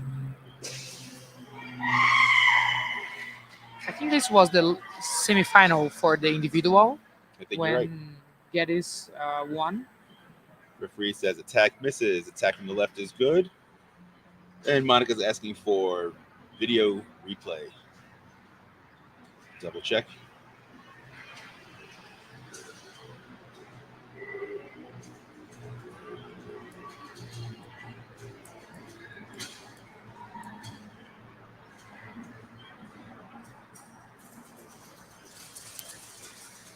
This is the first of our final three bouts.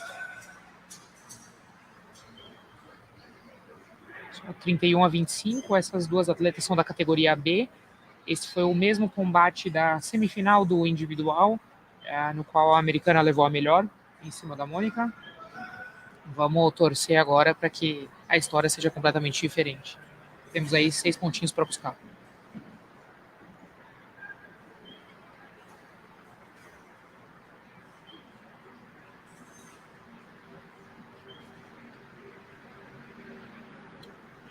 He's taking a little more time than I thought he would. Reversing the call. Attack no from left, attack good for the right. Score is 31-26. Ele reverteu aí o ponto, 30-26, e a Mônica mantém o seu vídeo. Se ela precisar usar de novo, ela mantém o vídeo.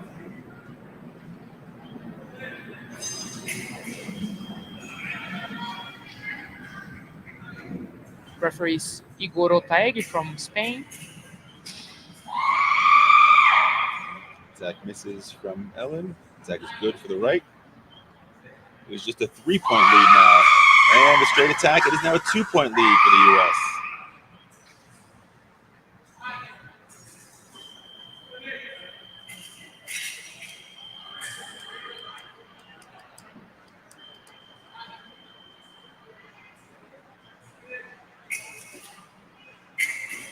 Lembrando que esse combate vai até 35 pontos, ou até os 3 minutos terminarem.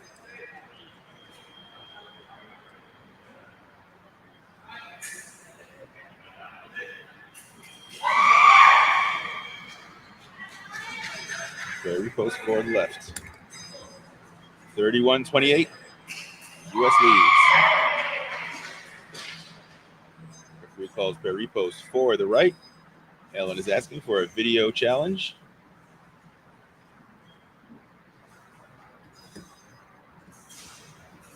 Just remember that this bout is going to 35 touches or 3 minutes. I think we will arrive at 35. Yeah, I think so. And Ellen was right. The call is reversed. She now leads 32-28 and keeps her challenge. Attack from the right.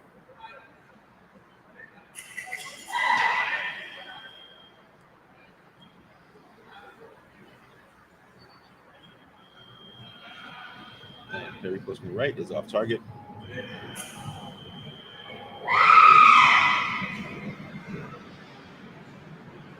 Repost for the right. Ellen again asks for a video challenge.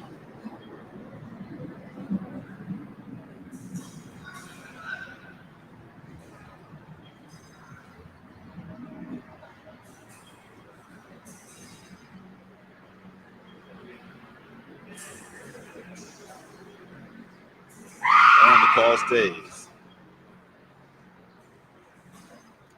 Ele mantém então sua decisão, a americana perde o direito de vídeo e a gente encosta no placar. 31-32, and Ellen is out of challenges.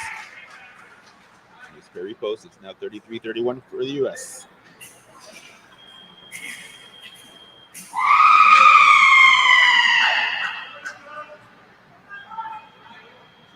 And Monica has closed the gap to 1 point lead for the U.S.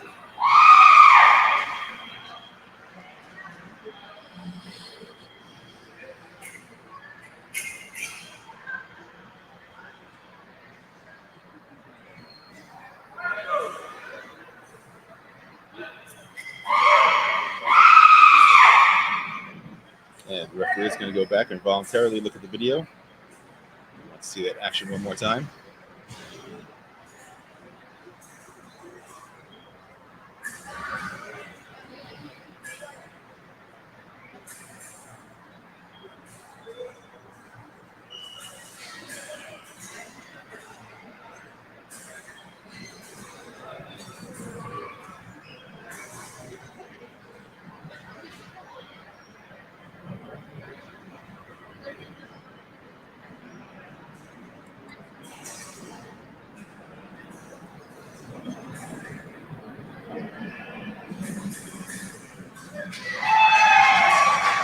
He calls the attack for the left.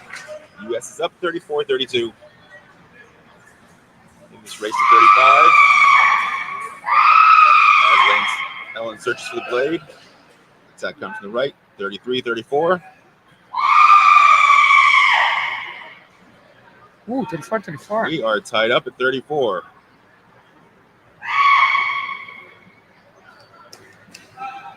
Ellen lost her video, right? Yep. She cannot ask anymore. That's it then.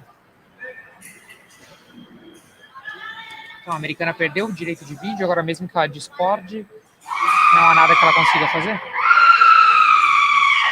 And Brazil takes the lead for the first time since the second bout. 35-34, Brazil.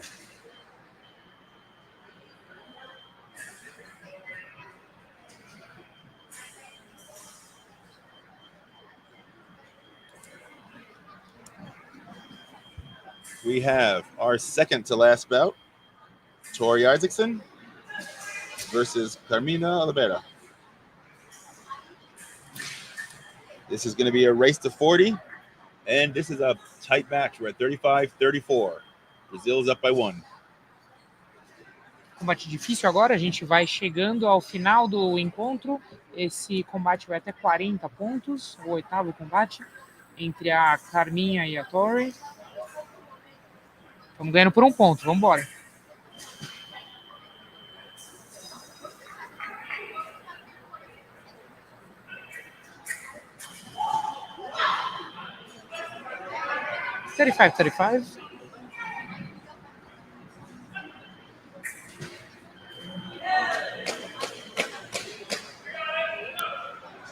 as a nice Epee, she made a remise and score a touch. Tori took a shot to the shoulder. Yeah.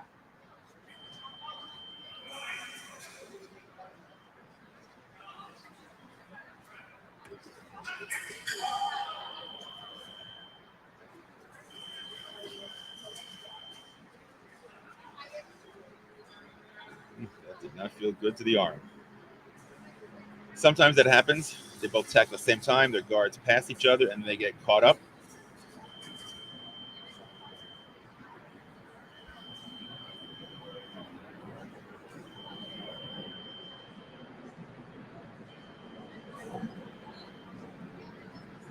And as they are both strapped on the chairs, then you feel something at your arm. Right. Feel that in the shoulder. Yep. Something snaps sometimes. Nice long attack for Torre.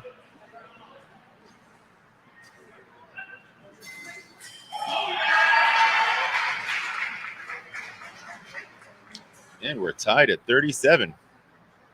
It's going to be an interesting end of this match. We are really close. The U.S. pulls ahead by 1.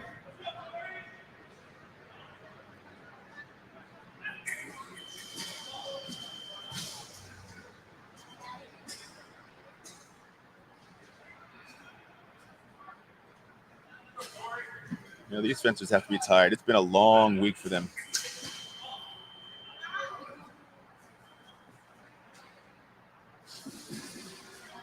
Yeah, because most of the fencers fenced all the 3 weapons and also the team events. Yep, exactly. So, and then they have like 2 days off, and we restart Do it all for over 4 again. more days. Yeah. And the referee is going to go back and take another look at this action. O árbitro foi lá olhar por livre e espontânea vontade para tomar a decisão certa. And simultaneous actions. Incidental blade contact, and they both come off. No touch. Como eu falei, no florete a gente tem a convenção. Então, se ele acha que as duas fizeram a mesma coisa ao mesmo tempo, ele não dá para ninguém. So,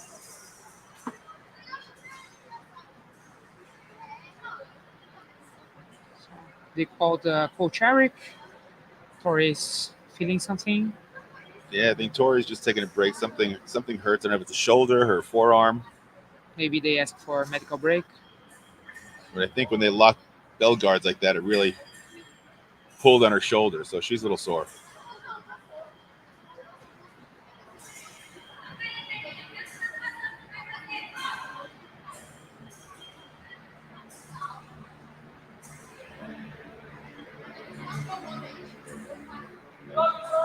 Yeah, they are giving the doctor time.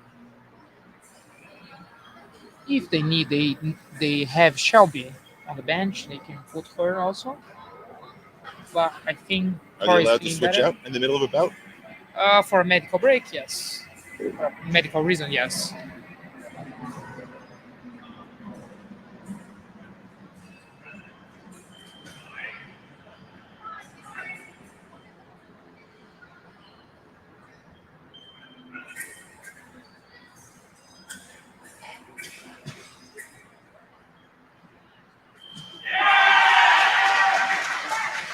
And beautiful attack by Tori for a 2-point lead, 39-37.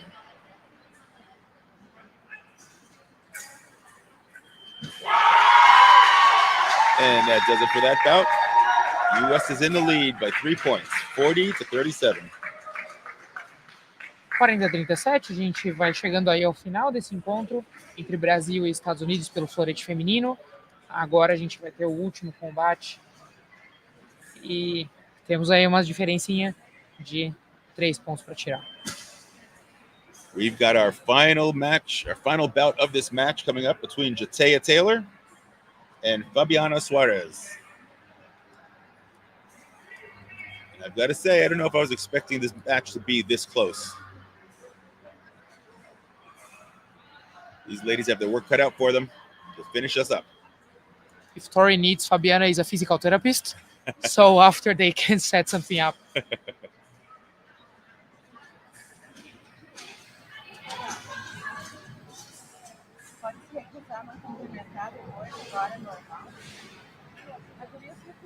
And these are two Category A fencers.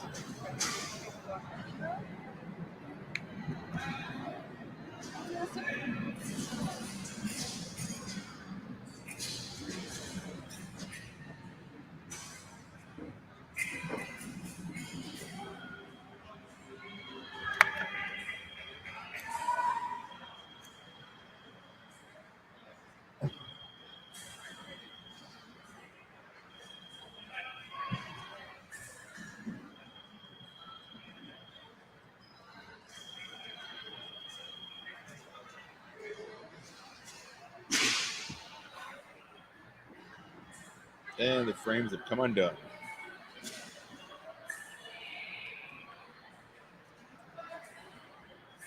Again, safety is the most important part of this, so we want to make sure that they are locked in there good, that the frames aren't going to come undone, the wheelchairs aren't going to flip over, the fences aren't going to fall out of their chairs.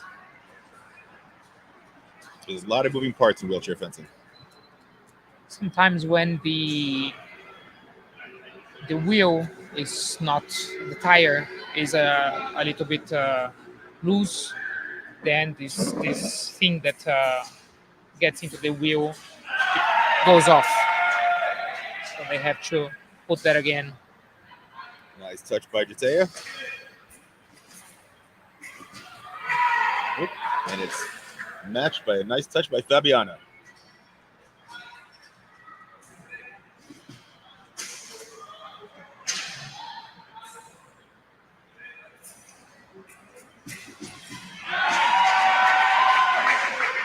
Jatea misses her attack. Fabiana misses her repost. Jatea finishes with her repost. 42-38 US. Nice parry counter post from Jatea. US leads 43-38, 2 touches away from gold medal.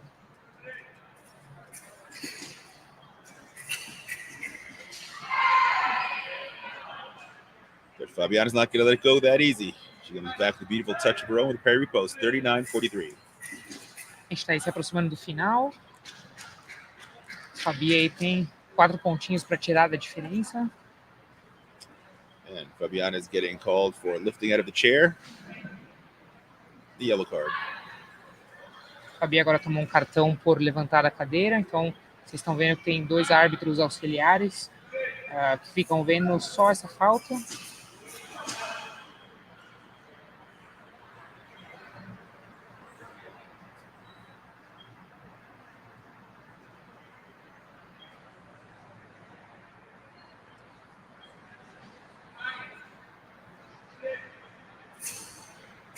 Now they changed the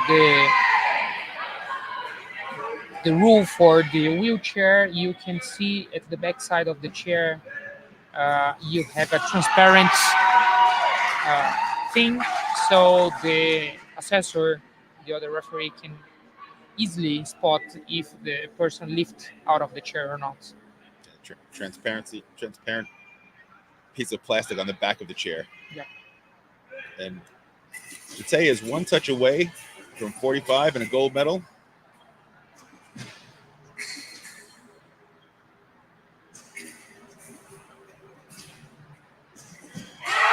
And that's it. 45-40, US ends this Americans Championship with a gold medal in women's team foil. That was an awesome match. That was a great way to finish up this these games. So stick around. We'll do a quick interview with our gold medal winners. And we'll be right back.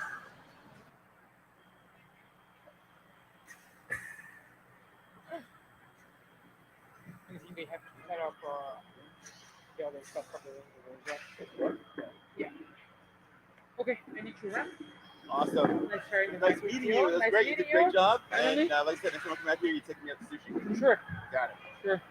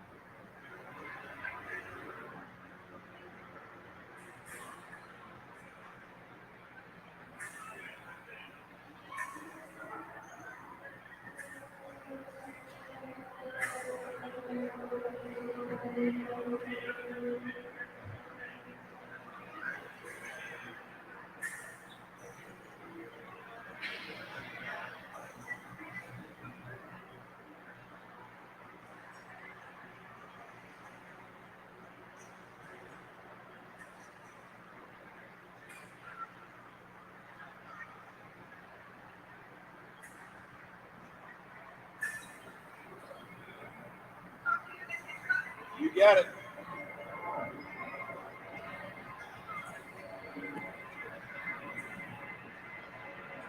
It's over.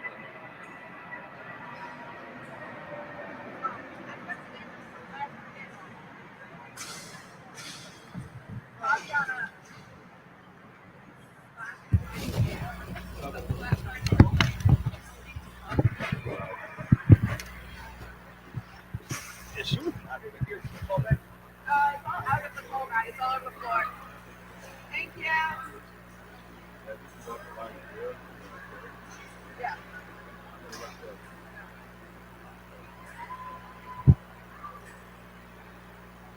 Hey. I just followed my out. That's great. I followed my out. Not great. I think it's probably great. That's like insult.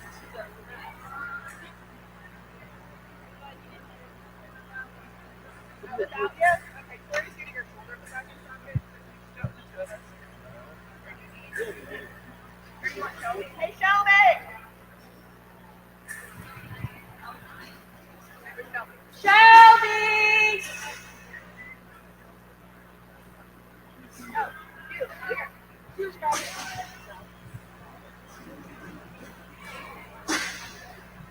We should definitely have to short out Corey for giving up her shoulder. Oh, yeah, no.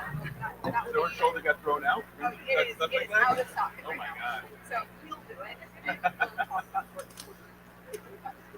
then hopefully she can disappear. Cool. We're good. All right. You ready? The what? It's her shoulder. Yeah, she got her shoulders out. Yeah, thanks. All right. Team Midas touch. Everything you guys everything touches turns to gold. That's impressive. So that's a great way to finish out this championship and get ready for the World Cup coming up. How you guys feeling? What? You're doing so good.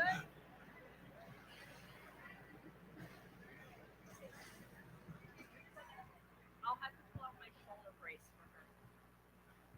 Here I come like that. Okay. Hey, got my shoulder brace.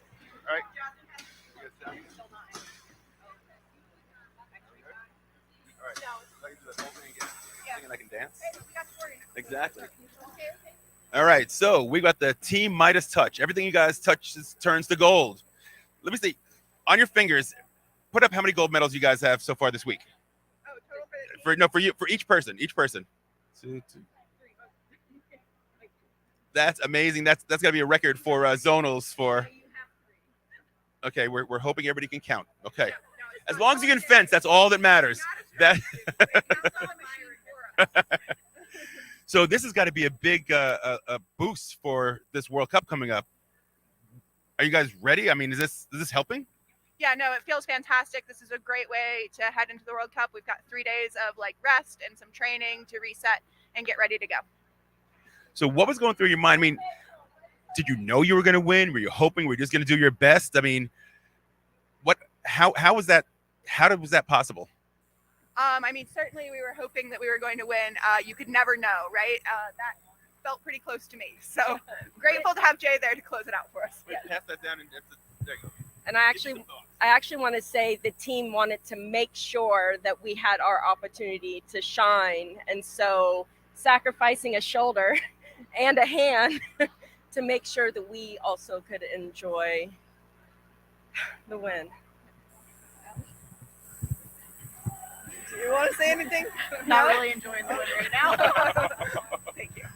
Well, we appreciate the shoulder sacrifice. I mean, I guess it got pulled out when you guys locked guards and we're going back. Is that right? I mean, I know that was a rough bout. You got injured a couple times in that bout. I'm I've had a lot of accidents in the sport between a dislocated jaw and now when she locked, I told her to not pull, but she pulled because of the language barrier and my shoulder popped out. So. And you can't let go of the blade. No, my blade's wrapped, but it's fine. It made me want to just hit her more. So here we are. Well, you guys have a couple of days to heal. Use it to your best advantage. Good luck next week. I'm so proud of you guys. I mean, this is the best the U.S. has ever done in zonals. And you've got the whole U.S. fencing behind you. And we're all going to keep watching. And we can't wait to see who's going to Paris and what you're going to be doing in Paris and how you guys do this week. And we're all super excited. You guys are awesome. Congratulations, all of you. Thank you so much. Thank you so much. All right. You guys are great. I'm so proud. I'm proud for you.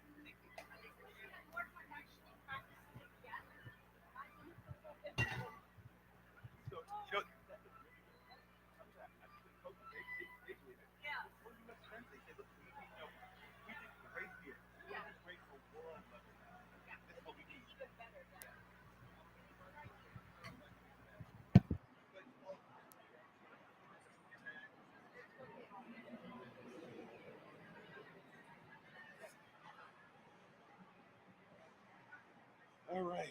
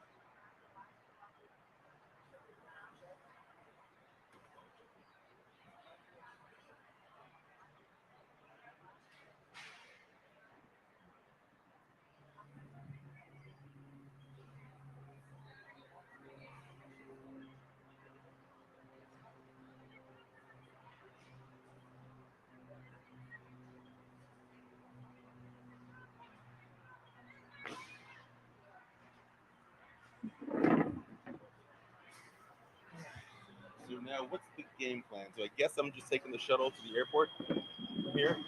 So I couldn't get the hotel, right? No, because there is no place there. The hotel is full booked. Yeah. There are two competitions here, and they all use there. Yeah, of course. All right.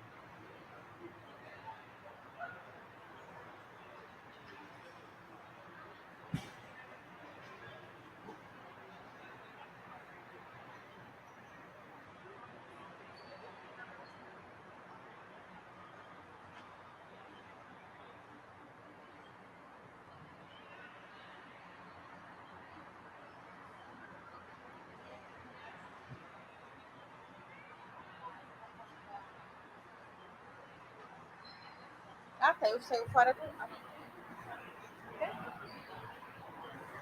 Tá. Ué, a câmera 2 é bom. Não é do que você tinha tirado da cor.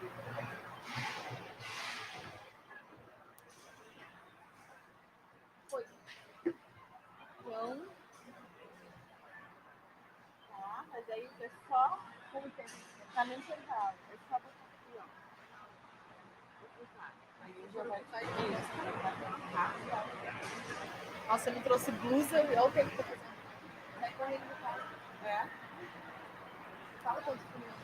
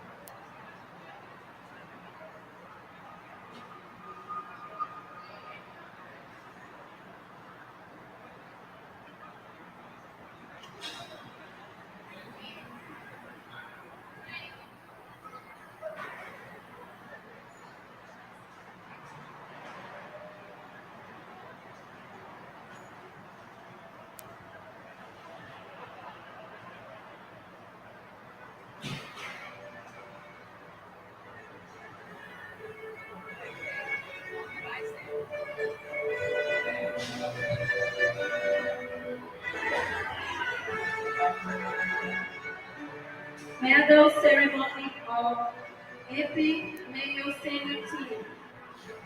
We invite Mr. Arnold Schneider, Vice President of Brazilian Fencing Confederation, and Mr. Harry Coote, Head of Sports of World Limited Sports, to give the medal. We ask to the athletes of Epee male senior team to proceed to the podium.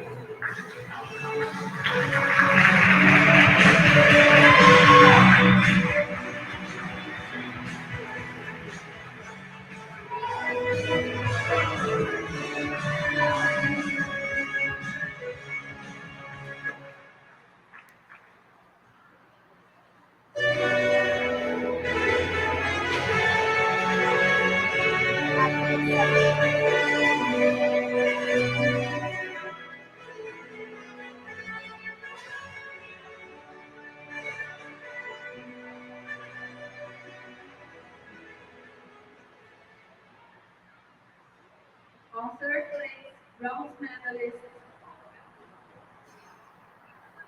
Hector Molano, Eduardo Escobar, Alexander Castro, David Camacho from Colombia. On second place, silver medalist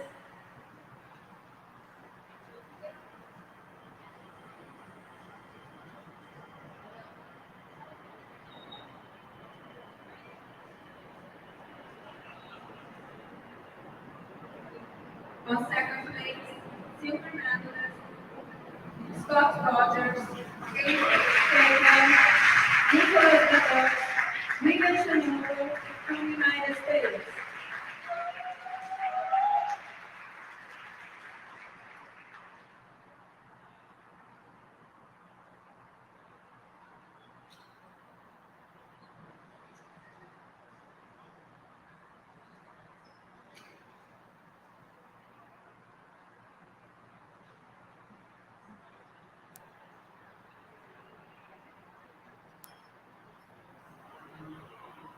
On first place, gold medalist Lucas Julião, Giovanni Luciano, Sérgio Garcia, Oswaldo Zacatossi from Brazil.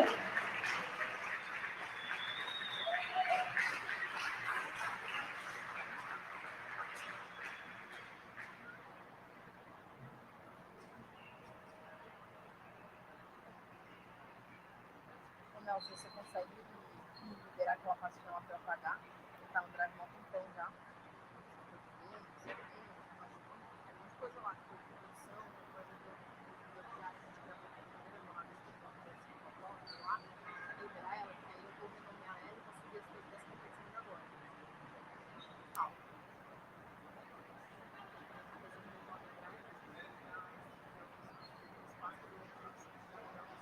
Now, we invite everyone to be in position to hear the national anthem.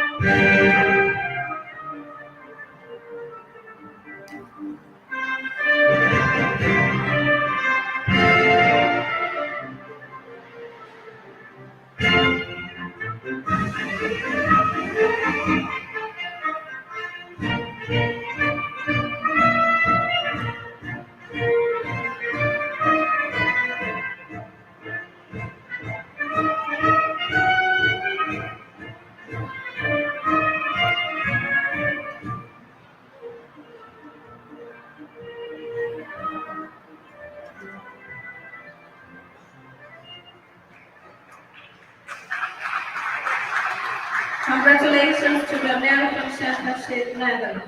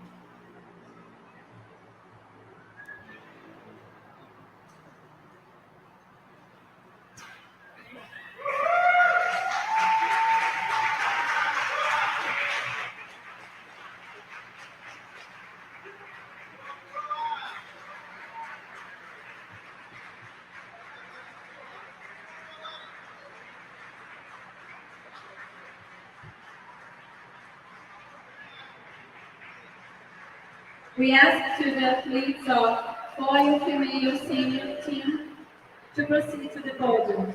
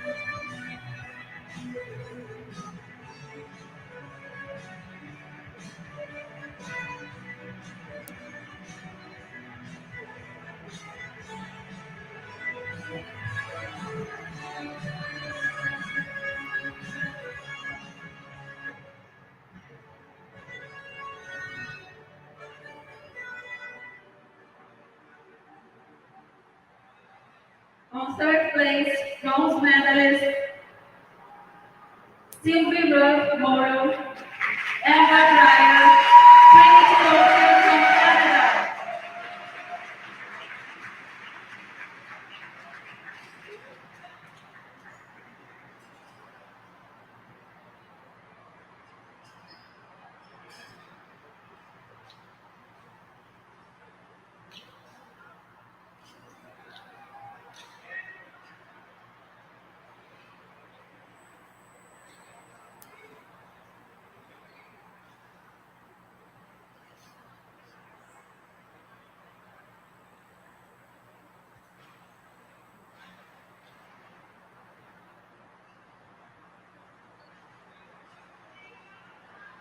On second place, silver medalist Fabiana Soares, Mônica Campos, Carmita Oliveira from Brazil.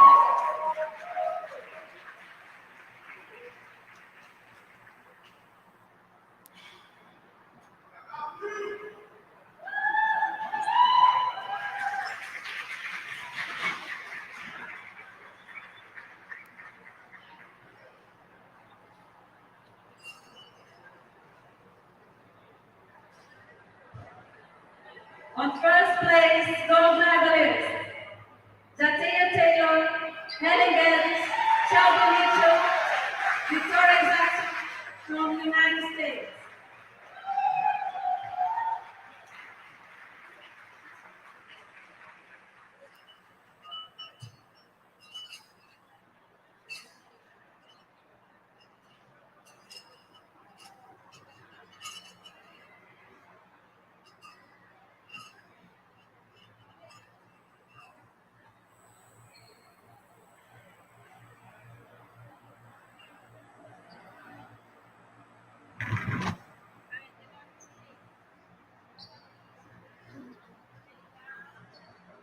Now we invite everyone to be in position to hear the national anthem.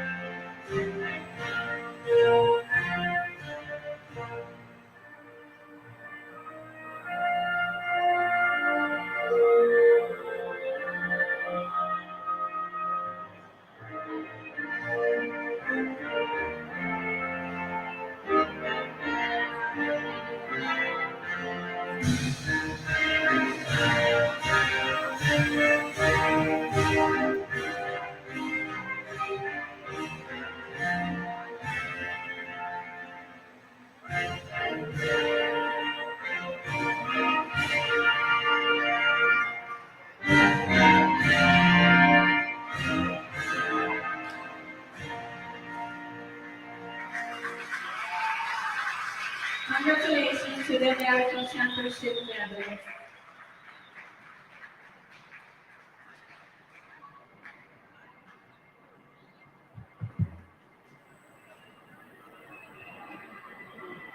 Pode encerrar a transmissão?